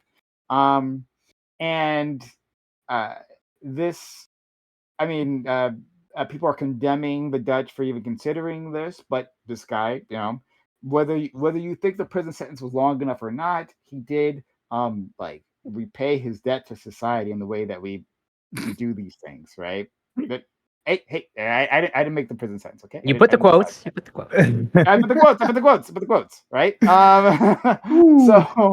But anyway, so he spent prison time. He didn't escape prison, right? He had prison time. And as far as we know, this was 10 years ago, he hasn't reoffended. And so now he's trying to make his way back into society. And how should we react to that? So we're going to go down the line here with opening statements. We will make them short because you guys wouldn't get off the last subject. So please, elected. Yeah, I mean, I think this is going to be somewhat a relatively quick topic. Hopefully we're all going to agree. Anybody who doesn't think this person's a monster, just read his Wikipedia. This guy is horrific. Just for those of you who don't know, he can I say this word on Twitch? Somebody else said raped before. Sure. Yeah, rape, yeah. Sure, yes. This guy fucking raped a 12-year-old 3 times, 3 separate times, causing physical pain. She's still alive, but she later overdosed and committed self-harm due to the complex emotional feelings that can come from that. This guy was 19. She was 12. He learned that she was 12, and after learning she was 12, he flew from the Netherlands to the UK and raped her 3 times. 12-year-old. The UK found out about this because when he flew back to the Netherlands, he told her to go get birth control. And obviously they were like, well, it's kind of a problem. Why is a 12-year-old asking us for birth control? So they extradited him, found him guilty, of course, because he did it. And they sent us into prison for 4 years. But of course, then he was transferred to the Netherlands and served a prison sentence of only 13 months for raping a 12-year-old 3 times. And then the Netherlands decided that this person represents their country more than other athletes, and bearing the emblem of the Netherlands, he entered the Olympics, being a representative of the country, the Netherlands. Fuck the Paris opening in terms of being controversial. This is by far, I think, the most controversial part about the Olympics. And shame on the Netherlands for doing that. Disgusting. I don't think words can really capture just how reprehensible this is and how little the Netherlands cares. This guy demonstrated no guilt for what he did. He even said later, oh, I'm tired of people bringing that up. That's not I'm not a pedophile. And then, despite that happening, right, nobody gave a fuck. And then the Netherlands picked him again to represent their country. And the Netherlands' response to people getting upset about this was, we apologize because we didn't know this would be getting so much negative attention, which is basically an apology to say, sorry, we didn't think you would notice. Sorry about that. As opposed to, sorry, we put this monster to represent our country. This person should be digging in a hole and paving the streets in the Netherlands the rest of his life, not representing the country. Thank you. Scott. First, I agree with everything Lactoid said. So I won't repeat it. Second, I think the Olympics in general is a propaganda machine to celebrate nation states and I mean, we see this constantly, like the Beijing Olympics, for example, where they had police, arresting anybody that didn't look clean enough, that were Chinese, so that they could put on a perfect show, because it's exactly what it is. It is a way for us to blow off steam so that we don't go to war. I think, there's a whole movie, Miracle on Ice, about kind of like us versus the Russians in hockey during the Cold War, et cetera. And so there is some good value in that. But yeah, overall, I'm not a big fan of the Olympics because I'm not a fan of nation states. But I remember when I was a kid, my grandfather loved college football. Like that was his big thing because, they fought so much harder than in the NFL. And, he was a big Virginia Tech fan. And his favorite player, without a doubt, was Michael Vick and his brother. After Michael Vick was caught, setting up, organizing, and paying for dogfighting rings, it actually like weirdly broke my grandpa for a while. He was so upset because that was his favorite player. And I remember feeling, to a much lesser degree than I feel about this case, that when we put people up as a company, as an institution, to be looked up to as heroes, right? Like the top of, like, these are the people that we're supposed to idolize as children. And these people do not meet basic moral standards. You should be ashamed of putting those people forward. And I feel that way about Michael Vick and, for the things that he did, even though but to a much, much stronger degree, right? I feel that way about putting a fucking child rapist who served a paltry amount of time, who repeatedly raped a child and took advantage of her, who flew across. So it wasn't like he was at a party drunk and fooled around and thought maybe she was older. Like, he knew she was 12 and made the conscious decision, whilst not horny, right? Not that it really matters, but I mean, I think it adds to the severity that it was that premeditated to that degree to go rape a child. And did so under a fucking stairwell at one point, right? Because he couldn't get a hotel room. It's disgusting and aberrant behavior. And when he came back from the UK, his lawyer stated, I don't remember the exact phrasing, but his lawyer didn't even admit fault. Like, he was just like, yeah, he wasn't even there to fuck this kid. He was there for other reasons, it just kind of, and while he was there, he fuck a kid. Yeah, I think it's abhorrent, and I think it's wrong. And I think in general, we need to bring back sporting in sports, just getting rid of bad moral people again, because these are heroes of the community, and I think it damages our society. Thank you, Ali. Yeah, the only reason I'm not necessarily for the death penalty is because we don't get the conviction right 100% of the time. If we did, yeah, fuck this guy. I don't get how a country would tote him up. He's you are just a rapist. You're not a volleyball player.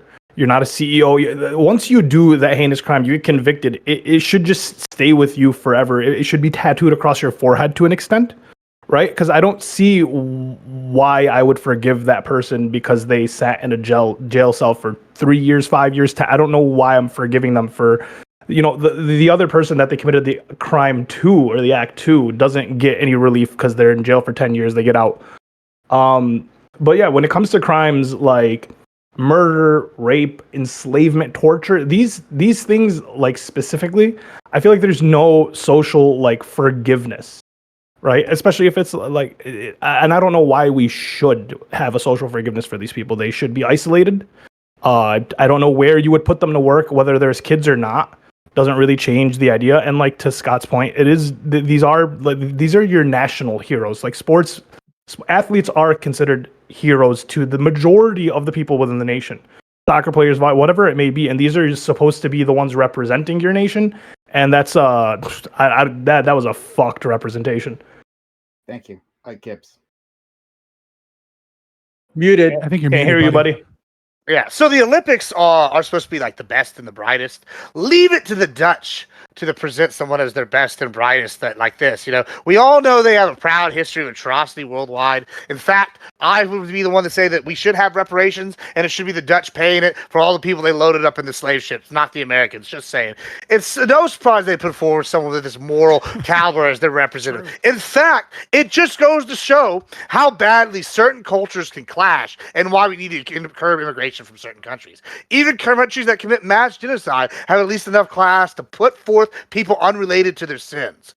Also, on a side note, we all know the Olympic Village turns basically into a giant orgy during the Olympics. Most of the best athletes and best looking people in the world are in one location. Guess what? Maybe it's probably a good idea that we don't let the child rapist into the orgy. Just saying. To be fair, He's not there. He is not there. Just to put that out there, he is in a separate area. Let's hope. To Be in a friend, jail cell. D10 Dream. Right. Well, I think the idea about letting back somebody in, I'm not like Ali, where I'm like, if you do one crime, it's all Four specific types of crime. Yeah, I know. I was gonna mention the specific types. Like, for example, I think it matters the manner it was committed, and it matters how old you were when you committed it, and the state of mind. For example, somebody who was temporarily insane committing a crime is different than somebody who has a long history that committed a crime of insanity, who committed that same crime. I think the context matters. I'm not a blanket abolitionist of people coming back into society. I am for what's the word called? Not reformation, but Rehabilitation. I'm somebody that's for rehabilitation, meaning I think people can change. I don't think you're born a certain way and then that's how you're defined the rest of your life once you commit something.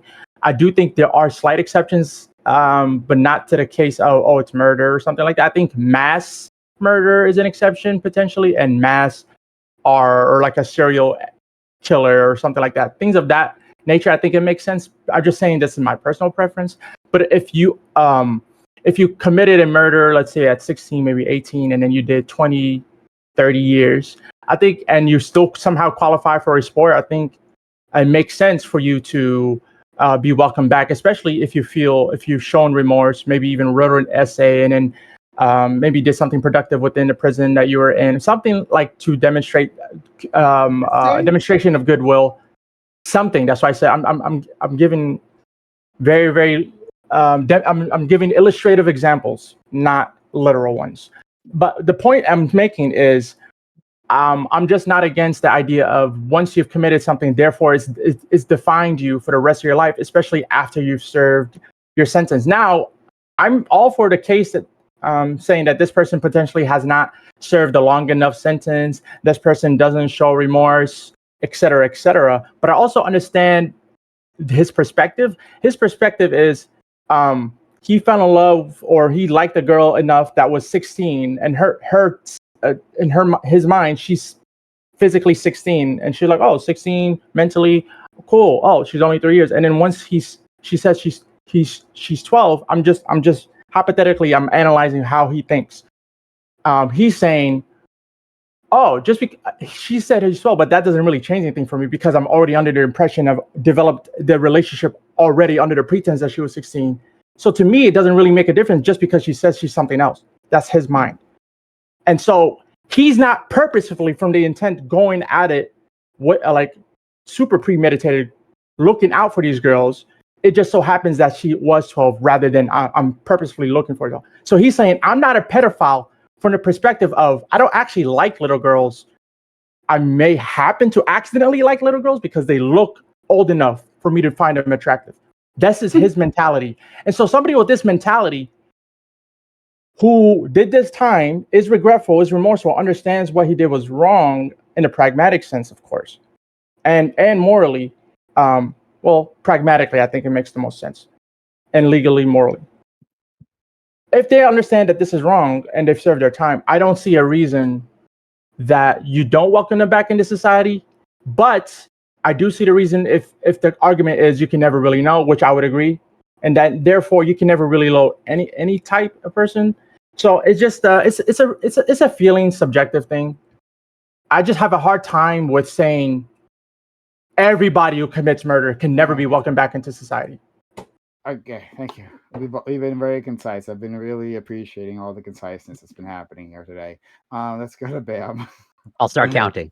Okay, let's just make sure that it's somewhere in your mind, like you disconnect what I'm about to say from what Dream said, because I actually agree with the thing. I agree with this point, but I think it was worded in a way that doesn't seem good.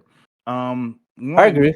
One, we let Hitler host an Olympics, so I don't know. I don't really care to make the moral argument. The second thing was as far as how we feel about age of consent and things like this.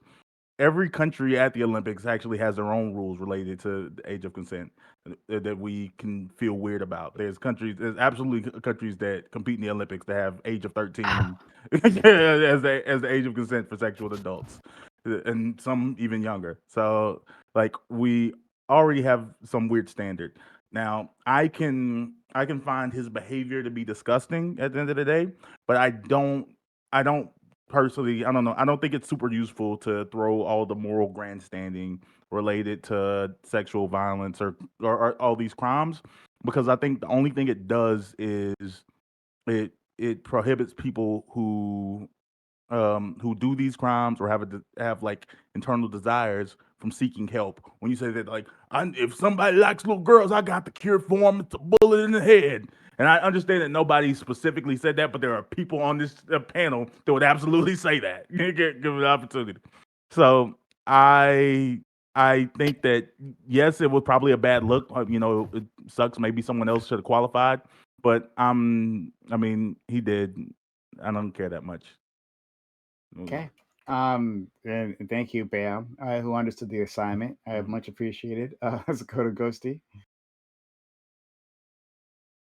So yeah, he was 19 and she was 12. So I guess legally it's statutory, but in my mind that's just rape. Like, I don't consider that statutory rape. She's a 12-year-old girl. I don't understand how you just like accidentally fall in love with a 12-year-old little girl, like, and you have sex with her 3 times and fly back. Like, I don't know.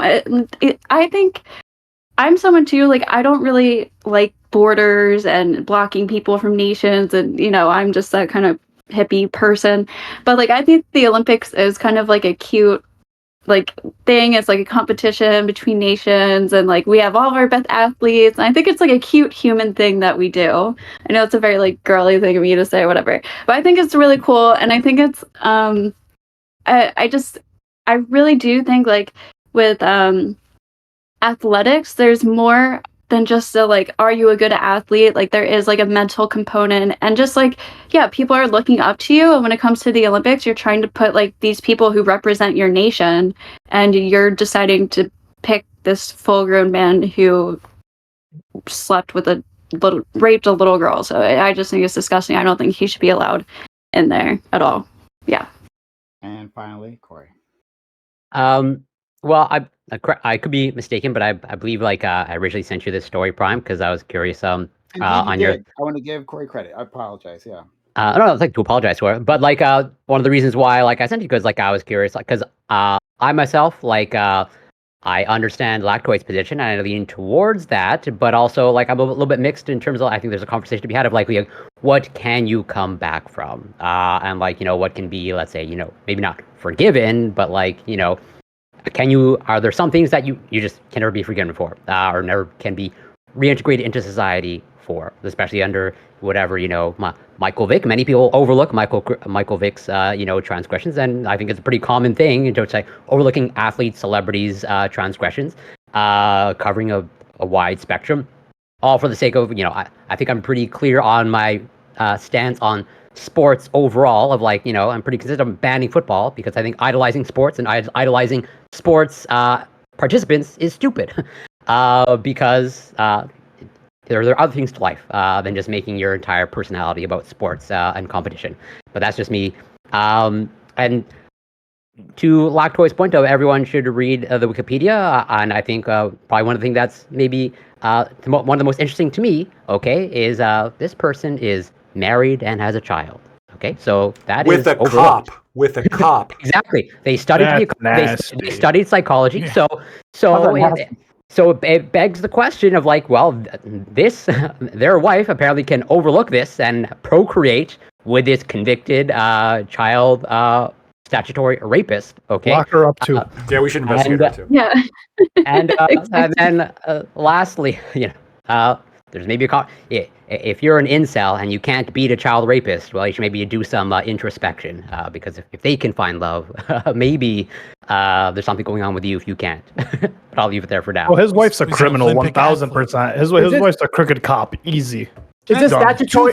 Two things. Is this? I just have a very question. quick. Because, I just have one question. And you can go, Fabi. Is it considered statutory rape if you also like have sex with a mentally deficient person as well? No, statutory I- specifically age. Well, I don't know if it would be called statutory rape, but it would be illegal. Like it would be like there'd be some Really? crime. Yeah, there'd be some crime associated Yeah. with it. Yeah, I mean, Really? it's similar. Even but- if it's but- consensual? Yeah, if she's like or I guess Well, that's he, the point, But like is if that- they're mentally deficient to the point where they're not like an adult. They can't consent, yeah. Right. So it's no, that they so you can't can. consent. So no. I'm saying it depends. Okay, and then I'm saying like if they verbally consented, right? Obviously, is what I'm saying. And so even though they verbally consented, just like with underage people, this is the analogy that I'm bridging. That underage people, obviously, we already know that's defined as statutory, no matter what. If somebody's above, but the same concept of not being able to consent just because they're young is also exists with adults who are like autistic, Yeah. for example. Yeah. Well, That's- that depends on the Not extent. autistic, Yeah, I mean, it unless just- some it people depends are- on the Correct, extent. that's why I Like the said, for example. nonverbal. Yeah. Yeah. sure. So just two things very quick. Number one, I thought when I brought up the fucking, incest rates on fucking British Pakistanis, that would be the most controversial thing of No. the night. I was wrong. Number two, just to be clear, yes, we did let Hitler participate in the Olympics, but it's also important to note that when he participated in the Olympics, he was like the darling of the left as a socialist that was engaging Right, in factory that's true. beautification, fixing the economy, and everyone in America and Europe loved him. He already has a and to the- ridiculous history of anti-Semitism. Everyone in He America already loved him? like Yeah, unheard of laws. so did Henry. He was super. Ford, right? He was super A popular. lot in of America. people hated Jews. Henry- back Oh, yeah, then, and were totally didn't okay get, with I it. didn't get the Hitler point, right? Like, would we be okay with Hitler coming now to the Olympics? I think we've moved Right, that's what beyond I'm this. saying. Like, well, hold on, but even yeah. Hitler didn't put out forth like the SS guys as his athletes, right? He didn't put like the guys that were committing the Holocaust as his athletes. He put out his best athletes, right? That were like the It younger was a people. propaganda. Yeah, it was propaganda. It was So even propaganda, China like, now, especially they're the committing situation with atrocities. Jesse They don't put Owens. the people out there. They put Yeah, like but the young kids that are not tied to these atrocities, but not the Dutch. The Dutch are like, hey, our best and brightest is the kitty diddler. Bring him in. Let's go. Like, But I mean, he plays the mean situation with volleyball. Jesse Owens, for example, was like exactly what I'm talking about in terms of how the Olympics are used in what I would consider nefarious. Maybe you guys wouldn't, but to a certain degree to like legitimize and in terms of like the propaganda aspects, right? Like Boast we're your country. playing this game of like of I can't remember the individual Jesse Owens was neck and neck with from Germany, but you know what I mean, right? And then there was like this kind of like photo op situation, and the left was reporting at the time about how Hitler was nice to Jesse Owens, but like we don't even respect them, and like this just goes to show how the Germans aren't even really that racist because they're less racist than the Americans that don't claim him, even though he's there representing us at the Olympics, but they're willing to shake his hand type situation, right? So. It that is could a have been lot of true. the Olympics It is doesn't puff make pieces. Hitler not a terrible person. Even No, at no, the I time. agree, but I'm just saying, like the world's conception of him at the time was I- not what it obviously is today. I would ban Hitler from the Olympics. I'm going to come out and say that. Yeah, I would too. I would too. say Right. Hitler is not allowed. Okay, neither is this guy.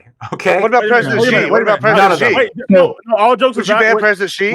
would you ban any country that has an age of consent under the age of 18? Yes, I would ban all Um, the Muslim 'Cause countries. that's not the current case. So if I had the political power to, I would. I don't know if I don't think I do. So I think that probably the better compromise would be like maybe 16. That's like where mostly it is in Europe. There's some exceptions, but that's where mostly it is in Europe. But like, there's really no country. I think maybe some parts of Mexico, but like, there's really no country I can think of that has it as young as 12. I mean, maybe like I think Qatar or Saudi Arabia or something. They Are there? absolutely are. Okay, well then those countries shouldn't be allowed to participate in the Olympics until they civilize. But it's part of their culture. Find it. No, until they civilize, they can stay and watch from the bleachers. Okay. How racist to use the word civilize. Yeah, I don't know what countries in the Olympics that are like, I don't know, Nigeria. maybe they're just not winning medals, or that I haven't heard of them that have those low Nigeria. ages. Okay. It's almost like training athletes requires a somewhat Philippines? stable economy in order to compete Well, at the the best, Philippines. because you need wealthy people. You need enough people wealthy to have Yeah. access, right? So like, if No, you're I a poor understand. country with backwards, fucked up I don't know how views, many like Olympic you're gonna size have swimming pools athletes. are- well, it's just like, you don't discover like how many people get into gymnastics. Wait, in America? Nigeria, My daughter- Nigeria has it at 18. Even Nigeria, like, come I- on. You're right. You're right. Even But Nigeria, whether or not Right, it's so, like, I'm just actually saying, like, 18 but and for like example, the tribe daughter- is different. But like my legally daughter as is a in- nation, yes, it's not. It's my not. daughter's enforced. my daughter's in gymnastics, right? And it's like she's there at the YMCA at a relatively like it's not free, but it might as well be. Like it's very cheap. Niger is 13. But that's- Go ahead. Ooh, Which is still above but, 12. but, Like, even, like, come on. Thank you. Nigeria says But- 11 on this site. It's Yeah, I see 11. That's not what Wikipedia Yeah, says. But so like, you're not going to see countries like, you're just not like the amount of people that can discover that they're talented in gymnastics, for example, is astronomically more in America than it would be in an underdeveloped nation. And because in an underdeveloped nation, only the very small minority of rich people are even going to have the ability to like practice. No, at a young obviously. age. Yeah. Yeah. Germany so- is 14. But Well, hey, I got a question. Don't we have like a sexual assault gymnastic coach for the U.S. right now? Yeah, we did. Yeah, so We like, did. I think for he's like still, decades. I think he's still like the guy for this Olympics. So like, I do on one hand agree No, he's this not. guy should be banned. Is he? I could be wrong, but I'm pretty sure I saw something saying he's still associated with at There's least no a couple way. of the sports. I'll look There's at no I'm it. pretty sure documentary they about cleared him. out. They had to Yeah. clear out like everybody that was. Well, okay. Either way, he was definitely like be under the investigation last time, and he's come in here and did it. So like, I think there's a little bit of this, kind of thing we're doing here with like we're giving. But I guess the difference is we came down. We It's not in the voice channel. Yeah, I think we cracked down on this guy, here versus like, the Dutch were like, hey, this is the guy we're putting out there, and the only thing we're sad about is it's getting bad press coverage. It's I the think there's something to say about Illuminati. that. That's what The it is. It's gotta elites. It's all the elites. Yeah. be. Yeah, The we lizard would be- people. I'm sorry, like by your standard, we would be kicking out a lot of like European countries. So, okay, this is what I think. What I think is that ideally, yes, like we would Eastern fix, European, we yeah. would fix a lot of these backwards countries. Germany. I mean, look, in the Olympics, they banned Russia, but I don't think Russia would allow someone like this to participate. Maybe we have to learn a little bit from them, maybe a little bit as to morality, clearly. Firstly. Secondly, like, I guess I'm just disappointed. Like, sure, like if you have a country that's like, out in the something that Trump would perhaps refer to as a particular kind of country. I already expect like ridiculous policies, like what the fuck, like of course, but like whatever. But this is the Netherlands, right? This is like a supposedly self-claimed civilized country, and somebody in the Netherlands who runs the Olympic Committee thought it'd be a good idea to put this guy, who did like the most horrific thing you can think of, to represent their country, and no, I guess to get to the broader point of just like, should we forgive this crime? I don't like when people like this. A lot of people have this conception of criminal justice, like, oh, like as long as you serve whatever time the government gives you, what, clean slate, you're all good. Yeah. But that's like a ridiculous conception, right? If we can set whatever sentence we want, we can set not only a prison sentence, we can also set other limitations for life, right? If you commit a violent crime and you're a violent felon, you can't own a gun for life. Or maybe you can't be president of the United States. I mean, not according to the law, but I mean, I wouldn't necessarily oppose a law prohibiting violent felons from becoming president of the United States. Felons in general. Not felons in general, but violent felons specifically, because that's what we prevent people from owning guns to do, right? I couldn't have my job if I had any type of felony. Well, sure. So you're already in favor, or I guess you acknowledge that there's plenty of circumstances in which even after like a sentence, we still have restrictions on what people can do. I think, especially when it comes to this crime, like if you commit one of these crimes, you should be prohibited from being around children. You should be prohibited from working in daycare. You can't get married. You're prevented from. Honestly, so here, Lactoid's perfect world. If this guy wouldn't get out of prison based on what he did, okay, but let's assume like maybe something like less egregious. I mean, wood chipper. Well, no, I have a forced labor for life, but that's a different question. But when it comes to like somebody who does something like less egregious, there's a study from South Korea that indicates that castration is like very effective at reducing recidivism rates. So I mean that could potentially be a solution as well. But like this idea of they're out, they're perfectly normal. This guy's not normal. This is the same person that decided to do that. This person is not normal. They got a 13-month prison sentence, and then afterwards, they didn't show remorse. In fact, they were condemned by the judge, and they were condemned by the office, like the UK Office Against Child Exploitation, because of his comments after release was just like, throwing the blame away and trying to like protect his id. Because that's all these people care about. It's just like immediate gratification. Because Ali. Yeah. So Corey, so you were asking if there's any crimes that you think people can come back from, and I think my opening was like, once again, 100% convictions is only my only real issue is that we don't get it right 100% of the time. But so like, do you think? So for if my hypothetical goes for 100%, if someone is a rapist, a murderer, a torturer, or like they enslave people, do you think any of these people should be able to make a comeback? So those are my 4 that I think you can't come back from. Anything less than that, I can have some leeway. But like rape is weird. Not in this specific case, but I'm saying rape can be strange. Nope. I'm once again, it's with 100% conviction. This person did that crime. No, yeah, but to a certain degree, he's saying that there's a spectrum of rape there. I'm saying they're like, but this is clearly on one side of the spectrum. Yeah. The bad one. The bad one. I'm not applying it to this case. I'm saying that you said you use rape. And I'm if we can just agree that it's non-consensual upon the person. You're saying violent rape. No, non-consensual. Well, like if you drug someone, it may not be violent, but it's still that is absolutely violent to drug somebody. Awkward interactions, awkward sex. No. I'm not talking about awkward interactions. That's why I'm being very specific when I use the word. There's edge cases we can argue, but in this particular case, it's not an edge case. But this is what the topic, right? I'm clarifying right now. No edge cases. I'm talking just like the one that we all agree on. But hold on. Statutory rape would be included? Obviously it would be included. Obviously. But that's not violent. No, but you said... I don't think violence has anything to do with it. Violence isn't my... absolutely violent. Oh my God. It was I picked 4 very specific words. I understand. Well, listen, what I'm trying to say is, in your world, 19... Please take back what you said when you said that statutory rape isn't violent. Please, that's really violent. Oh God! Like fucking a child that can't consent to sex is absolutely violent. Hold on. You might not be understanding where I'm coming from, because I'm saying 18 and 17. I don't care where you're coming from. Okay, because then shut up if you don't care where I'm coming from, because I'll be able to explain it, and then you maybe have a different opinion based on explanation. Because what I'm saying is, it might not be the case that all statutory rape is violent if you consider 18 and 17-year-olds having sex as statutory rape. That's not statutory rape. Okay, so then every state doesn't have. Therefore, that's gonna be a Romeo and Juliet situation. Every state doesn't have that. What I'm asking is, define statutory rape for me, because I'm under the impression that no edge cases, guys. I'm never talking about edge cases. We already said we weren't talking about edge cases. Terms. Okay. She was 12. She was 12. Yeah. So it's not an edge case. This is a 12-year-old. Corey, I feel like you understood where I was coming from. What's the cutoff?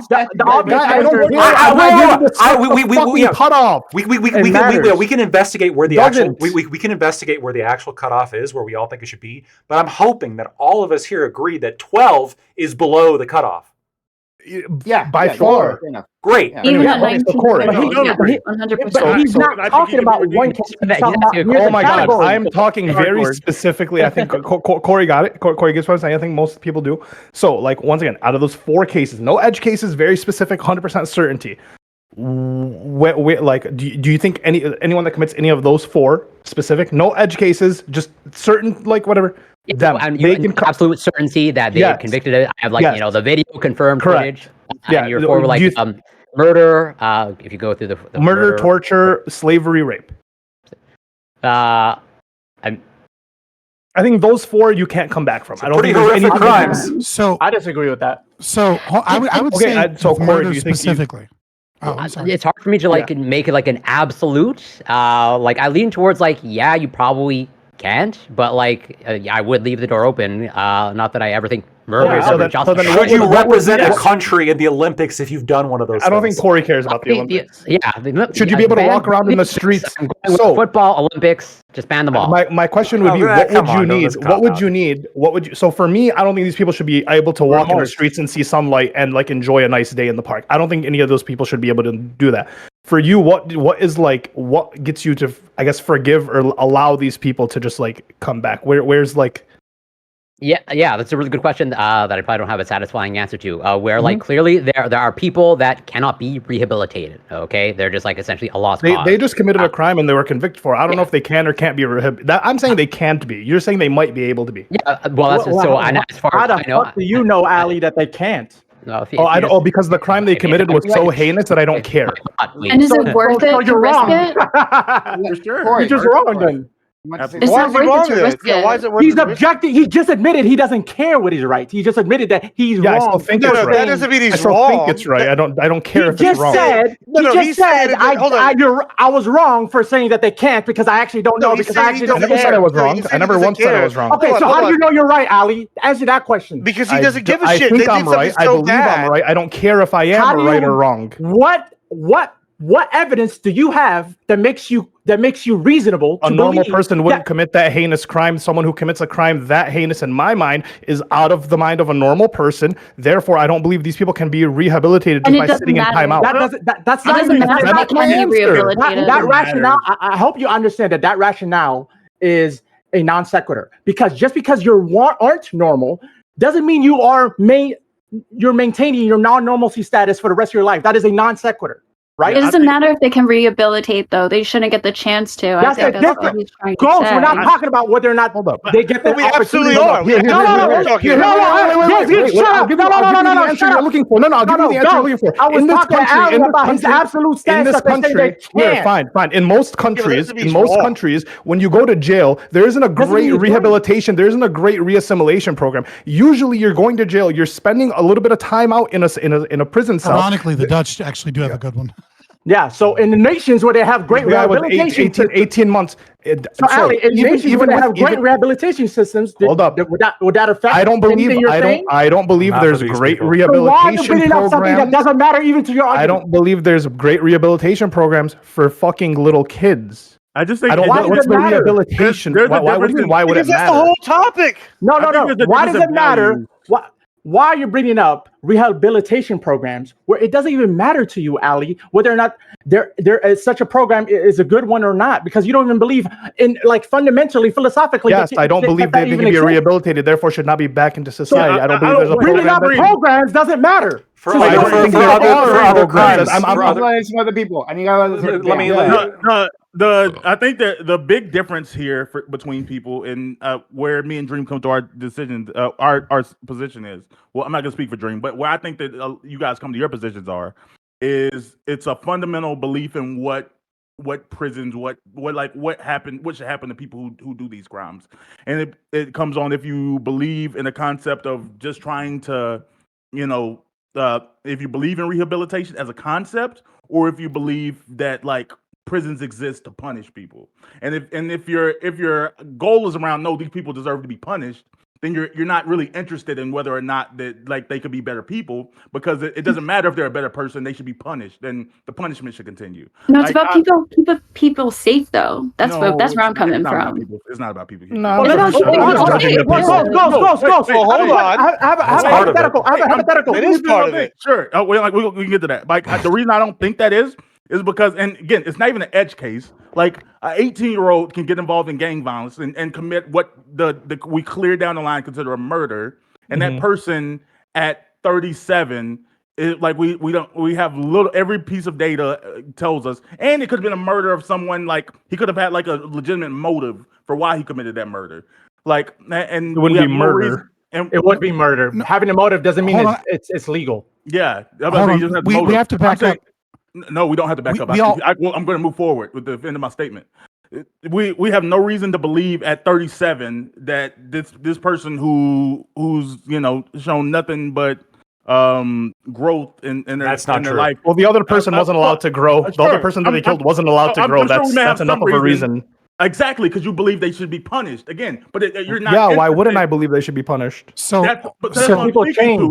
I'm just speaking to the idea of people saying they're like, oh, I just don't want to let them out because I think they're still dangerous and violent. I'm saying I'm saying that people are lying when they say that. The reality is they have a value related to punishment. Yeah, I'm just judging the person. Don't give me the other quick. I don't want Ghostie's point. I don't want Ghostie's point to get yelled over. So very quick. There are three. And Lactoid, you can back me up when it's your turn as well, right? In basic criminal justice, there are typically three main categories. Well, it gets broken down into more subtypes.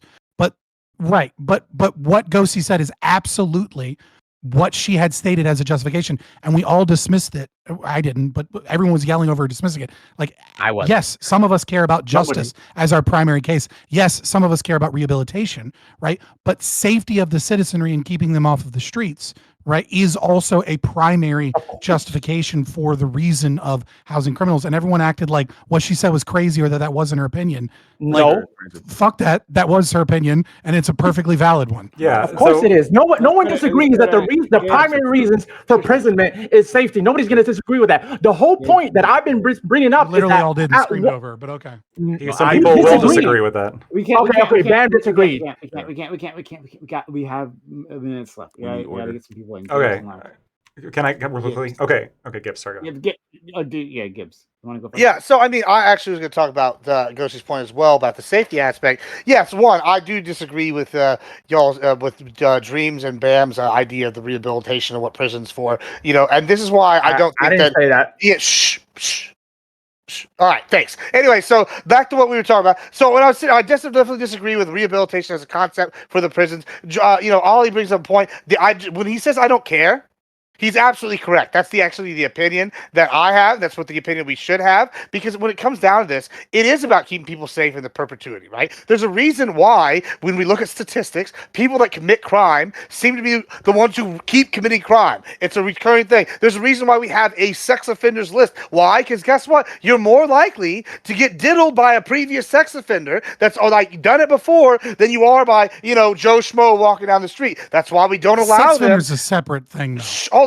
That's why we don't allow them within 500 feet of a school or whatever. That's why you can find them on a fucking app. It's amazing. All right. So they're on a list. We have them on a list. You get put on a list. You don't want to get put on a list. It's a bad thing, right? It's pretty simple. I don't know why this is a crazy concept to go, hey, maybe we shouldn't have convicted sex offenders going to be representing a country that's as their best and brightest. If the best and brightest your country can present is a registered sex offender, on the international stage. Yeah, on the international stage, and y'all's argument is we rehabilitated them. Fuck you. That's ridiculous. There's just ideas that cross state borders. That's a bigger problem than crossing country. Yeah, it's just crazy to me that we're gonna sit here and go, oh, okay, it's okay to diddle kids as long as they're from another country. We're gonna allow this guy to compete. It's just outrageous. I just don't know how y'all can sit here on y'all's high horses and sit here and act like y'all are morally superior. We're gonna let these guys rehabilitate and join society. Whenever the only thing that should be done to them is castration and then throw them in a meat grinder. Because if you're doing these kind of terrible things, fuck you, you're a terrible person. There's no reason you should be diddling little kids. There's no reason you should be torturing people to death. There's no reason you should be committing, like, murders and then just going, unclaimed. Like, maybe you get life imprisonment, but that's why I believe in the death penalty. If you're over here committing a murder, guess what? You took a life, you lose yours. It's really that simple. And guess what? When they're dead, they don't reoffend. Holy shit, what a concept. 100%. It's common sense. I just don't know why we're sitting here throwing common sense out like it's the baby with the bathwater. Because Yes, just the because answer you've was done honest. something That was bad, 100% from the grave. I disagree with it, but it was honest. I just don't like because the you- pussyfooting around. just because I mean, you've I'm not done- pussyfooting around. I agree. just because you've done something bad doesn't mean that bad thing that you've done at that certain does- point in you your know what life it does? It doesn't have to defines you. define. For Oh, example, that's because for all you're example- judging for is the example- one for thing the example- person For did. example, Okay, I got you after. For example, I have cheated on my ex before.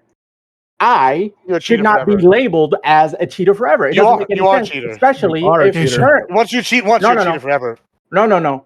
In terms I'm of the most toxic one here saying that. That's the rule. I don't give a fuck about what you're saying. I'm in the middle of my. I don't give a fuck what you're saying right now. I'm in the middle of talking. Well, You cool. just- now you're I'm saying you I'm in the don't middle. care. I'm in the middle of talking. So Wow, I don't it's care. amazing I how don't care about care any works now. interruptions because I'm in the middle of talking. I don't care about your interruptions. We'll let him I'm in the middle of finish. We'll let talking. Gene finish. I don't I care. see your hand. I don't care if it matters now. Is lactoid Scott Ali? Right, and especially let's say I did something when I was in middle school, and I bullied a kid, or I made fun of who he is as a person, like his identity, and I was racist. Maybe let's say that. It doesn't mean that I could be. It doesn't make sense for me to maintain that label of racist or whatever negative thing for the rest of my life.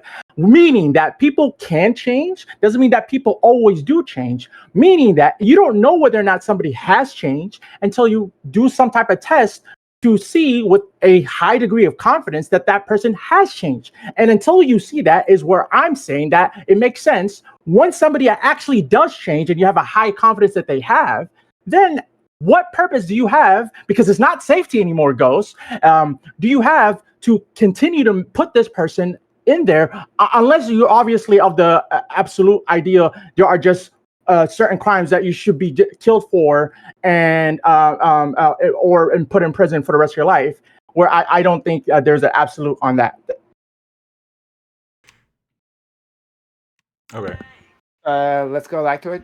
Okay, Lactoid, yeah. a couple things I wanted to point out. First of all, just so we're clear, we're talking about how much he's reformed. After his release in 2017, Lactoid, I agree with you. Hey, This guy's not hey, reformed. hey, You've already addressed this. No one. I'm not talking to disagrees you. with I'm not talking to you. I'm not talking to you. Oh my God, you're just gonna ramble for no reason. Bam does disagree with me. Bam, you agree that this guy is reformed? I don't know. Okay, thank you. So That's you said before that he was. I'm just I gonna. said I don't care. Yeah, but I'm saying I don't know. You don't care if he is reformed or not? No, because there's other countries with laws that are in the Olympics that can let them F-12-year-olds. There's other. So just to be clear, let me just make this perfectly succinct then. I'm saying So let's say this was like I don't know, like Olympics Apparently during. two wrongs. Well, do make a right. let's say this was like Olympics during Nazi Germany. The Nazis killed Jews, and maybe I killed a few Jews, but should I be able to represent America? If the Nazis are in there, yeah, it will be consistent. It will be. I don't think it's bad, but what am I going to judge the event? Like the event, Killing Jews is bad. It's not a brave stance, bro. correct? Sure, it is. That's what I said. All right. He's not talking from his personal opinion. I'm He's just talking.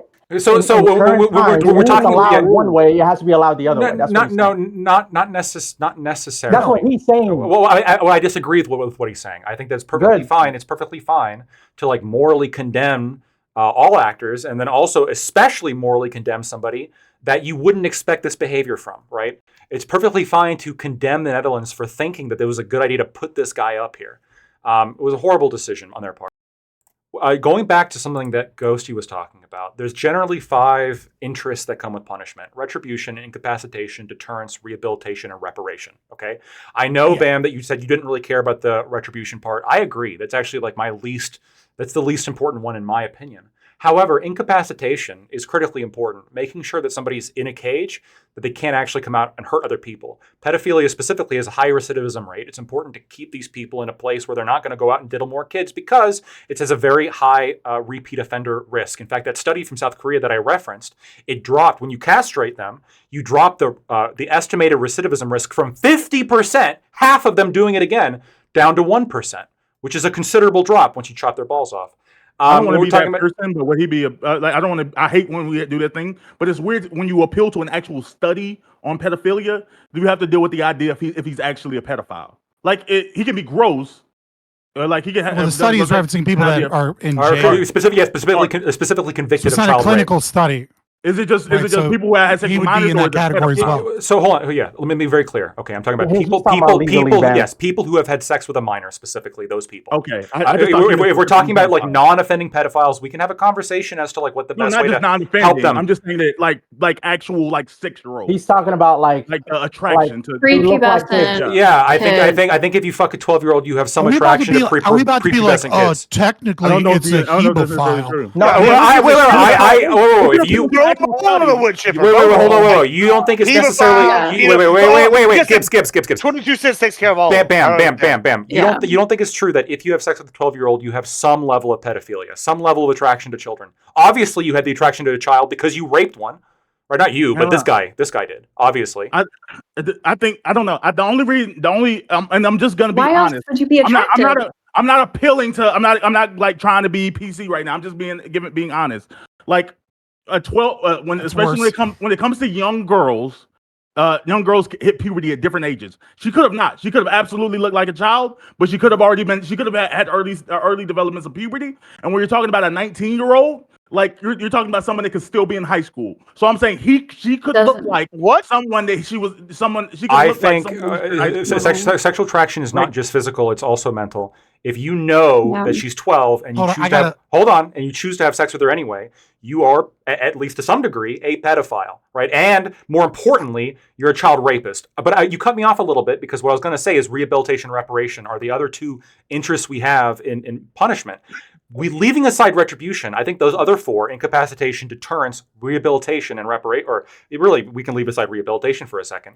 Just incapacitation, deterrence, and reparation. Those three are enough, in my opinion, to punish child sex offenders for the rest of their life, right? We want to deter this behavior substantially. We want to make sure that they are watched and they're incapacitated from being around children.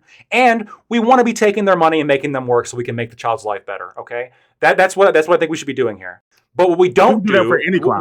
We should do it for any crime, but especially these crimes because these are we like should never let anyone out. No, that's not true because not every crime is this bad, right? You can have some crimes like jaywalking where it's like, yeah, a $5 fine is fine. You haven't demonstrated yourself to be like a black horrific moral character just because you happen to like cross the street, as opposed to this guy who raped a 12-year-old 3 times with the point where she was physically injured. He got her drunk first and she has psychological damage after the fact. Everything bad that you can think of besides maybe pregnancy, everything bad you can think of that happened here. But this isn't a debate over whether it's bad or not. This is a debate over She got the plan B. No. This is a debate about, oh, well, Lactoid, you want this guy to be punished for life. Why not punish every crime for life? Well, not every single crime deserves the same punishment. Some crimes are worse than others. This happens to be within the category of crimes that are so horrific. These happen to exist within the category of crimes that are so horrific that we want to dramatically incapacitate this person because we don't want them doing it again. We want to deter other people from doing it, so we got to make an example out of them for the rest of society so they know what happens if you do this shit. And in my opinion, we should be putting them to work to make this child's life a little bit easier and help them cope with the therapy, the cost of therapy that they might need. My disagreement is this: I don't think you can apply to. I don't think you can crime with those things not apply to. So basic are there non-violent crimes where those things apply? Basic assault, like a small-time robbery. There's smaller crimes. No, I'm not saying no. You understand that I'm not talking about the very least for reforms of violent crime. I'm saying that there's obviously an intermediary besides those 4 you listed and those like slap on the wrist and stuff.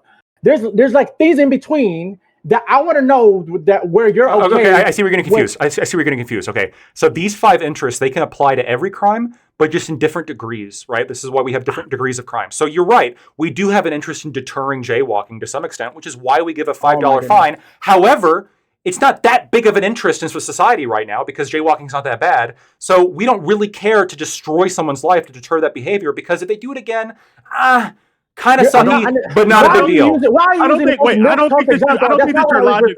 Wait a minute. I was referring to, for example, what about just calm down. for a I am second calm. because you're getting unintelligible, I and then don't- people are trying to respond to you. Well, and then Lactoid responded they're to not something that I answering- wasn't referring to. So I Right, want to because- make it clear. Do you want to real quick? Wait, let me finish my breakdown because this is the last thing I have to say. I don't want a meta conversation, Fabian. I just want to go with him, please. No, you Bam. need one because you're wild. Bam. Cool. Make your, Yeah, your- there's I think it's wild not to answer a question Oh directly. my God, bam. Yeah, the last thing I was curious. I don't think that you can appeal to the things you're appealing to without accounting, like what you're saying, like some things are worse than others, and without dealing with that concept of the punitive measure, like the punishment. Like I don't think you can decide that like this person should never get out without accounting for some element of human punishment. What do you, whoa, real quick before anybody else jumps in. What do you mean by accounting for that element of human punishment?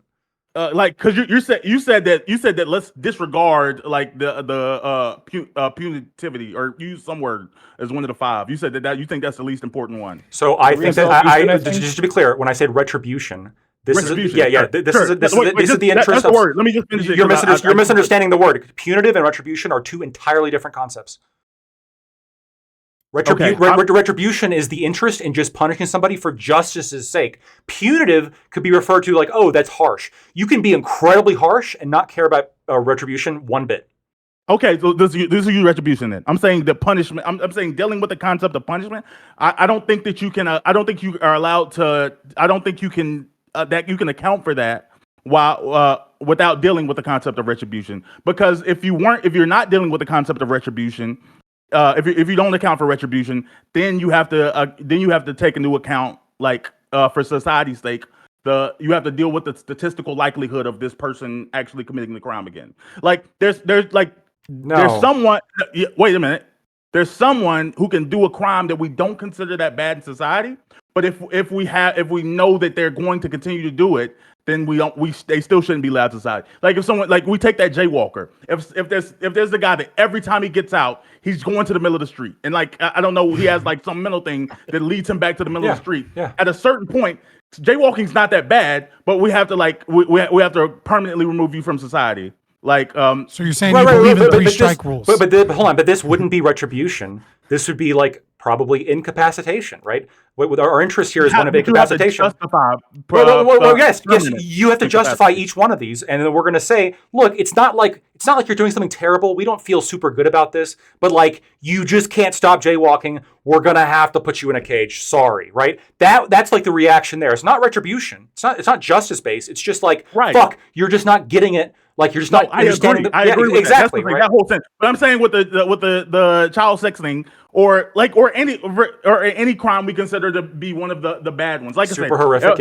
If a kid was 18, he was in the gang, he got into a gunfight in the gang. Like we have no reason to believe that he's a serial killer. It's like, oh God, this person isn't going to be able to stop murder. If he kills a 6-year-old, hold on. If he shoots, hold on. He doesn't have to be. So context matters, like I said in the beginning. But hold on. Let's give that example you gave. Say he does a drive-by and he kills like a 6-year-old, missing the other person. He deserves to go to jail for the maximum amount because he killed an innocent that was sleeping in their bed. And you come to that place from a place of like retribution. That's how you come to that conclusion. No, I'm saying you can't come to that. You come to that from a punitive sense, from a societal punitive. I mean, Gibbs might be coming to that from a place of retribution potentially. I'm just saying that. I'm saying that if the only thing you're considering is like, oh, okay, is this person still gonna is society gonna be safe with him outside at like 65? Pretending that he's the same person at 16 that's not like you didn't come to that place from like a statistical. My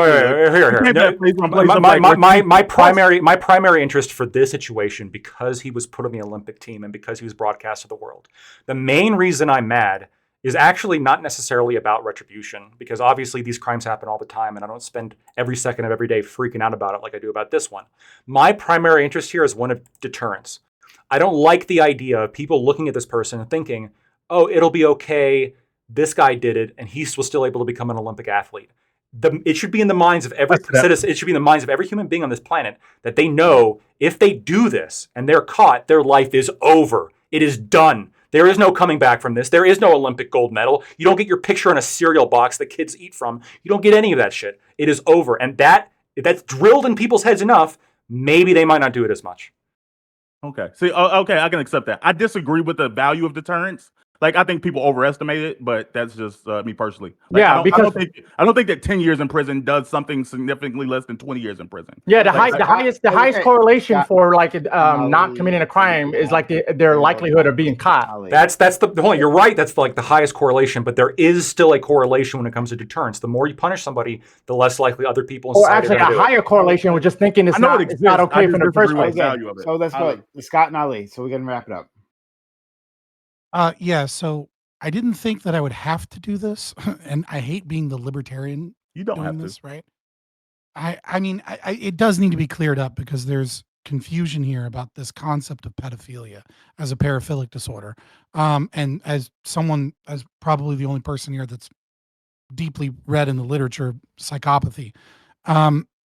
So yes, it is true that if someone is prepubescent, and that is what they are attracted to, they are a pedophile, and that someone that is within the early throes of puberty, that is known as a hebophile, and someone that is in the later stages of puberty, if you are attracted to those people, that's a phebophilia. That's a phebophile, right? But in all three of these sections, we are talking about people who are specifically sexually attracted and have a compulsion towards a group of people that are incapable of consent because they are still young, undeveloped boys and girls.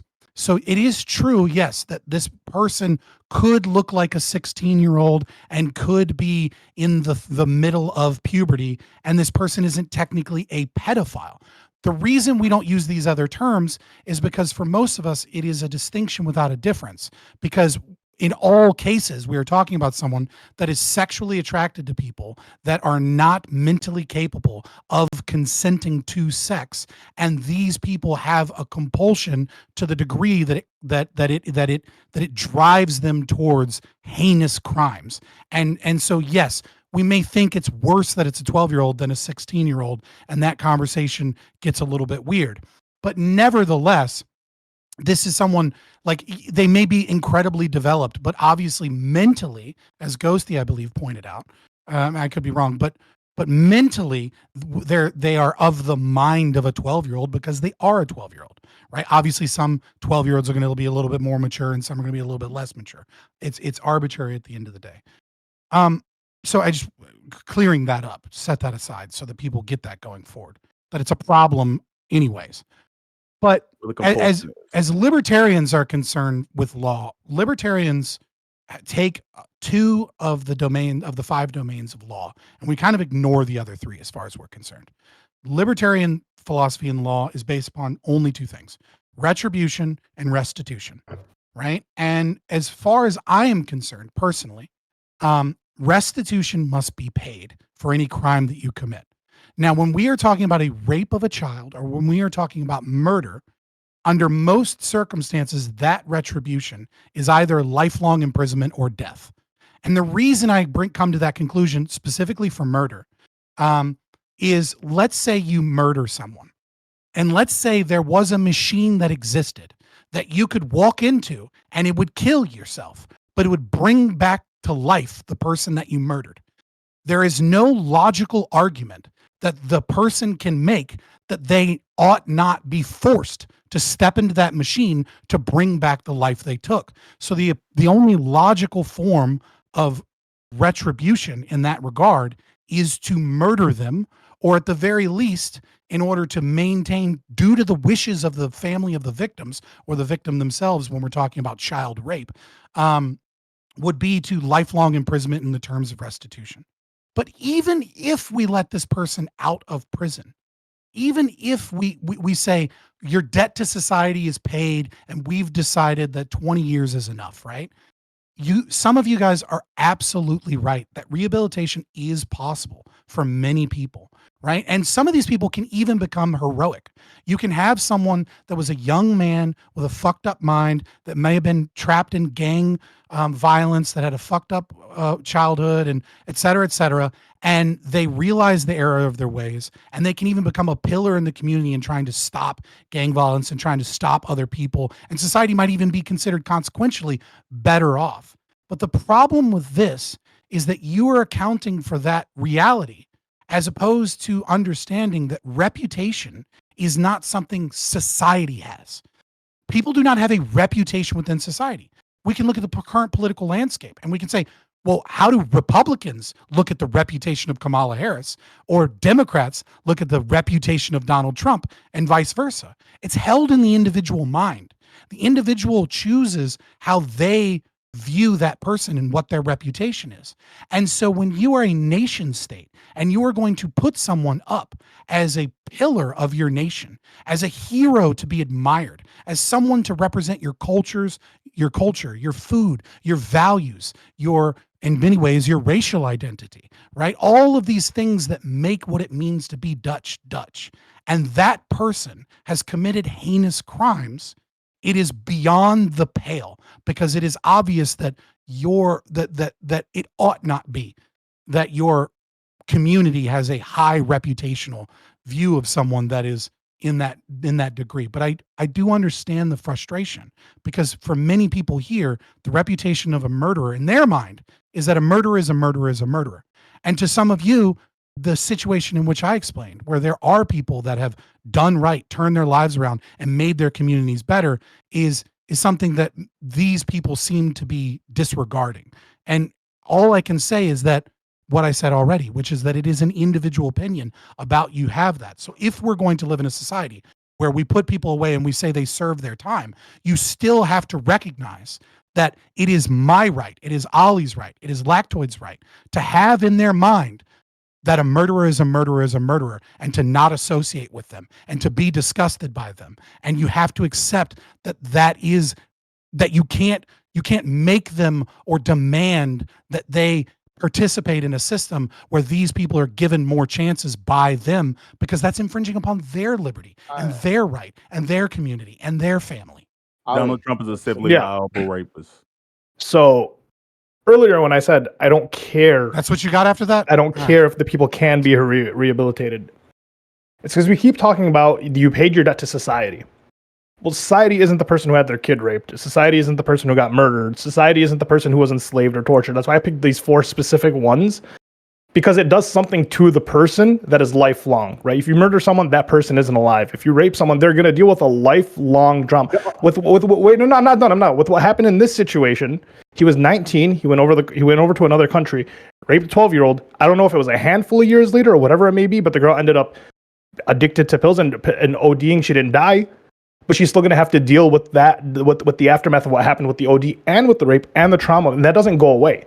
Especially with things like torture, enslavement, rape, murder. These things don't go away. You do something that is a lifelong thing that you're not going to be able to repay. You're not repaying your debt to the person that you affected in that severe way. I don't care about the debt to society.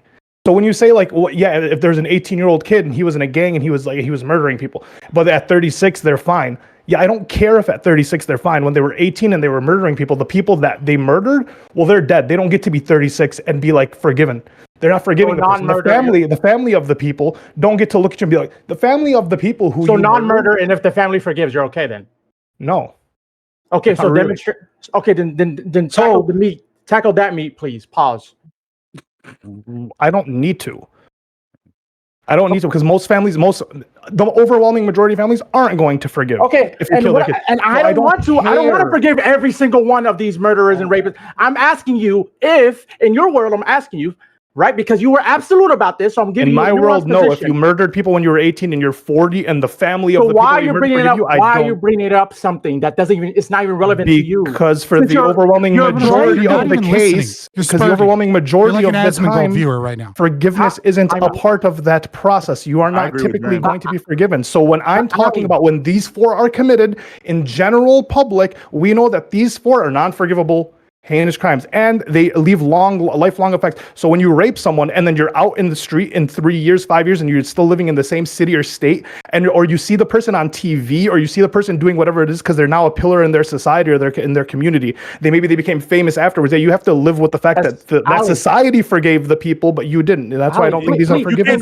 Engage with me. I'm saying, what if that person who was who had this person in a non-murder cases, obviously this person's alive, actually does forgive the assailant. Who gives a shit? Right. And well, I'm he said there's asking no Ali exception. because Ali's the Oh, one yeah. that's making a blanket statement. for I'll make non-murder. the same blanket statement. Who gives a shit? Once again, I believe there are lesser crimes with lesser punishments. And No, lesser I'm talking about One the of four you your other named three, are yeah. non-murder. The four you named, but not the murder one. So like the three you named are non-murder. Oh, you tortured enslavement, me. torture, I or forgive rape? you. Like Yeah. what? Who's Rape, gonna torture, do and rape. that? Is it impossible for somebody to forgive somebody that they committed to them, that happened to them? Is it I possible? their own don't care sake. about edge cases, man. Okay, That's only so retribution. so That's not please, You restitution. said there's no exceptions. So I'm You're- saying that if you so make a just rule with defi- no exceptions, you can't not acknowledge exceptional what I'm situations. saying is, I acknowledge that Ali, I don't make the rule based off the exception. Why would I do that? Ali, Yeah, that's two fucking different why, things. Ali? I just want to know why you're bringing up something that doesn't matter to you. You're talking about a belief that you don't even hold yourself. You don't care whether or No, not the it's- family forgives them. You don't. Oh my God, There's they two don't. separate things. But Listen, even if listen. they do, you don't Do you care want if to they dream? do. Relax. This is what You- this is you what they were wanna talking dream? about with The the reason it Scientology There's two You said different. the- Hold on. Republican. Hold on. Right here, Hold on. we're I having can a dream actually right here. explain this in a way that I think D1O Dream will understand. These are two separate things. When you're talking about whether or not the family forgives them, that's retribution. The family has No, the right. that's of not the- Ali's point. Yeah, Ali bitch, didn't care about any of that. Ali said, I don't care. but why are you Shush. answering something that's Shush. not He's addressing explaining a what different Ali point. said? Shush. You Shush. just feel like talking again. This is address what Ali said. Ali said the reason these can't be forgiven isn't none of the five things. He said these things can't be forgiven because the families wouldn't forgive it. And then so that's that why was Dream that was asked part you. of it. Sure, Once again, that's what he's Listen, saying. He's saying, why'd you listen. say that? That's not part of it to you. That Listen. But who doesn't gives a shit about the Listen. 0.01% that Listen. does? Will you Y'all shit shut trying to the make a fuck up? rule on like a Because- 0.0%. I'm because actually you're explaining in a talking about substantive way. exceptional situations. And you're spurging as well. You're just It would you're be the yelling worst over me to one. try and get a dunk because you don't No, have I'm any just fucking saying good address arguments what to bear. Dream and Ali Like, was saying. shush. You just felt Scott, like go ahead. talking. Listen, Scott, give it There are time. two separate things at play here. When you were talking about retribution, you were talking about the family's right to the sense of justice that equals the crime itself. When you were talking about restitution, you were talking about the individual's right or the individual's ability to argue that they have rights, right? So if I steal a TV, right, that's worth $500, okay? In order for me to say that I have a right to not have my TV stolen, I have to replace the TV. I have to, or the monetary value of the TV, the $500, to give you your TV back. But the person who had the TV stolen from them has the right of retribution to say, "Hey, give me $500 on No top of that contest. because you stole my fucking No TV." contest. When you're talking about heinous crimes that take a person's life, so specifically murder, He the- said not the- murder. the- Just like the- you're not addressing what's being talked about. I am Black America made. Yes. You are trying to sound smart, and No, you're just I'm just interrupting saying me. address what's being talked about instead of making your own I am point. going through it step by step so that But your we're not dumbass talking can about understand murder. it because your fucking IQ is dropping by the second as you keep getting more and more Just wanna talk. frustrated. Let him go. So just Bam, relax I'm and curious let if me he's finish. actually going to address it. Let's just let him go, Bam. Right. So when you're talking specifically about murder, as I stated with the whole machine analogy, you got that earlier, right? It is impossible for someone to, like, for retribution in this regard to even matter because logically speaking, they can't argue that they have a right to their own life because they murdered other lives. The only way that they could argue that back is to give up their own life. Now, when you talk about torture and when you talk about rape and when you talk about, what was the other one you gave sociology? enslavement. Enslavement, so like trafficking. kidnapping, Yeah. right? Yeah. Trafficking, etc. Right? Yeah. You are talking about a crime that the debt that in order to argue, right, you have to match the trauma that you have caused, the damage that you have caused, and the damage that you have caused is lifelong. So you could argue that not person inherently. ought not. Inherently, yes. You can inherently. argue that person. You can argue that person can't actually be killed, right? You can argue that they can't be put in the wood chipper, but what you can't argue is that they be free to live on society with no payment or debts because the damage that they caused is continuous and constantly occurring. And then on top of that, you have to Okay. double that because the family deserves retribution if they so choose. But in the event that they don't choose and they say, "Hey, I don't want justice, I forgive them," they still cannot argue that they ought not be raped, that they ought not be tortured, or that they ought not be kidnapped and trafficked unless they themselves are able to pay that off in some regard. So that paying off in our current society, in our current structure, we utilize that via prison. Lactoid would utilize that with working and giving the money to other people. There are other means that you could potentially do this, but being free to roam in society isn't one of them. You understand that you didn't contradict anything I've said. I agree with everything you said, Fabian. I agree with everything you said. The only disagreement, which is you would understand, is that whether or not something is paid off, whether or not somebody has done what they needed to do to pay off a certain other thing, especially when it's not something like a life, especially when something is not inherent harm. It is inherent harm. That's where you're going wrong with this. If you physically damage no, stop, Gibbs. No, yeah, you don't know what the fuck that second half sentence hold on. Yeah, but you're wrong already. I don't. Doesn't matter what the second half of your sentence is because it's already wrong. You're already wrong. You do not know the second half. No. Okay, I'm gonna listen to the second half. And it's gonna be stupid too. All right, go ahead. It is not inherent or absolutely true that somebody being enslaved or raped or what was the third thing? You don't think that inherently causes this is so stupid. psychological damage? It is not inherently true that being You're wrong. It is not inherently true that the victims of those three necessarily means that you will be traumatized for the rest of your life. What does it necessarily mean? Wait. What does it necessarily mean? What does it necessarily mean? Do you think that it more? Okay, so if someone is a victim of those three crimes, do you think that what do you think the likelihood that they're like? You know what inherently necessarily means? No, I want to argue the inherently thing. Fuck that. Let me tell you. Obviously, I'm gonna look it up. I'm gonna look it up. Hold on. Let's talk about obviously, it's not about probability, dumbass. What the fuck are you asking? I want to say inherently. Let's go with this. What's actually hilarious is that in a permanent or essential way. He's wrong. He's absolutely wrong. Say if you physically essential way. Yeah, if you for saying so, it's impossible. We can never even imagine somebody forgiving a racist and having not affected you. You can overcome trauma and still have it affect you for the rest of your life. If you're just talking about, hey, the reason I'm so happy and good right now is because I overcame something. Okay, I understand that, but obviously, what I'm saying is, if you physically sexually assault a child, they probably can't have kids later in life. They're going to be inherently physically damaged the entirety of their life, no matter if they somehow forgive this person. Admiral, you're giving an example of the example that is absolute. If I torture somebody for a year and they can't walk no more, guess what? You're literally giving an example where there is permanent damage. You're defining the example with permanent damage. Why are you letting these people spark out like children? It's totally wrong. Ghost. I seriously want to ask Ghost this question, please.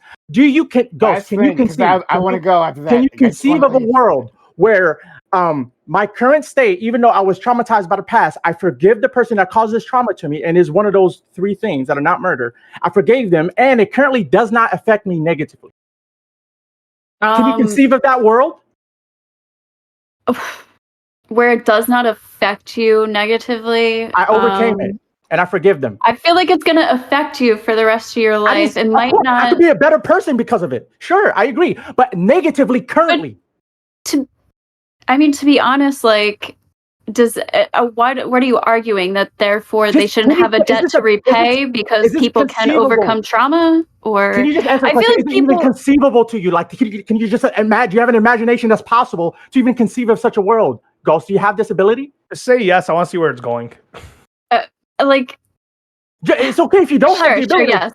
Sure. So in the world where that exists, there has to be something else which is not like the family forgiveness or the current state of this person. You just have to assume or just like have a principled thing as once committed X crime, therefore you don't deserve any chance because I arbitrarily say so. There's no necessary attachment to anything else. You don't want other people to do it. You don't want other people to think they can just do something and be like, oh, in a couple years, like I'll just, She might get over it. You can have forgive me. I'm free. You can have a system of deterrence without for life imprisonment. Is that possible, Ghost?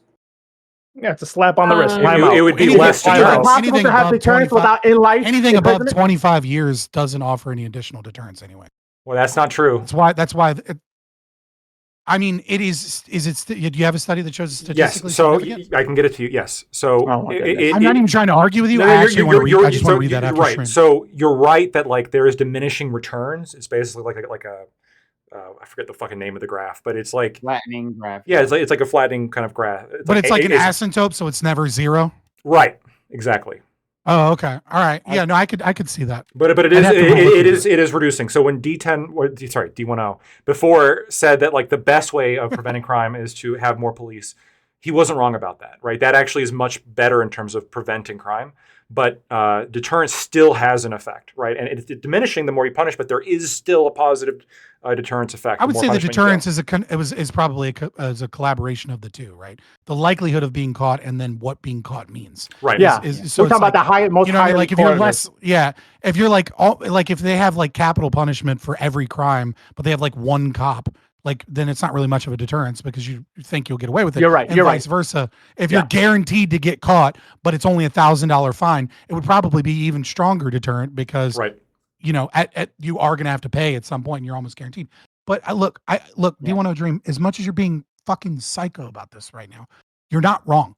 Right? I know. Mental resilience is a thing that some people you're wrong on a lot of other accounts, but on one specific thing you're definitely demonstrate it, and I'll agree which is mental resilience is an unknown factor that is kind of like it's really confounding to most psychologists currently, right? Like we really don't understand why it is that some people in a household, for example, can have alcoholic parents and they can be, you know, treated roughly the same, have roughly the same experiences, and one of them becomes like a fucked up alcoholic themselves or dies from drug overdose, and then the other person seems to be a relatively healthy individual that goes off in society. You could even make the argument that that a pure psychopath, right, someone with the worst of the worst characteristics of antisocial personality disorder would likely suffer zero or very little mental trauma from basically anything that you did to them.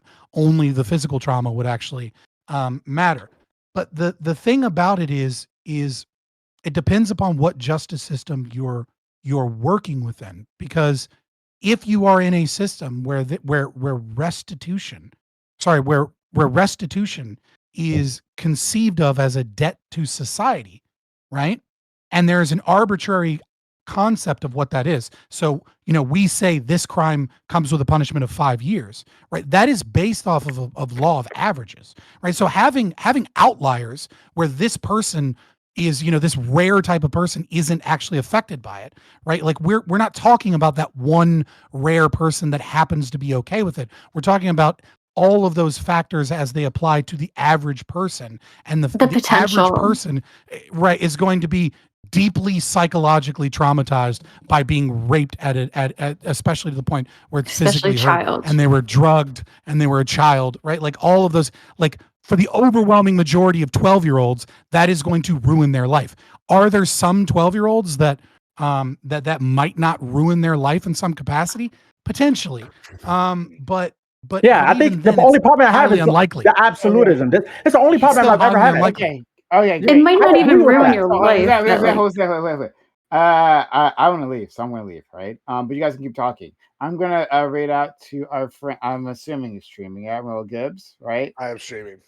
All right, because we love Admiral Gibbs, and Admiral Gibbs is fantastic, and he impressed us today. So we're going to send you guys off to him. You guys can continue on over there. Thanks for everyone who came through. I hope you subscribed or followed or whatever the fuck. I don't know. But I'm done for tonight. And this was fantastic. All right. Keep going. Yeah, I just want to be clear, Fabian. Everything you said is I don't disagree with. I don't think you said anything necessarily that I disagree to other than the very fundamental one where you believe that some people deserve death automatically on murder, etc., or life imprisonment. That's just the only thing we fundamentally disagree on. Everything else we agree on in terms of like the sentences of certain crimes, murder. Listen, I think there's context where some murders can be forgiven, right? And there's context where some murders cannot be forgiven. I think there's a context. It's not about forgiveness. Okay, Yeah. I'm saying even forgiveness doesn't matter. forgiveness, and allowing that same person to come back to society. So that's when I mean forgiveness. I mean I'm encompassing everything that goes Here's into my issue allowing with somebody to come back. Okay, Here's go my issue ahead. with that, right? So when you I'm going to explain estoppel principle in law as it sits currently in common law, right? So and Lactoid, if I get something a little bit wrong here, Just getting feel water. free to correct me. Can you hear me though? Yeah, I can hear Okay. you. You're in my ears. Oh, okay. Yeah. So when let's say you get convicted of a DUI and you're caught drinking and driving, you were convicted, and then a few years later, you are in court again for a DUI. You don't get to have the defense that you've never drank and drive in your entire life. You don't get to tell the judge, well, I've never drank and drive. Like I've never done that. Right. Because it is a matter of the court. It is a matter of the record that you have been convicted of drinking and driving. So you can't put in your defense like, hey, this is my first time. I've never done this before. I agree Right, with so you. you are First offenders. Right, I think so- first offense is key. Is the context that I would include. First offense. Because it can affect the jury, it can affect sentencing, etc. And so the similar situation occurs when you are talking about your own rights, your right to life, your right to property. When you are proven, to some reasonable degree, right? Whatever that system is within a community, whatever that legal system is, when you're proven to a reasonable degree that you have murdered someone or stolen from someone, you do not then get to tell society, well, you can't steal from me. It's wrong. I have a right to my property because your actions, right, have proven what it is that you believe and the ethical framework in which you act in the world. It like your actions are more powerful than your words. You can lie all you want and say I deserve that right, but Sure. but moral claims have to be universalizable. So it can't be that theft is wrong for you, but it's not wrong for me, right? If murder's wrong, murder's a bad word because it has morally wrong baked into it. But if theft is wrong, right, it's always wrong. It can't be right sometimes Sure. and then right and wrong other times. Sure. And so when you murder someone, you're not capable of making a logical argument that says that you have the right to not be murdered. You can't go and go, well, no, you can't murder me. That would be wrong. It's like, you can say that, but your actions have already shown that you live by the law of the jungle, that you are outside of an ethical framework where we accept that people have a right to their life. And so it need not actually be the responsibility of a legal framework to sentence you to death for the murder that you committed. However, if we let you out into the world and then and the family has forgiven you, right? So in this situation, the family says, I don't care, Tim was an asshole anyways, nobody liked him, whatever, right? So everyone that has a claim, a kinship claim to this person has forgiven you. I can still kill you, right? And no one can argue that what I have done was unethical. And the reason for that is that person has already claimed that they are outside of that law of ethics. They're outside of that system that says it's wrong to kill people. And they've proven broke the so, social demonstrated it contract. with their murder. Within that, Fabian, do you believe in like vigilante justice, like a father killing the perpetrator that assaulted his daughter? I think that it encompasses things that would be right and things that would be wrong. Right. So, I mean, like, I don't want to just give a blanket yes to vigilante justice because I think there are plenty of people that have a wrong opinion and don't have any, actual evidence, but they're just in their heart, they believe it and they go out. And like, I think that is the action is an anti-life position, an anti-libertarian to just go out and try and get justice Hatfield and McCoy, style, with very little evidence. But then there are other situations, where someone is sentenced to, let's say, like if the father of this 12-year-old girl, for example, right? If he murdered this guy, I wouldn't call that murder. I would call that justified vigilante justice. This guy that did fucking 2.5 years combined. I think it's 17 and 13 months, right? So that would be 12, 24. I thought it was just and 18 then it's months. 30. So 13. It was 13. he I did thought. 17. He did Well, he did 13 when he got back to the Dutch, but he did 17 while he was in the UK, right? So altogether, that would be 2.5 years. Yeah, I don't think that it would be, especially considering the context of the situation where she, almost lost her own life due to the trauma, right? And I mean, like, I think that would be perfectly justifiable. She said she felt guilty. I don't think that, right, and why she felt guilty isn't clear. Here's why.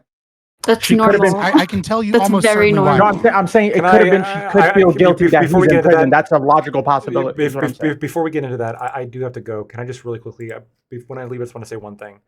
Before he left, and I wish I could have confronted him on this, but everyone was yelling.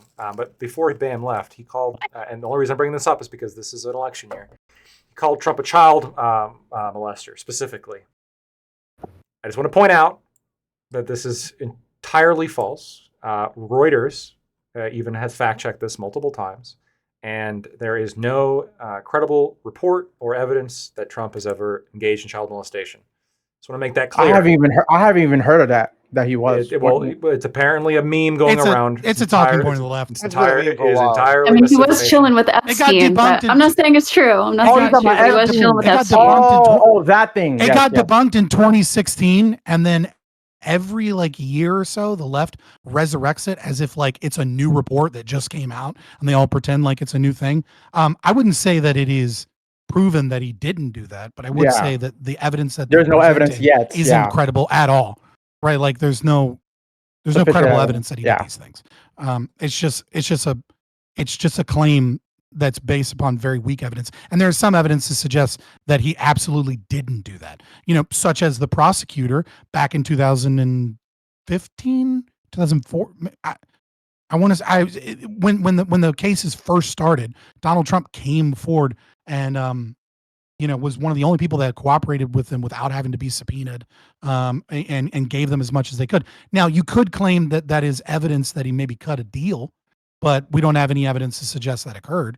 It is a possibility, though, and that's why I said it's weak evidence that he did. Yeah, Sure. yeah. because it You could be just that he can't cut a deal. You just can't but- call somebody a chomo with no evidence, though, right? This is the only thing. Okay, so let's just Yeah, get to the I mean, meat yeah, of this I agree. because I think we've tackled a lot. Who's on the absolutism? No matter what, there's no context. That as long as you committed these categories of crimes such as murder, rape, etc. I'm only there for murder, right? Because I don't think that there is any. Because what is the value of a human life, right? Right, it's the only way to match the value of a human life is your life, right? For the other crimes, I think saving I a would life could say be. that- You can make an argument that I'm saving more lives. You would be saving more lives if you allowed me to live. If I had if my position was of a degree where I could save lives. So by you maintaining me in the problem back is, in society. the problem is that value is subjective, right? So you would value your mother's life higher than you would value Hitler's life, right? So if someone came in and saved Hitler, you wouldn't say, "Oh, he's paid his debt to me and my family and everything," right? Because your mom presumably is a nice lady and you love her, and it's your Right. What if we had a all-encompassing so- wraparound situation where everybody outside the person that was harmed, clearly, right? Everyone, number one, they're like, oh, we forgive them, or there was a certain situation where All right. Thank you guys so much for watching me. Really appreciate it. Good time. I think we held our own. We did good. I'm going to go ahead and write on out into our good friend Gibbs, and I'll see you all later. Thanks.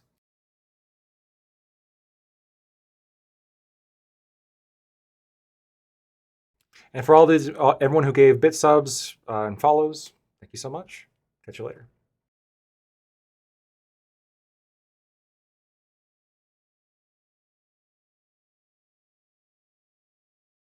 So you're saying people in a cult from birth